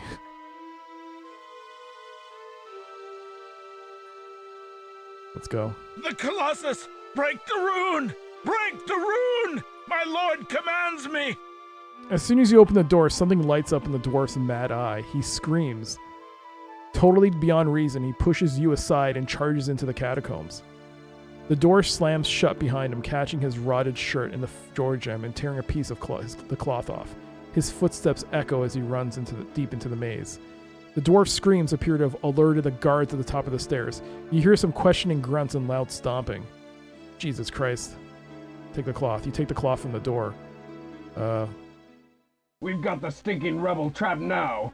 Only Clytus knows the way through the catacombs. He'll be here in a second to track that lowlife down and kill him. You hear me, rebel? You're going to die! Okay. You hear guards bunching outside the entrance of to the catacombs. Okay. Ooh! Show the cloth to the dog. You hold the cloth in front of the dog. He sniffs at it, then lowers his keen nose to the ground. His ears perk up, and he points to the north. Let's go north. You're a dimly lit chamber within an ancient catacombs. The dog sniffs a bit, then points towards the north. You hear commotion. All right, go north. He points to the dog is sniffing, points to the north. The west. The south. The west. The pursuers get closer. From the sound of it, there's only one pursuer, but he's running. He knows these catacombs well, and he's gaining fast. North. North. North. West. North. North. The footsteps continue to pound behind you. Very close now. Keep going! You have to save.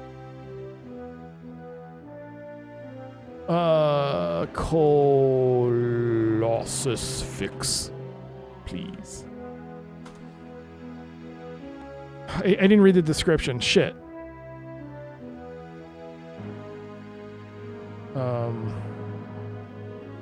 Look at the rune. A large rune in the center of the stone spire is the focus of the many spells placed upon it. This symbol is the spell that contains the magic inside the Colossus. It keeps the Colossus's magic from leaking out. Although it looks complete and active, it isn't working very well. You can sense the magic flowing from the Colossus like a fountain. So let's use magic on the rune. Spell. We're going to use Unravel Illusion. That should work, maybe. You trace the runes in the air. As you trace the runes in the air, you start to sense the wrongness of the Colossus. The crux of its magic, the containment rune, was broken and then covered up with an illusion. Your spell carefully unites the deception until the illusion completely unravels and falls away. What remains is a hole in the center of the containment rune where an important line should be. Without this line to complete the rune, it is powerless and has been ever since the piece of the Colossus was removed. Take the crystal fragment and put it in the hole. The crystal fragment doesn't fit inside the hole, at least not very well. Shit, are you shitting me? I thought this was it! Oh, what do I do now? Take the stone steel piece. You slip the steel piece from its honored place. The stone steel piece doesn't fit inside the hole, at least not very well. It sounds like your pursuer is right behind you. Could it be one of these pieces? That doesn't make any sense.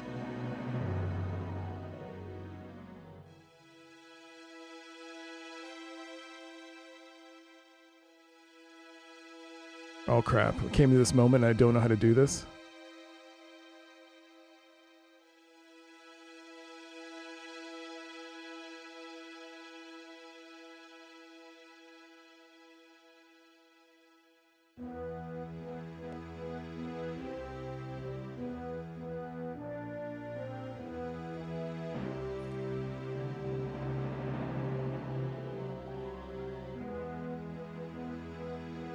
Resurrection, hunger, ward, possession, transportation, motion, swap.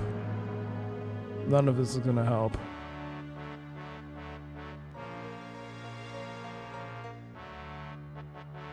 Patron, I knew you would be trouble. I should have killed you when I first had the chance.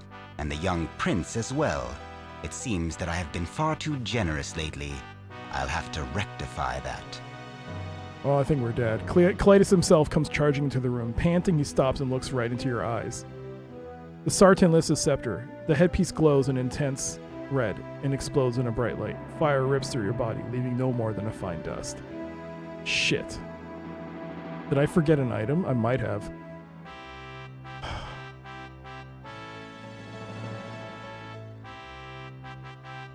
I mean...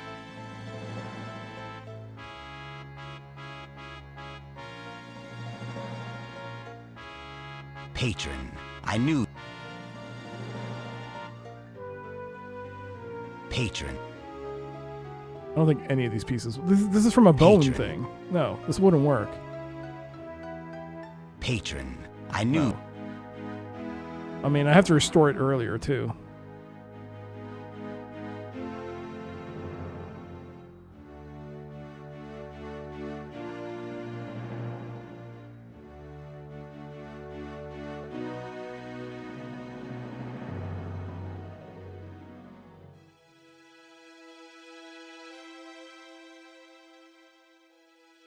Patron, Okay, we've got to restore it.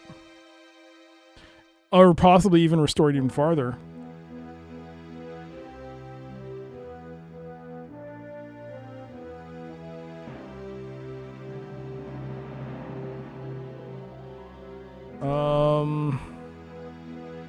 So that's what it looks like.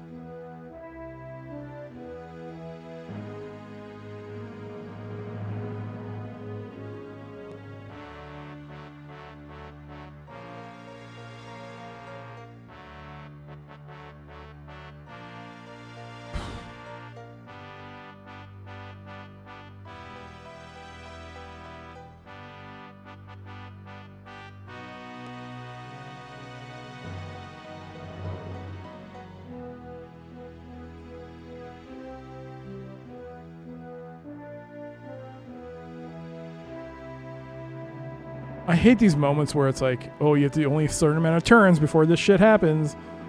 So we can unravel the illusion. I've already wasted turns on this.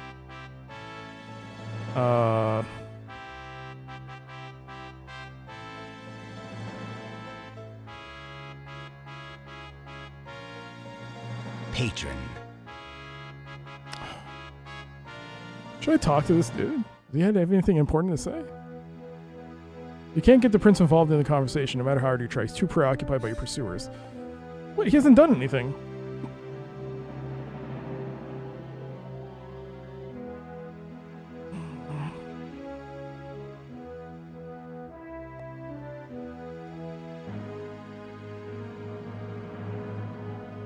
Man, I thought this was the solution, this crystal fragment.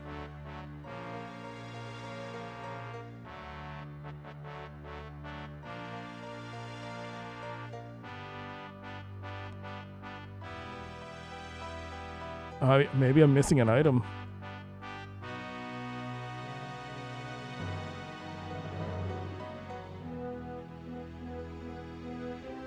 Patron. So you just leave and you die. Did I even miss something?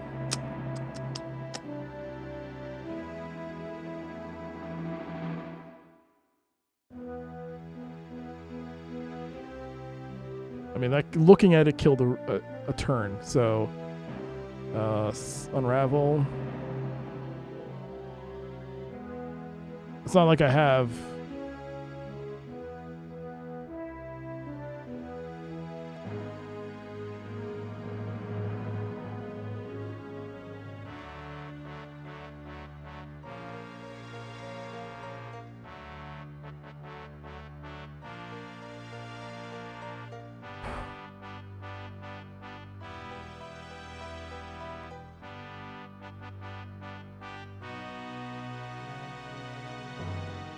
Okay, hold on.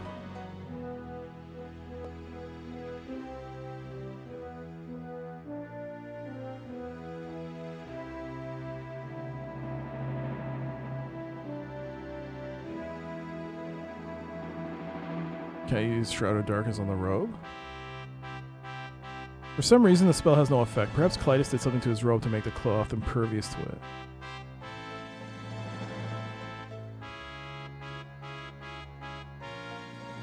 There's some lingering magic of Clytus' dark spirit remaining in the black robe, but it's harmless.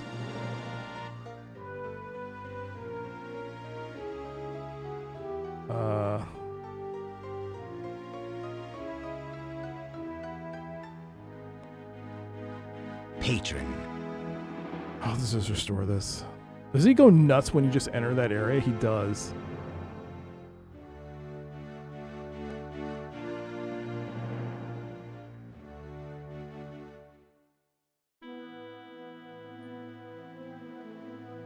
Okay, so I can leave. The moment I touch this door, he goes bananas.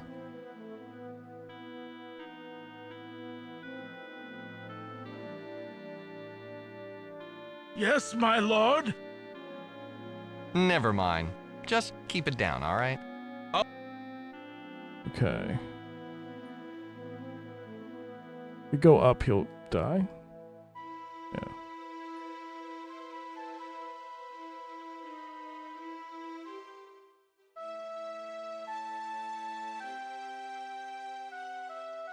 So he's back with me, right?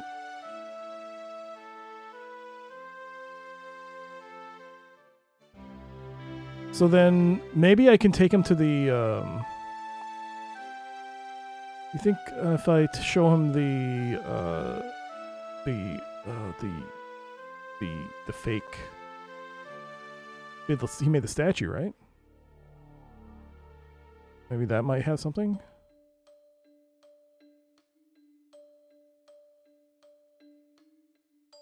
You grab the rope. The dog jumps up but has no luck at climbing the rope. When the pieces of the dead dwarf start falling off as he tries to climb the rope, he decides to wait for you on the ground.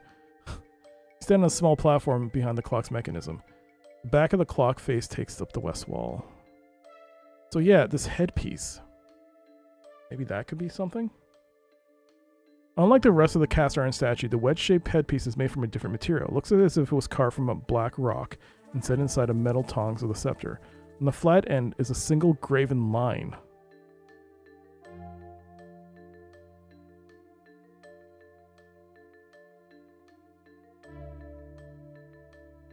The vise won't fit in between the tongs of the scepter while it's open.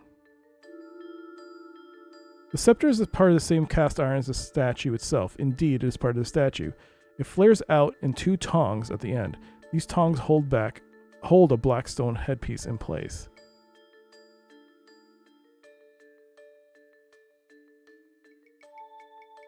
The headpiece of the scepter is held firmly by the iron tongues. You can't budge it by hand. Yes, my friend?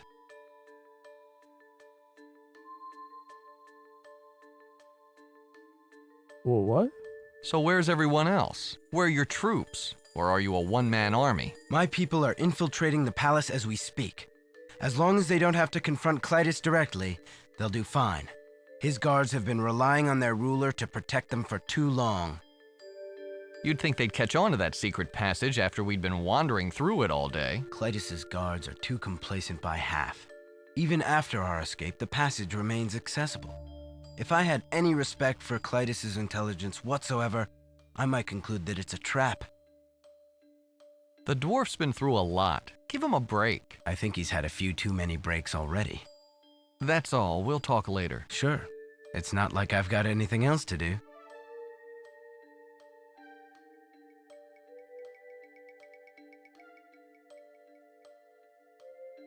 Did I try casting motion on this? Or does it not work? This far from the ground. Yeah. But if someday a work crew takes a statue for a cleaning, it'll be in for a surprise. Yeah.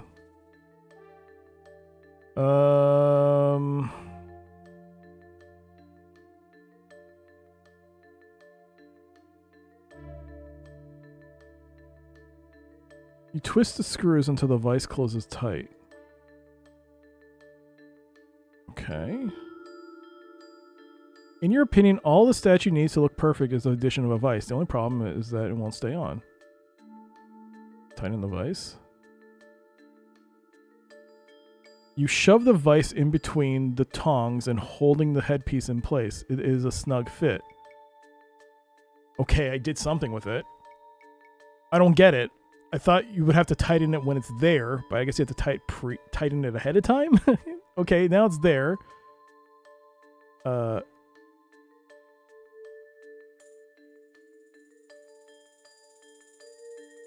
Take the headpiece.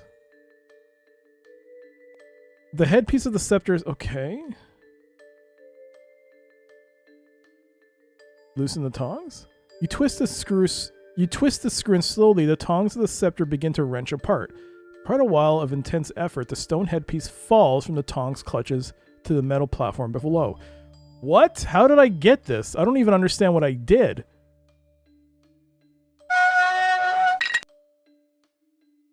Take the headpiece. I got 10 points for that. The wedge-shaped headpiece is carved from smooth black rock. On the flat end is a single graven line. That's the line for the broken thing. Yeah. Take the vise. The vise is stuck between the scepter's tongue. You'll never be able to pull it free. Okay, that's the way the game does that. The base of the rope is unadorned. The dog happily bounds over to your side. The dead dwarf lumbers over to you. So now we got the piece that we needed. I don't understand how I solved that, but I solved it. Therefore, that is amazing. And we'll continue. Out there. Save. All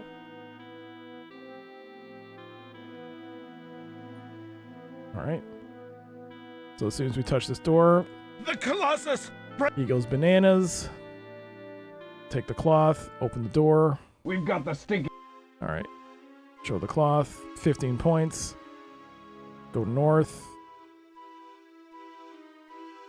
Points north, north, west, south, west, north, north, north, west, north, north, north. A huge stone spire rises from a pool of lava. Its surface is covered with ancient mystic runes of the Sartan. 10 points. The footsteps continue to pound behind you. Very close now. Save. 54. Colossus. Now fix, please. Okay. Take that steel stone piece. Cast magic on the rune. Spell. I want to unravel the illusion. Cast. Alright. Now it's been removed. Take the headpiece and shove it in the hole. You place the copy of the headpiece in the hole, on the hole in the containment rune. It slips inside smoothly and firmly. The lines carved on top of the headpiece connect with the remainder of the rune and complete the spell. Immediately the rune begins to grow. It isn't very bright, but you sense that the spell is working. The Colossus's magic is being held inside the spire. None is leaking out as it did before. Patron, I knew you would be trouble. I should have killed you when I first had the chance. And the young prince as well. It seems that I have been far too generous lately. I'll have to rectify that. Just as you back away from the Colossus, Clytus himself comes charging into the room. Panting, he stops and looks right into your eyes. The Sartan lifts his scepter and holds it dramatically in front of his body, but nothing happens. He tries it a few more times, staring in disbelief. The prince laughs, draws his sword, and pounces on the confused dynast. Clytus doesn't have sense enough to scream, but looks bewildered by the sword wound left by the prince's attack. He topples into the moat of lava surrounding the Colossus as the power of the scepter falls from his lifeless fingers. So, Haplo, you are a patron. I know about your race. Balthazar taught me well. This should make us enemies, but you have helped me. You have helped my people. Perhaps you did this for your own reasons, but I owe you a debt of gratitude, and I still consider you my friend. The prince steps over and picks up the scepter. He hefts it in one hand while he holds the sword in the other. He looks at you somberly. I thought that this was my most valued possession. Now I know that I value my subjects, my world, more. I want you to have it, to make certain that you do not forget us. If Abarak is to survive, we must be linked to the other worlds, and you are the only one that can do this. The prince reaches behind his neck, removes the pendant there, and hands it to you. Take the seal piece. Go back to your ship, through Death's Gate. Save this world, Haplo, my friend. We need you. Okay. Now, I must clean this palace of the filth Clytus left here. My people should be in position by now. He nods, then walks away, back into the catacombs. 25 points. Save!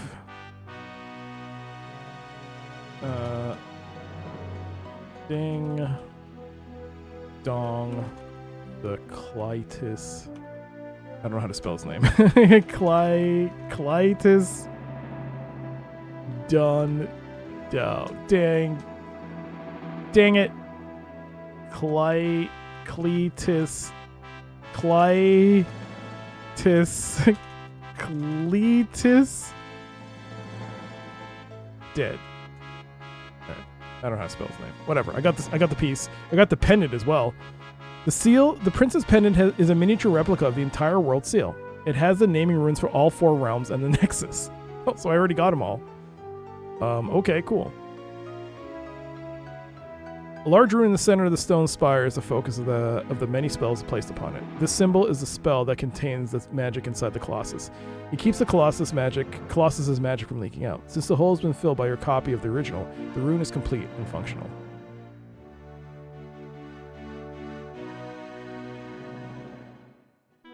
You wander back through the catacombs to the entrance. You are in one of the many passages that run through the palace's foundation. A stairway leads up to the more populated areas. Can we go up? Nope. Can I go up? You hear a skirmish to the top of the stairs. The prince's men are clearing the palace of Clytus's entrenched forces. You decide that it's better to avoid these conflicts. Oh, well. Can we go this way? Nope. Well, I guess we're done.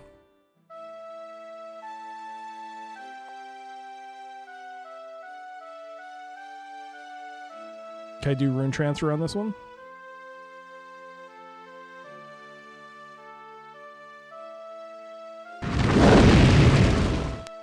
There you go.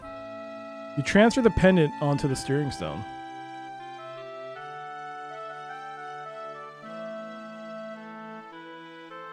You take the dragon ship back through the Death Gate and return to the Nexus. Oh my god.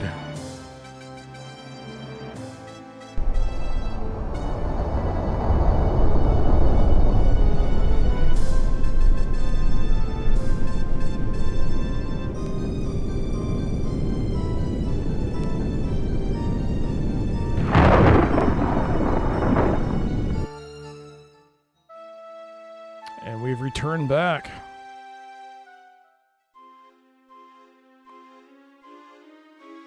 There he is, Czar.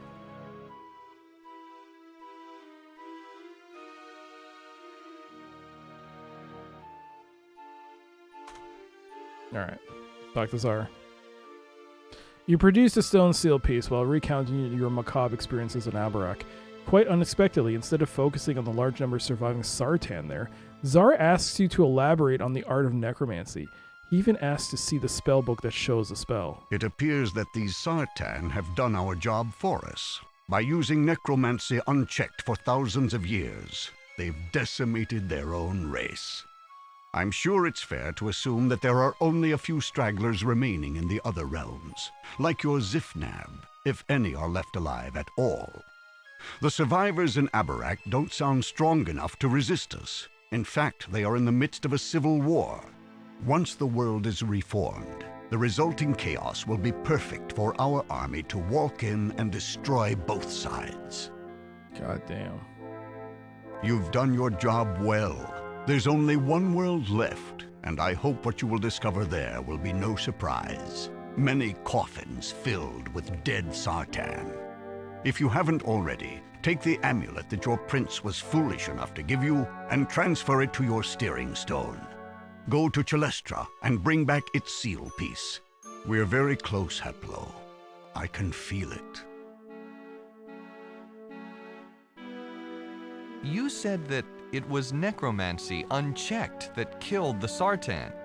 Does that mean you'd consider using it with limits? Do you understand the potential of that spell? An army whose numbers never diminish, whose members get stronger after they die. What force could stand against it? Naturally, we'd have some other deaths to compensate, but they'll be manageable. After a few skirmishes, the mere threat of our army would be enough to enjoin surrender. Then we wouldn't need to use the spell anymore. Until that happens, there are always losses in war. Dang.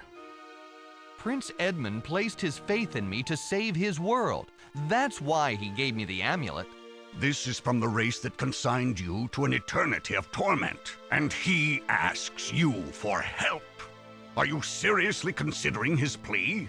Look at his situation. His people squabble among themselves like mensch. Even now, they are in the throes of a civil war. Naturally, he wants you to help him. You represent the greatest threat his kind has ever known. He must not have realized what his amulet would mean to us, but it is our responsibility to take advantage of it. You don't just represent yourself. You are the vanguard for our entire race. Don't let your emotions get in the way of your mission. I'd hate to have to cut it short. Look deep inside yourself. You'll find that you are a patron. You were whelped by the labyrinthine fires of hate. Hate for the accursed Sartan that put you there. I can trust you, Haplo, because you are a reflection of me. You are my son, as all patrons are my children. Okay. Who are you people? What? Have you learned anything new about the 6 Sartan devils that you were researching? It happens that I'm very close to finishing my research. I have linked 4 of the devils to the spells that they were responsible for, and the other 2 aren't long in coming. Unfortunately, one of those 2 created the Reformation spell, so I cannot stop now. That's the spell I really need.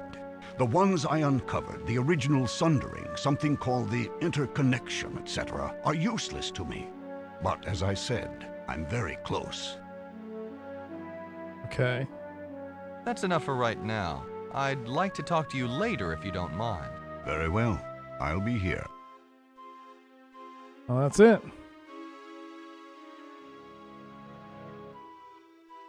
Alright, let's save.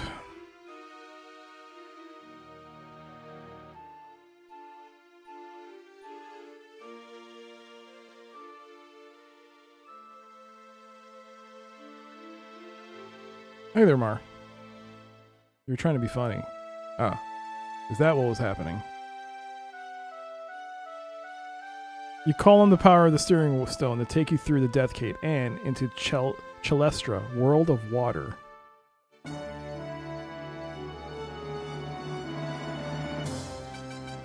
My god, there's still another world to go through. This game is very long. I mean, it doesn't help the fact that I got soft locked, so like 4 hours of this is devoted to trying to figure out why I got stuck. Let's subtract 4 or 5 hours. Still, very long game. Upon leaving the Death Gate, your ship is surrounded by water. A light from an underwater sun glints off the crystalline domes of orbiting moons. Underneath the nearest, you see an entrance, so you guide your ship inside. Wow, looks nice. Celestra. My dog is with me. Pet the dog. The dog wags his tail. He seems to like you. Oh my god. Tiger? Tiger ZGX, thank you so much for the 37-month resub. How you doing?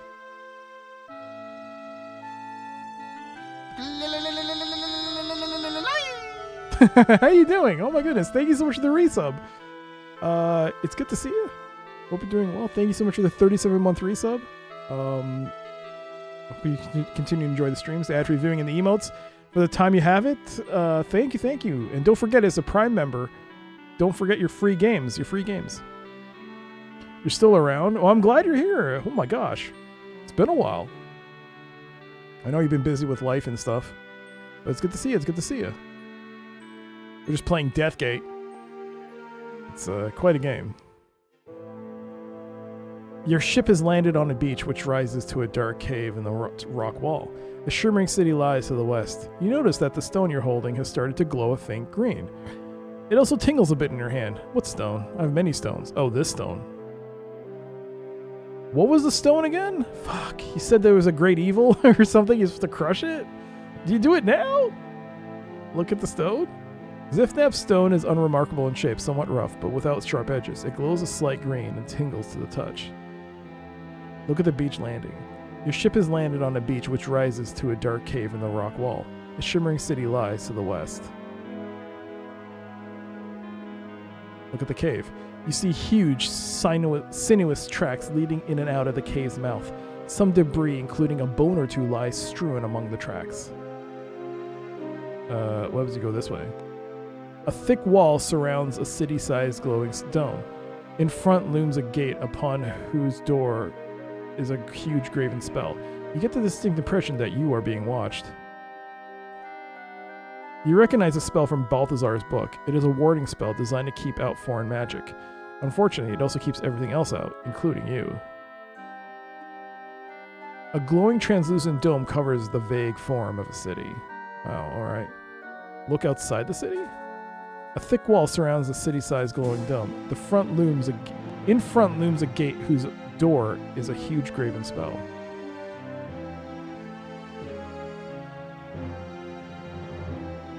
Interesting.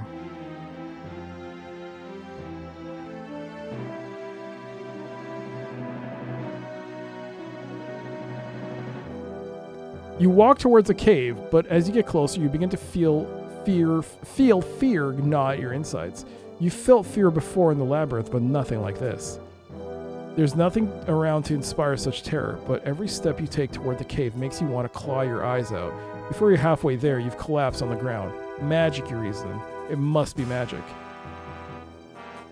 You step toward the cave, but the same unnamed terror faces you back. So should I crush the stone now? You press on the stone with all your might, but fail to even dent it.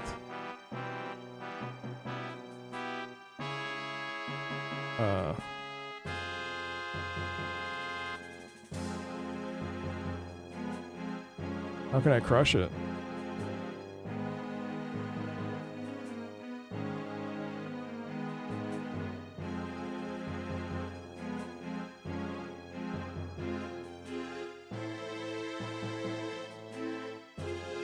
Wear the pendant?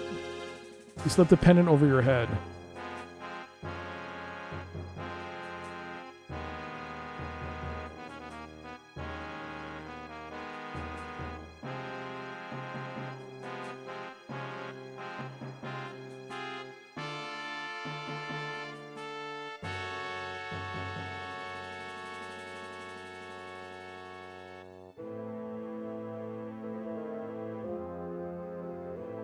Cast.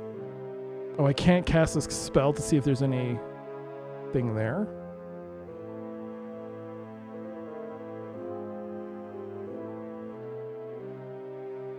Possession?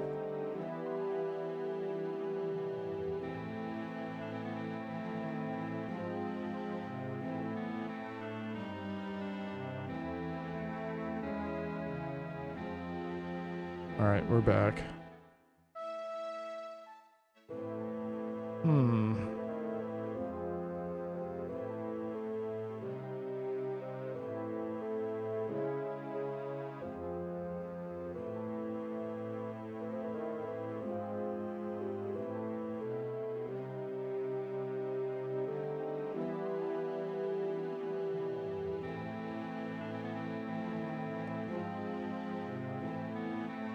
Use emotional support dog?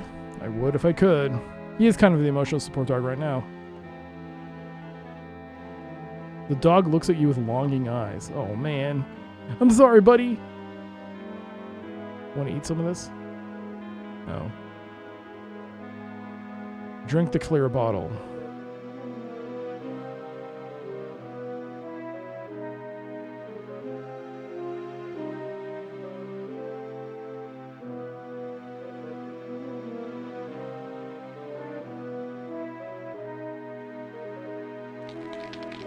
You shake the rune bones in your hand and drop them. They form a pattern, but since you don't know the rules, you have no idea if you want to lost. You pick them back up again. Alright. Just threw that on the ground for no reason.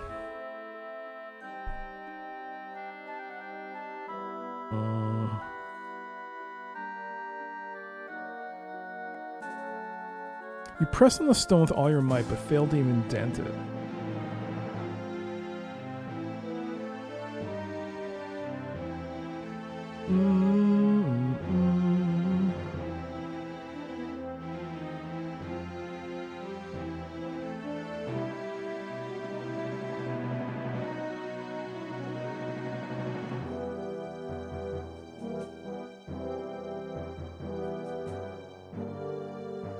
Identify has trouble making sense of the rock's magic, which is unlike the magic you command. In fact, the rock is either so ordinary or completely dissimilar to anything you've ever encountered. The spell can't make heads or tails of it. Well, I'm here. There was nowhere else for me to go on this planet, right? Whoops. Or this world. Dimension. We're not going anywhere else. We're here. We are here.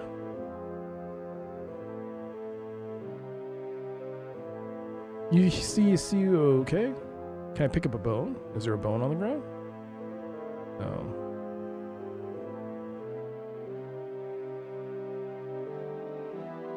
Do I have a spell to make myself super confident?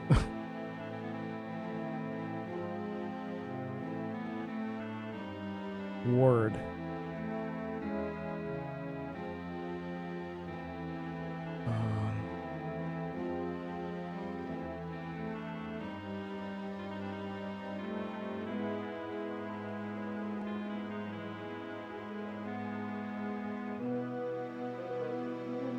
A ward spell is graven into the city gate. It maintains a magic shield around the city which prohibits foreign magic. This includes any magic spells, objects, or creatures, which includes you. Do I crush it now?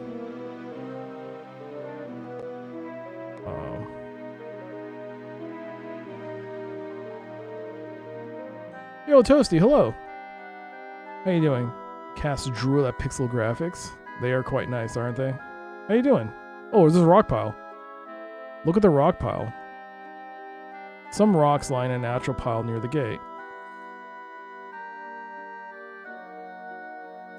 Put the stone in the rock pile? You carefully place Zifnap's stone on top of the rock pile.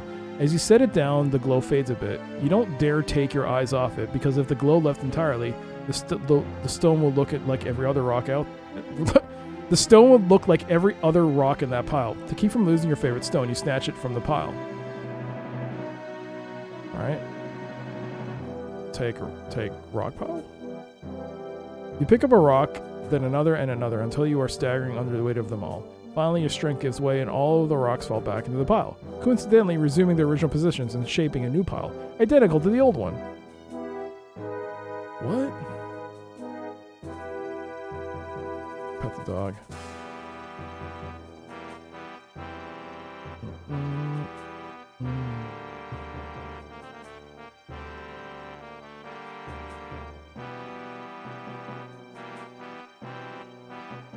It is a rock pile, not a clear bottle pile.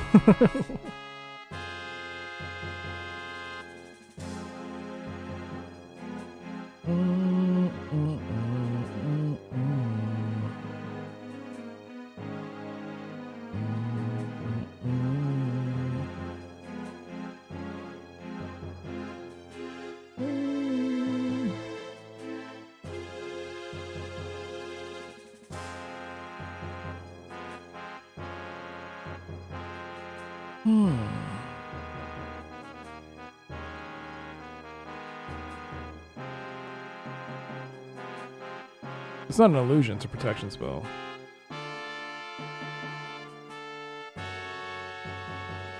You cast a spell on the magic dome, but evidently there was no illusion there. Either that or was more clever than you. Should I possess the dog now?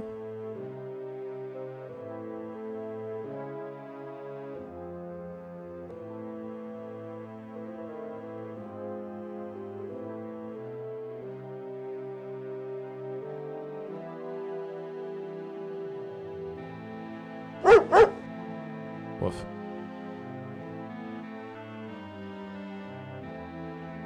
The smell seems to be a cave. There appears to be a glyph of a chocolate teapot in front of us, the most useful of glyphs. I wish. It does look like a teapot, actually. Huh, interesting. Interesting. Whoa, what just happened here? You nuzzle your motionless body. The contact sparks the transfers of your soul. The familiar dizziness overwhelms you. And recover, you're back in your human body. Why am I looking at the dog? Why does he look... Oh boy, he looks like... Oh boy. Why is the dog here suddenly? He's blocking the...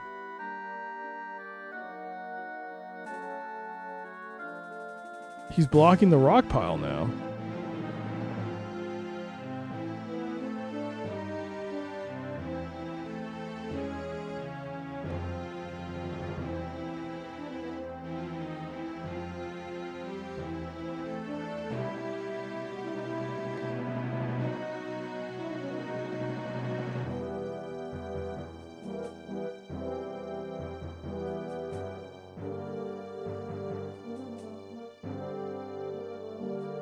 Yeah, I can't cast the ward spell either on this.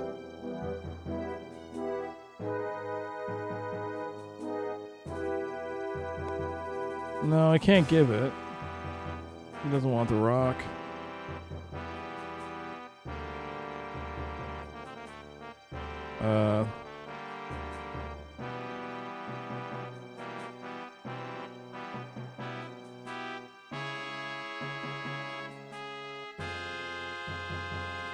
This got a bit weird. This is not the first time it's happened with certain things. Getting all corrupted, like. I wonder why it's happening, though.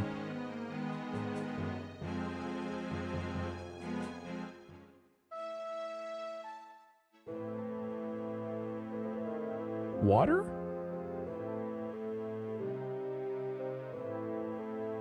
You fill the bottle up with water. Okay. Oh, I didn't notice that. So now I have water in the bottle.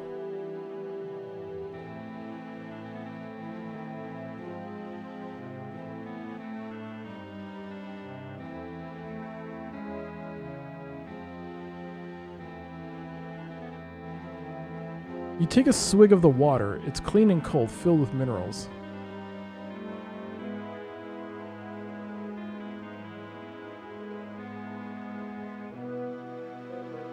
Well, now he's blocking the rock pile. How did that happen? Is that supposed to happen? That's weird. Can't go anywhere else. I can't bring him back in my inventory. Get in my inventory, you.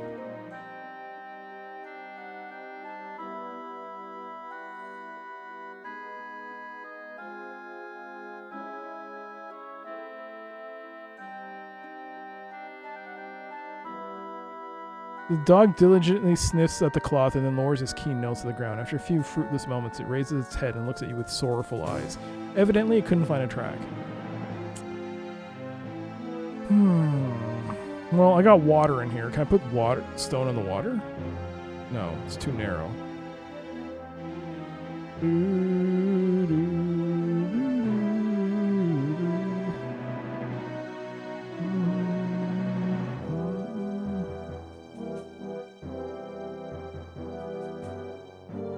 Is he bugged out? But why would he show in the first place? Oh crap, I didn't save when I got there.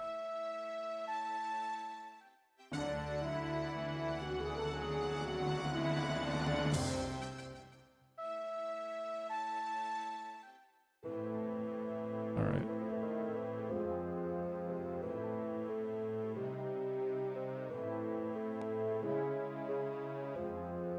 Celestra? Was that what it was called? The cave. I don't think okay. You walk towards the cave, but as you get closer, you get to feel fear gnaw at your insides. You felt fear before. Okay. Magic. Magic. Magic.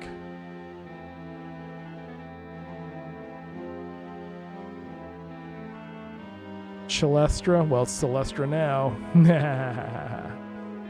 Moo ha ha ha.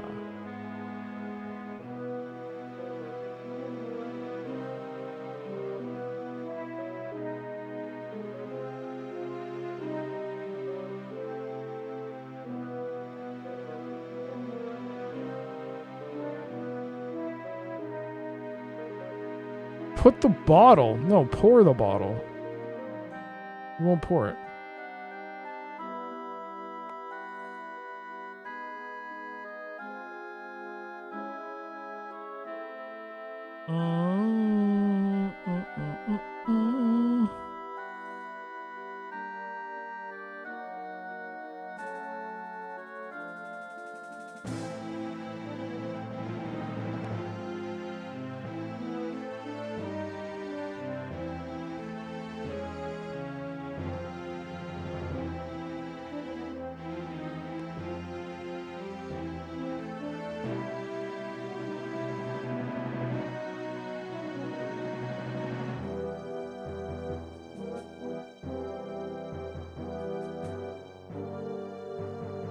Is there something? A shimmering city lies to the west. Water. A cave. Or ship.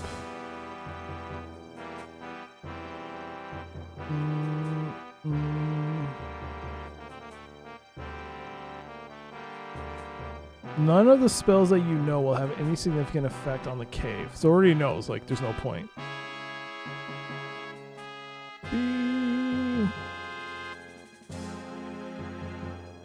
Why did it still give me the key ring?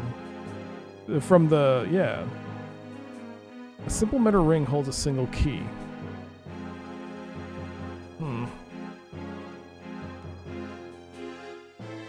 It's almost 11, man.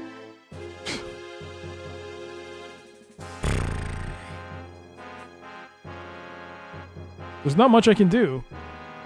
There's not much I can do. I can't enter the cave as I am. There's a rock pile. I filled up the water. I filled up the bottle with water. I can take control of the dog. And then when the dog comes here, he suddenly pops here, which means maybe I have to put something here on the ground for the dog. But that doesn't make sense. I have nothing that he would want. He doesn't want anything. You recognize the spell from Balthazar's book. It is a warding spell designed to keep out foreign magic.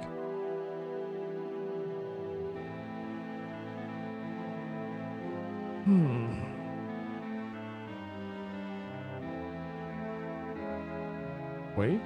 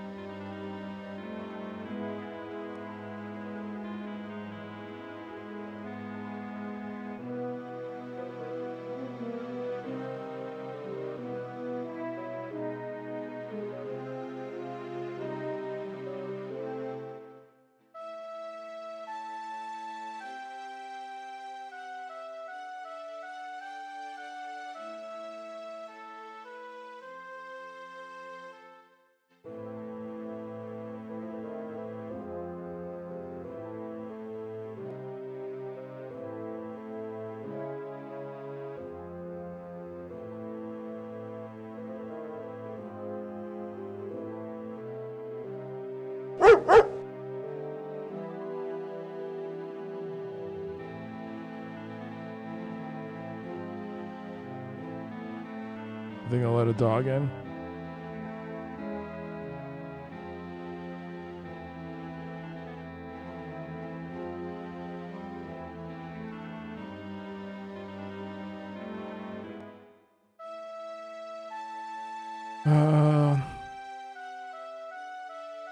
Talk to Haplo.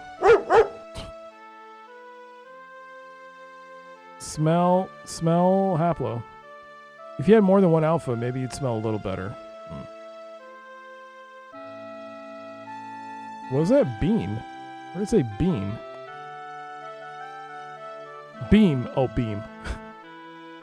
Beam.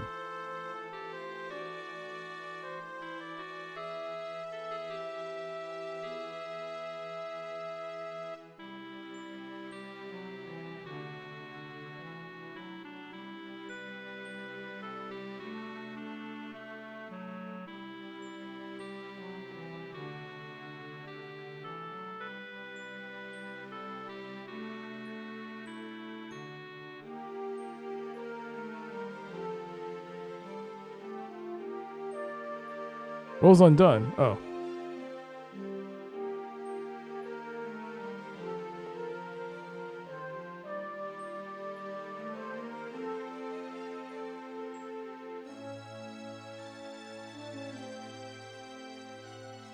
Well, I can't put the pendant on the dog.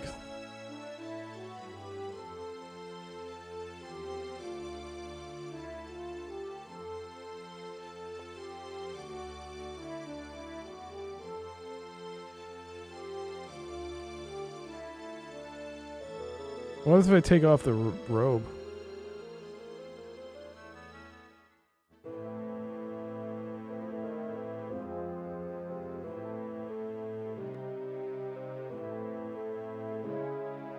You press on the stone with all your might, but fail to even dent it.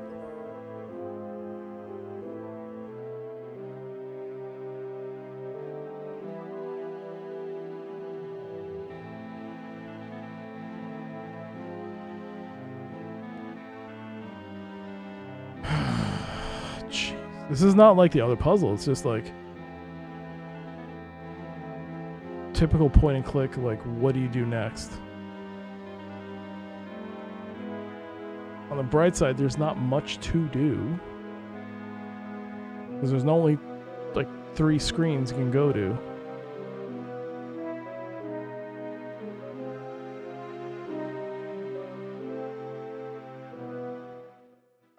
I was really hoping to finish this today.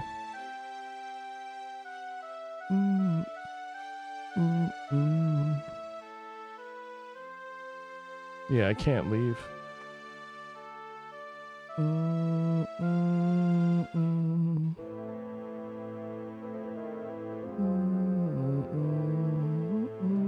I can use magic on the water?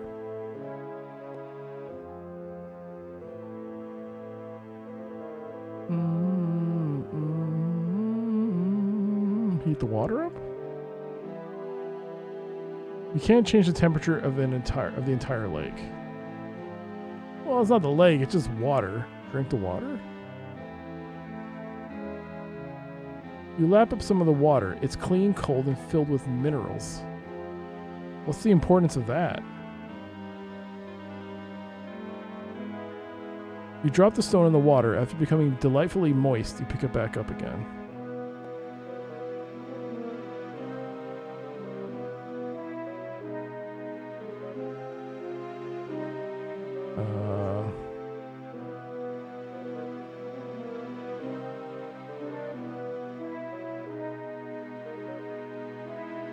This cloth isn't the faster picker-upper.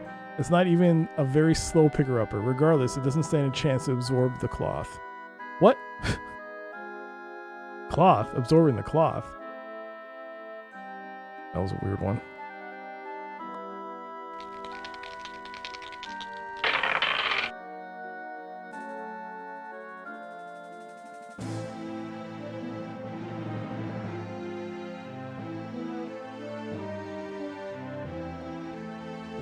Far too narrow.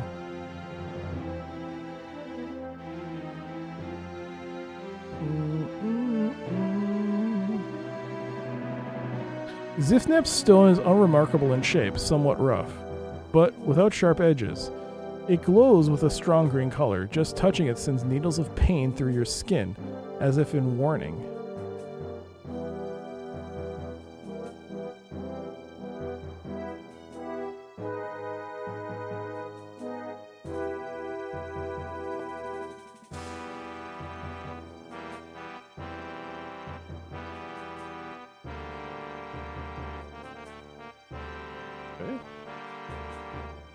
That was weird.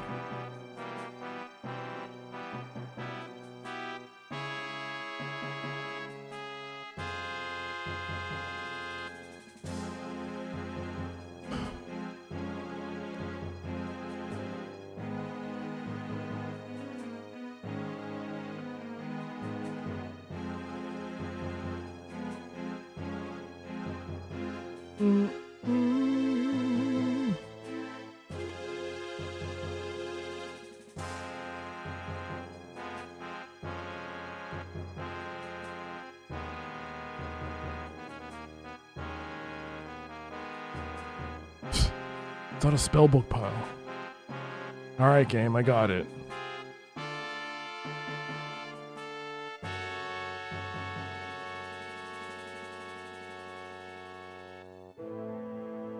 Why would you need the resurrection spell?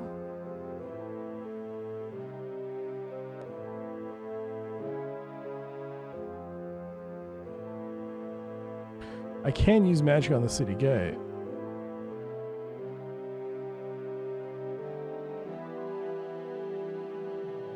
There's no rune.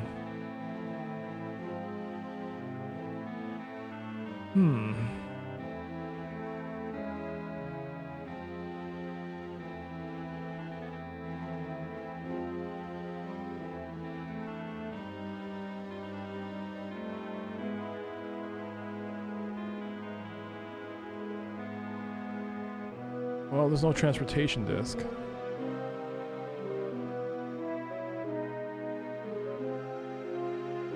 Let's resurrect the gate. The city gate isn't a dead body.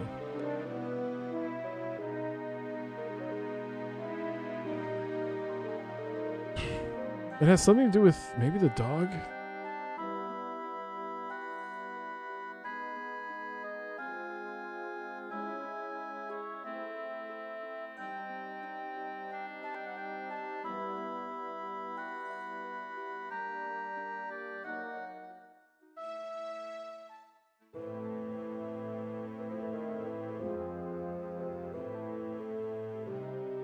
Alright, then he pops back here. So, this has to be part of the game. Like, this is not a bug. This is like... I mean, this look is a bug, but the fact that he pops up means that something has to be dropped here for the dog to take?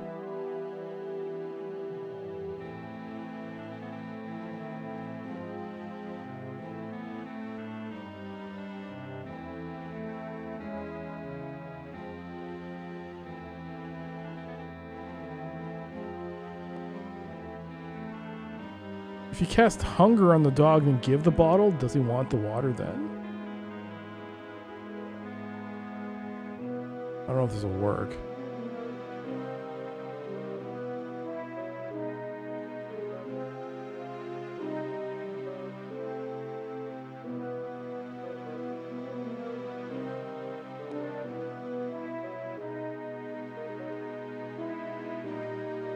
What do you mean? His stomach is growling. He's hungry. Eat the damn bread, even though it's not supposed to be in our inventory.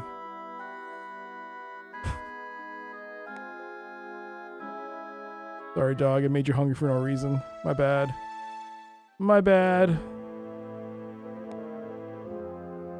Now he's just stuck here, and I no longer have the rock pile to... The dog isn't going there unless he wants to go. Oh my god.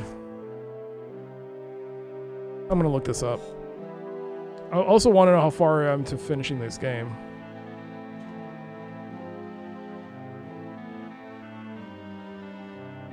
Guess I'm gonna take a hint.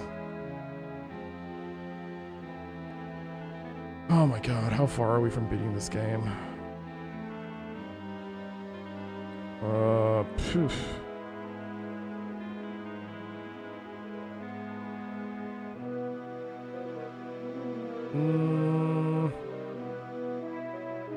Well, I'm gonna take a hint. I guess we can finish this today. We can try to finish this today. Is that a hint? Third hint. Okay. I'm in Telestria, right? No. I'm in Chelstria.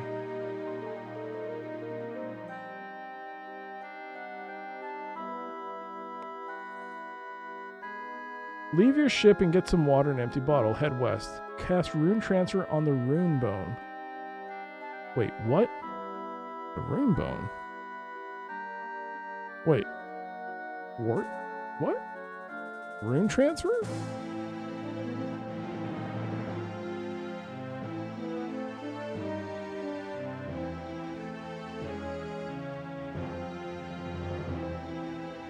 The word spell?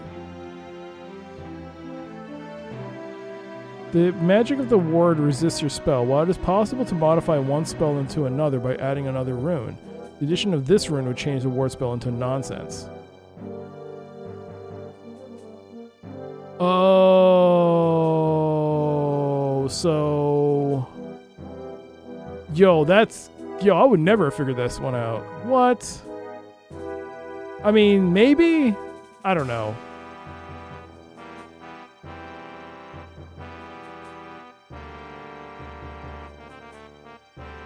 No, I don't know.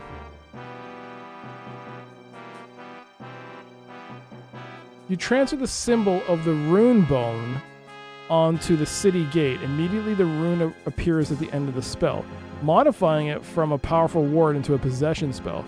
Since the possession spell has none of the qualities of a warding spell, indeed, it is a very useless spell to place upon a city gate, the magic dome falls away to reveal the glistening capital city of the Sartan. The sight takes your breath away. You find it very hard to regain your lost breath as you are struck by a wave of terror. All the glimmerings you've experienced before this are nothing compared to the fear that grips you. You've never, ever been so afraid. The sheer emotional impact throws you to your knees. Blood rushes in your ears. A shriek emerges from the depths of your being.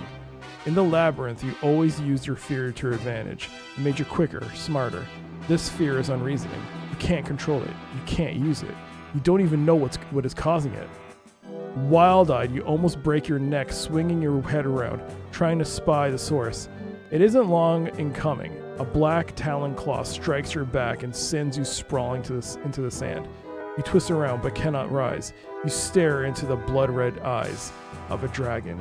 They show you your death and you can but gibber in response. They show you your death and you can but gibber in response. Ah, a patron. I hope that if I let you live and watched for a while, you would succeed where I have failed for so many, many years. And you have. You have opened the city to me. My magic was useless against that infernal spell. But you understand those mystic runes. You changed it somehow. I am grateful to you, patron. In return, I will give you a quick death. Painful to be certain, but quick. Oh boy. You find that words completely fail you. You lie helpless, trembling under the claw of this dragon. He rears back, inhaling. Flames leak from his nose and mouth. When he appears about ready to loose his fiery blast, something catches his eye. Immediately he curtails his attack to stare at the brightly glowing stone that Zifnap gave you. What is this? This wasn't made by the puny rune magic that you use. How did you come by it? You can't even form the first word of an answer, and it seems that this dragon doesn't really expect one. His other foreclaw reaches out and delicately removes a stone from your possession. He draws the stone up to his eye for a close inspection. In reaction, he hisses and roars and waves his neck back and forth, wildly, sinuously, spouting flame everywhere. This should not exist! It is impossible! There is only me, Sangdrax! I am the way! His eye. Don't mind if I relieve you of this stone, do you? You will certainly have no need of it shortly. His eyes narrow and fix on you once more. When he speaks, his voice is more controlled. He tosses the stone away. It falls on a pile of rocks of similar shape and size. The only way you can distinguish it from the others is by its shine, which is like the sun. Suddenly, you take notice of a furry form splayed on the ground. You realize that your dog has been silently crawling towards you on its belly, braving the aura of fear that keeps you helpless. Every inch is a struggle, but it seems that at any second the dog will bolt, but it keeps coming. When it gets near, a quaint whimper escapes its throat, barely audible, but loud enough to attract the attention of the dragon. This is your rescue? A life form lower than yourself? I will give it this. The dog is certainly braver than you, patron. Good laugh. The dragon rears back and fills the cavern with laughter. Cavern? I'm in a cavern? This gives the dog just enough time to crawl within reach. It looks at you plaintively, even puts its muzzle into your outstretched hand. Perhaps the dog is wishing you a fond farewell. It knows what is about to happen. I was simply going to kill you, but I've reconsidered. I won't merely end your life, patron. I will eliminate every trace of you. I am going to destroy your soul. You will no longer exist on this or any other plane. You should not have brought that stone into my presence. Prepare yourself for oblivion, patron. Boy, I think I'm dead. The dragon rears back again. You assume that no distraction is going to keep it from completing its task this time. You take one look at your struggling companion and draw some strength from his bravery. You might have the herewithal to do something, if only you can figure out what to do. So, possess the dog. Then the dog picks up the stone. Shh, but the dog's blocking it. I don't know. 20 points. Save the game. Alright, spell on the dog. He's dripping. Possession.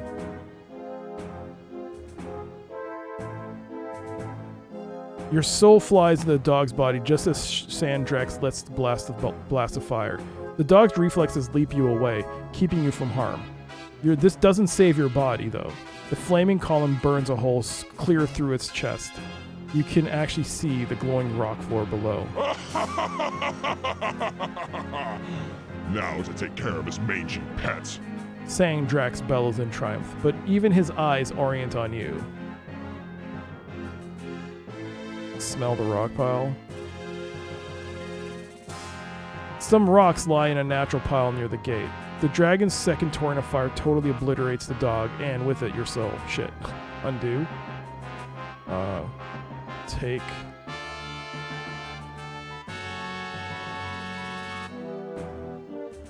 the bulk of the dragon... You bolt into the city, narrowly missing the dragon's second torrent of flame.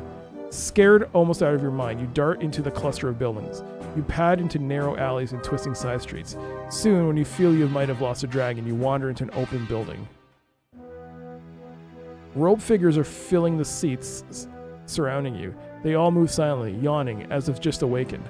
A man in note front notices you and approaches. This is the meetings chamber of the Sartan High Council. Seats ring the speaking area where you stand.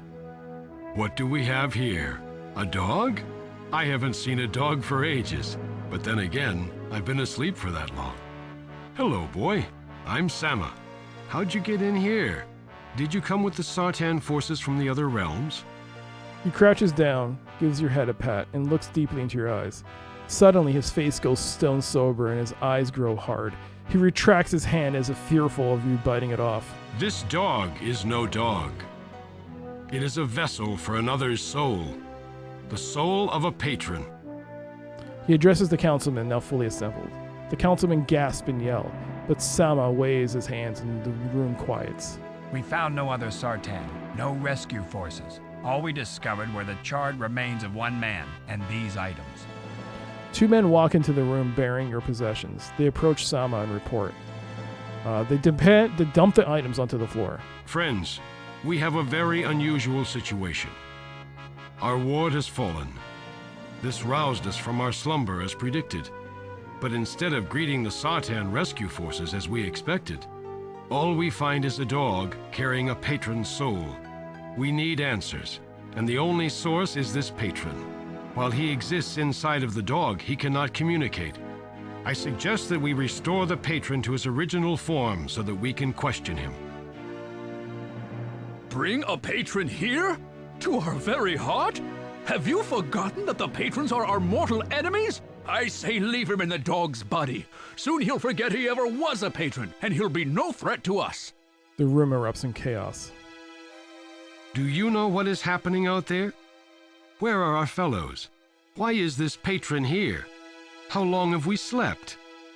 It is very possible that the patrons have been rehabilitated as intended. Perhaps this is our rescuer. Is this how you would treat such a guest? No. We shall restore him, and we shall have our questions answered then. It is the only way. Sama smiles. Whatever you might think of me, Councilman, I am no fool.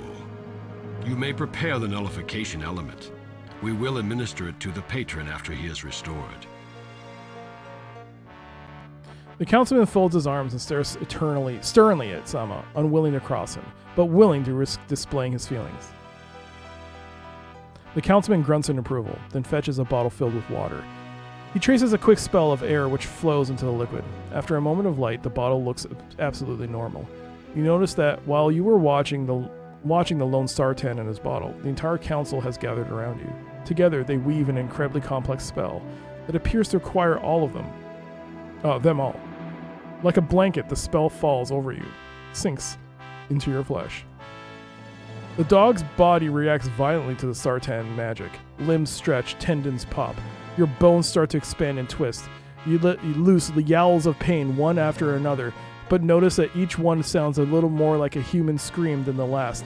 Finally, you lay on the ground, panting and hurting, but in what seems to be your old comfortable body. You feel hands draw you up and clothe you in the garments that remain from the dragon's attack. Then someone pours cool, clear water down your throat. You accept it eagerly. Oh no, the dog! What have you done to me, Sartan? You've taken my magic away! You drink all the water offered and soon notice a tingling sensation. Somehow the water has removed your ability to cast spells. You are as helpless as a newborn against these Sartan. Calm, my friend. What we have done is temporary, and for your protection as much as ours. You have imbibed some nullified water. This eliminates all of your magical possibilities. While you cannot bring any possibilities into this reality, neither can any be placed upon you. This means that although you cannot cast any spells, you are invulnerable to others' magic as well. You have been nullified. It will continue for only as long as we need to question you. Now let us begin. Who are you? Why are you here? How did you get into the city?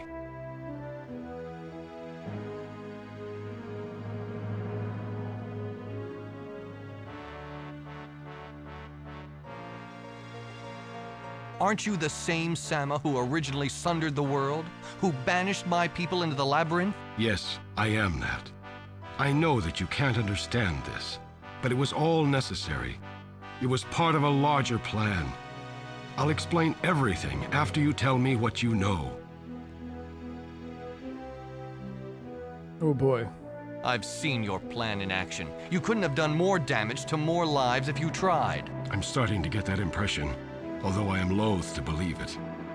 If you would tell me your story, I would understand much better. Do you know how long you've been sleeping? Not really. I'm starting to think that it may have been much longer than I intended.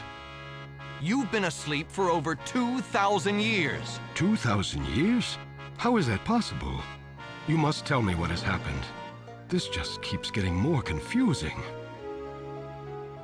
I'm not gonna do that. I'm not talking. That's so stupid. Why should I trust you? I'm not sure why you shouldn't. I don't even know if we should be enemies. I'm relying on you to tell me this. I'll make you this promise. If you are honest and forthright with me, I will respond to you in kind. I'll answer any questions you have. Now please, tell me what you know. All right, Sartan. You want the truth? I'll give it to you. You launch into a tirade, personally blaming the Sama for leaving the labyrinth masterless, turning into a slaughterhouse that thirsted for your people's death. You recount the thousands of years of struggle and bloodshed which even now plagues your race. You describe your lord's unprecedented escape, and tell how he selflessly and safely led others, including yourself, out of the labyrinth. You state that his thirst for revenge against the Sartan is unequaled. If you kill me, others will follow. Even now, our army outnumbers that of the surviving Sartan. I've seen your forces. I know where they are, and I know that my lord will destroy them effortlessly. You can't win. You continue by recounting your experiences and describing the state of the Sartan on each of the worlds. Sama cries openly at the description of the dead Sartan and the crystal resting places on Aranius. Aranaris. Whatever. He seems genuinely confused by the antics of Zifneb and Pyron. He recoils on learning of the practice of necromancy on Abernac, and he listens closely to the account of your battle with Sangdrax and of your escape. I have much to say about what you have told me. Your people, you have been wronged. I wish I could change what has happened, but I cannot. It seems that we took on far too much. We thought we were gods, that we were infallible. We weren't. And both of our races have paid the price. However insane you think it might have been, there was a purpose to the plan. We tried to create worlds in which the Mensch would thrive once they were united and the realms were interconnected. What your Lord seeks to do is collect all of the seal pieces to reform the original world. He doesn't understand what this means. His efforts will result in the death of many of the Mensch left alive in the new realms. Oh, hi there, Kira. Oh my god, it's 11:15. I gotta play Balatro. I got another stream of this. So... Perhaps he does understand.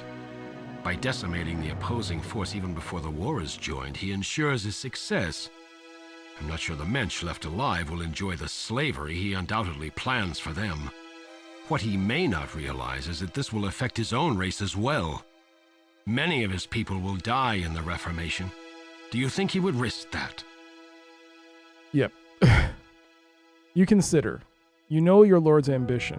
From his research, he probably already knows how the Reformation will affect the Mensch, and you suspect that he may be willing to sacrifice his own people to further the cause of conquest. You understand that he views you individually as expendable, but just how far does his view of expendability extend? He has claimed in the past that there are always casualties in war. You may be right, Sama. I'm not sure about your plan, but perhaps the Reformation isn't the correct path. I'll return to my lord and discuss it. For now, I'll leave your seal piece here. I'm very glad that you see things this way. I hope that we can begin a new era of peace together. Go back to your lord. Tell him that I will gladly speak with him. But I have one important question before you go. What exactly happened to Sandrax after you escaped from him? I don't know. As you consider the question, one of the men who brought your possessions into the room begins to writhe. He tears off his robe and metamorphosizes into the gigantic shape of Sandrax. Okay. The Sartan dive for safety behind the benches. Only Sama and yourself remain standing in the open. Sandrax ignores the assembly, glides over to the seal piece upon the wall, and grabs it between two talons. Thank you, patron, for painting such a vivid picture of all of the worlds, including your own. That lovely place called the Labyrinth. Definitely a realm after my own heart. You see, I feed on fear and chaos, and I can't see a better way to produce such things than by allowing your lord to proceed with his plan. However, since you appear to have lost your nerve, I'll have to take your place. The dragon's eyes focus on you, but for some reason you don't experience the wave of fear that accompanied his presence at your last meeting. Alongside of you, Sama is shivering. He looks terrified. Your lord trusts you, does he not? Especially when you are doing what he wants. I shall take your ship, go to the Nexus, and deliver this seal piece to him. I'm guessing that it will complete his collection. Then I shall lead him to the Vortex where he can perform the rite of reformation. I'm so sorry you decided to turn against your lord. I'm sure that he doesn't view traitors in a very good light. Once again, he shifts his form. You'd swear you were looking into a mirror. I do hope you won't die in the ensuing chaos. All of you. I'd love to meet you again. We have much to discuss, and an eternity of pain during which we can discuss it. He strolls out of the building before you can say a word. Holy shit. Only after the dragon is left to do the councilman emerge. Sama unclenches his jaw and forces himself to stop shaking. Can't you stop Sandrax? No, I'm afraid not. His magic is too powerful for us to oppose. When we first arrived here, we built this city and placed the Mensch inside the other sea moons. Stone-enclosed islands much like this one. Shortly thereafter, Sandrax appeared. We don't know where he came from. Unprovoked, he launched an attack against us. He never destroyed us all, just killed a few people. But it was enough to keep us scared and confused. We never had a chance to defeat him. He commands some form of magic that is foreign to us, more powerful than the rune-based magic that we use. We erected the ward around the city as a last-ditch effort against him. Evidently, it worked. The ward was designed to keep out all foreign magic. Since he consisted almost entirely of pure magic, he could not enter. We decided to enter our sleep capsules. We expected that when the others had learned that we were in danger, they would gather here to help us defeat Sangdrax. We keyed our awakening to occur when the ward had fallen, assuming that it would happen only when the other Sartan had arrived. We never dreamed that thousands of years would pass before the ward fell. Now that it has, Sangdrax is loose. Not only is he a threat to us, but with your ship, he has access to all of the worlds. And if he succeeds in causing the Reformation, we'll all probably die in the process anyway. Poof. You know, Zifnab gave me a stone to use against some ultimate evil. Do you think this might prove effective against Sangdrax? I don't know. Tell me about it. It sounds like this might be some other kind of magic. Perhaps made from the same source that created Sangdrax himself. It may be that Sangdrax is vulnerable to it. Where is it? I didn't see it along with your possessions.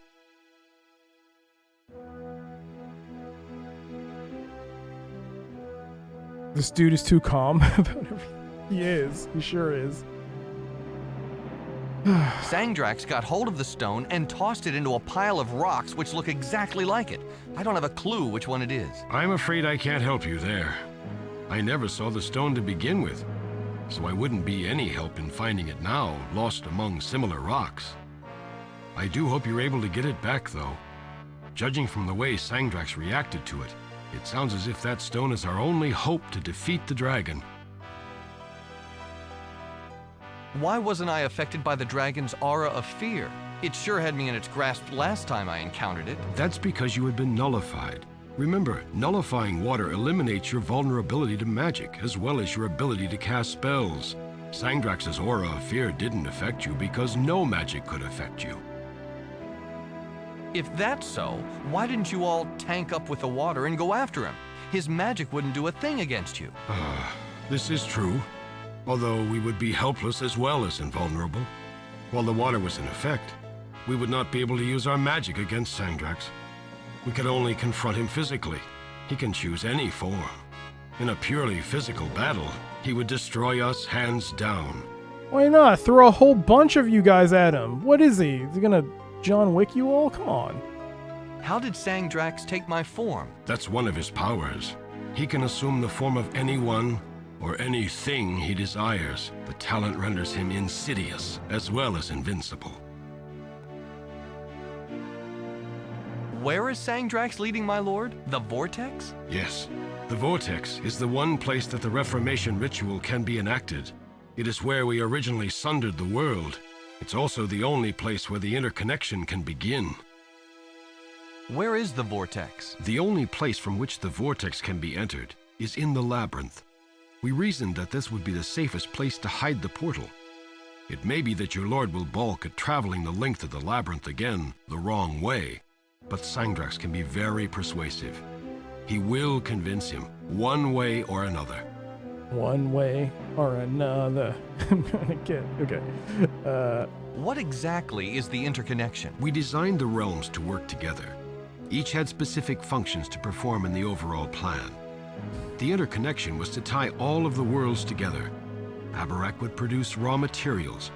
Arianas would take those materials and refine them to produce manufactured goods. Prion would supply power to the other worlds. Celestra was to provide a place for most of the people to live and purify some of the toxins from the other worlds, notably Abarak.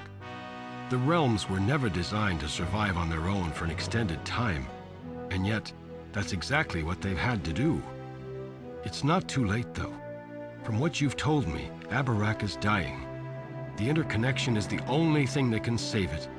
It's the only alternative to Reformation. Oh boy. How do you start the interconnection? Much like the Reformation, it requires all 5 of the seal pieces. In the center of the vortex is a floating island. It has 4 spires. Each spire represents an element: air, fire, stone, and water. The seal pieces must be placed upon each corresponding spire. Then the spell itself must be ignited. This is done by placing the focus over the correct rune and inserting the Nexus seal piece into it. Spires? Focus? What are you talking about? Well, you did ask. The floor of the island is laid out with many interconnecting runes. Each rune can be used to ignite a distinct spell. Depending on the rune you choose, the function of the spell will be different.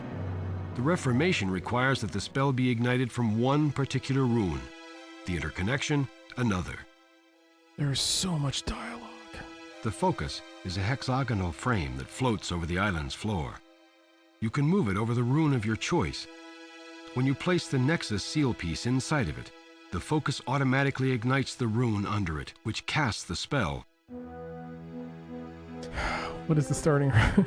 Which is the starting rune for the interconnection spell? It would be too difficult to describe. Though I will tell you that we left the focus over that rune. We intended to return and ignite the interconnection spell someday. What does that mean? We left the focus over that rune? Let's back up a step. Certainly. Oh, there's still so much. Do you have another ship that I can use to pursue him? Yes, certainly.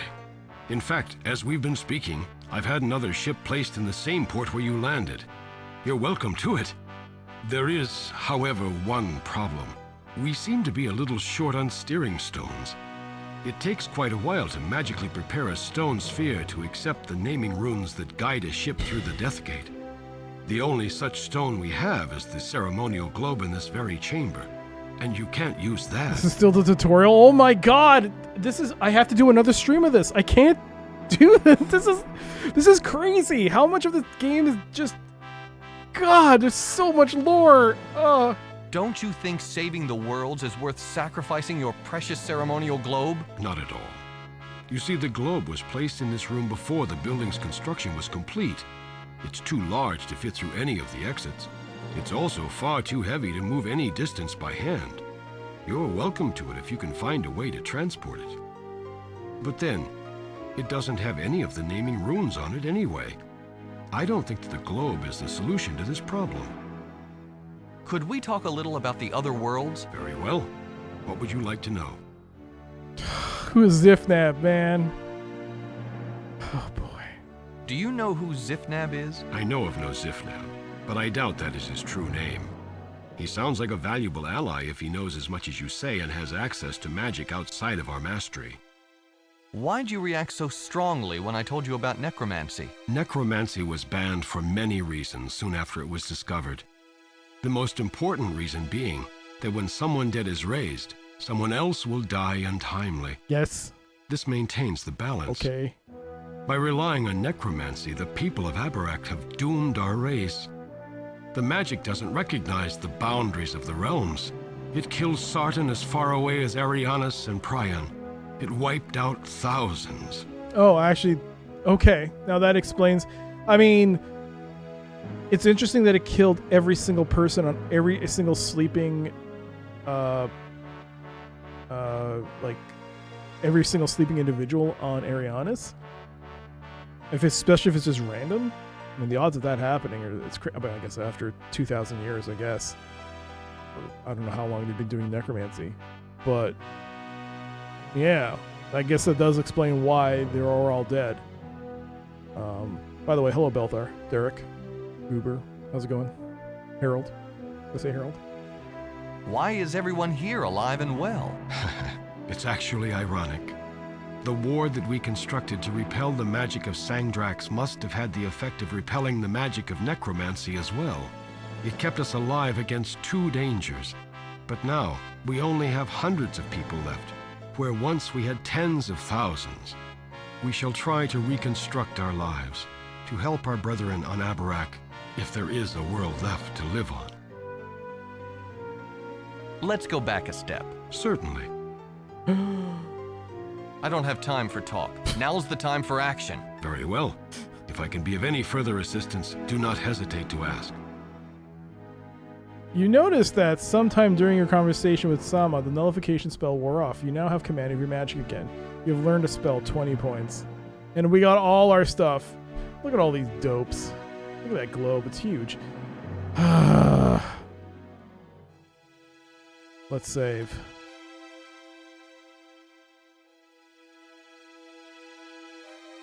Oh my god.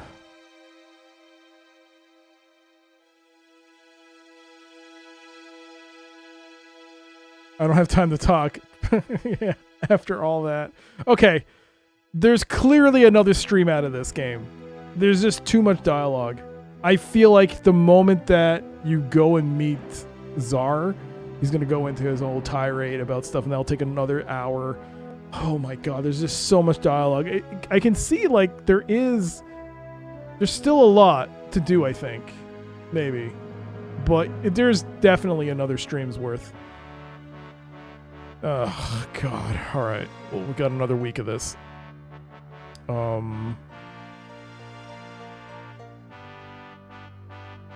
Good god. You've earned the dialogue marathon achievement. I don't actually have a game tomorrow. So maybe I can finish this tomorrow. You know what? I don't have a game tomorrow. We'll stream this tomorrow. I don't have a game. No, I finished Kathy Ray. So we'll do this tomorrow. We'll conclude this game on Monday. Tomorrow. And we have 1,000-bit unlock. But we have no 2,000-bit unlock, which means I can push the Balatro game to next week. I mean, to tomorrow. To tomorrow. I can do that to tomorrow. Yo, DC, from someone who's played this a few times, I think next stream should be the last, depending on how much time you're up for putting it in. I mean, yeah, it's going to be a full stream anyways, right? Another 5 hours. So it should be enough. It should be enough purely based on the bulk of the walkthrough. It should be enough. But I don't know. I'm taking into account just how much dialogue you have to hear. There's probably a ton of dialogue that requires another stream. Oh my god, so much dialogue. This is the toughest part of the game for me for pupper reasons. Yeah, I mean, the dialogue was there, and plus the rotating arrow puzzle sucked. It sucked. But anyways, 22 hours, 27 minutes, and 3 seconds. That was man, this game is probably the most wordiest point and click I've ever played. This is like on par with Planescape Torment, and I had to narrate that one, but I don't know, it wasn't so long with the dialogue, like just so many gaps where you're just sitting there just listening and waiting. You look forward to trying it one day? You should. Pixel Turkey, I think you'll love it. It's a good game. It's just that some of the puzzles are kind of dumb, and some of the puzzles, a couple of puzzles are dumb. And yeah, you just have to be patient with the dialogue. But I'm hopefully that tomorrow's stream will be the final stream. Speaking of which, I'm going to do Balatro tomorrow as well. It is getting late. I did start the stream late. I do apologize once again, but it was Father's Day. Had to go out. But that does it. It has a great soundtrack, though. I'll be back tomorrow with Deathgate. We'll finish Deathgate tomorrow. That means Wednesday's a new game. Friday, I hope it's Onimusha. Goddamn, capture broke. But hopefully. And Saturday, we'll see. We'll see. And then Sunday, if I can finish Deathgate, it'll definitely be a new game. I'm gonna do that now. It's a new game. It's a new game. I changed my scene stuff. So give me a second here. Where is it? New game. No, thank you all for being here. Hope you all enjoyed today's stream. Thank you so much for the just hanging out. I hope you enjoyed this session of Deathgate. We'll be back tomorrow with it, the finale. And yeah, we've got nothing on Monday anyways, and Wednesday I got to figure out what to play. I'm thinking DOS game. I'm thinking of a DOS game on Wednesday. So yeah, it's gonna be fun. Yeah. Yo, Panda, good morning to you as I end the stream. But thank you again for hanging out. Thank you so much for the support. Thank you again for the bits and the resubs and the gift subs. Thank you again, Dragoon, Rue, Pi, and Jumi. All the resubs. Thank you so much. Thank you. Before we call it a night, let me just do the chest one more time. Let's see. There you go. That's a chest right there. Look at that. Oh my god, look at all the ooh-woo. All right, look at all those ooh-woos. All right. Let's go give someone a raid. I moved everything over, so I can't see anything. Yo, have a great night, Rue. Thank you again for the support. Thank you all. Thank you, Dragoon, everybody. Thank you so much. Let's go give... Let's see. Man. Let's go from... one... Well, we do actually have...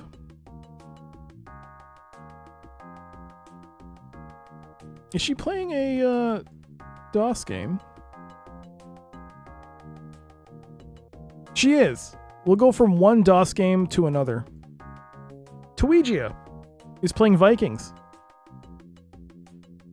The strategy of ultimate conquest. DOS good continues. DOS good gaming continues. But thanks again, everybody. Hopefully I'll catch you again for the next stream. Until then, have a great night, have a great morning. Please stay safe, and I'll see you all next time. Bye.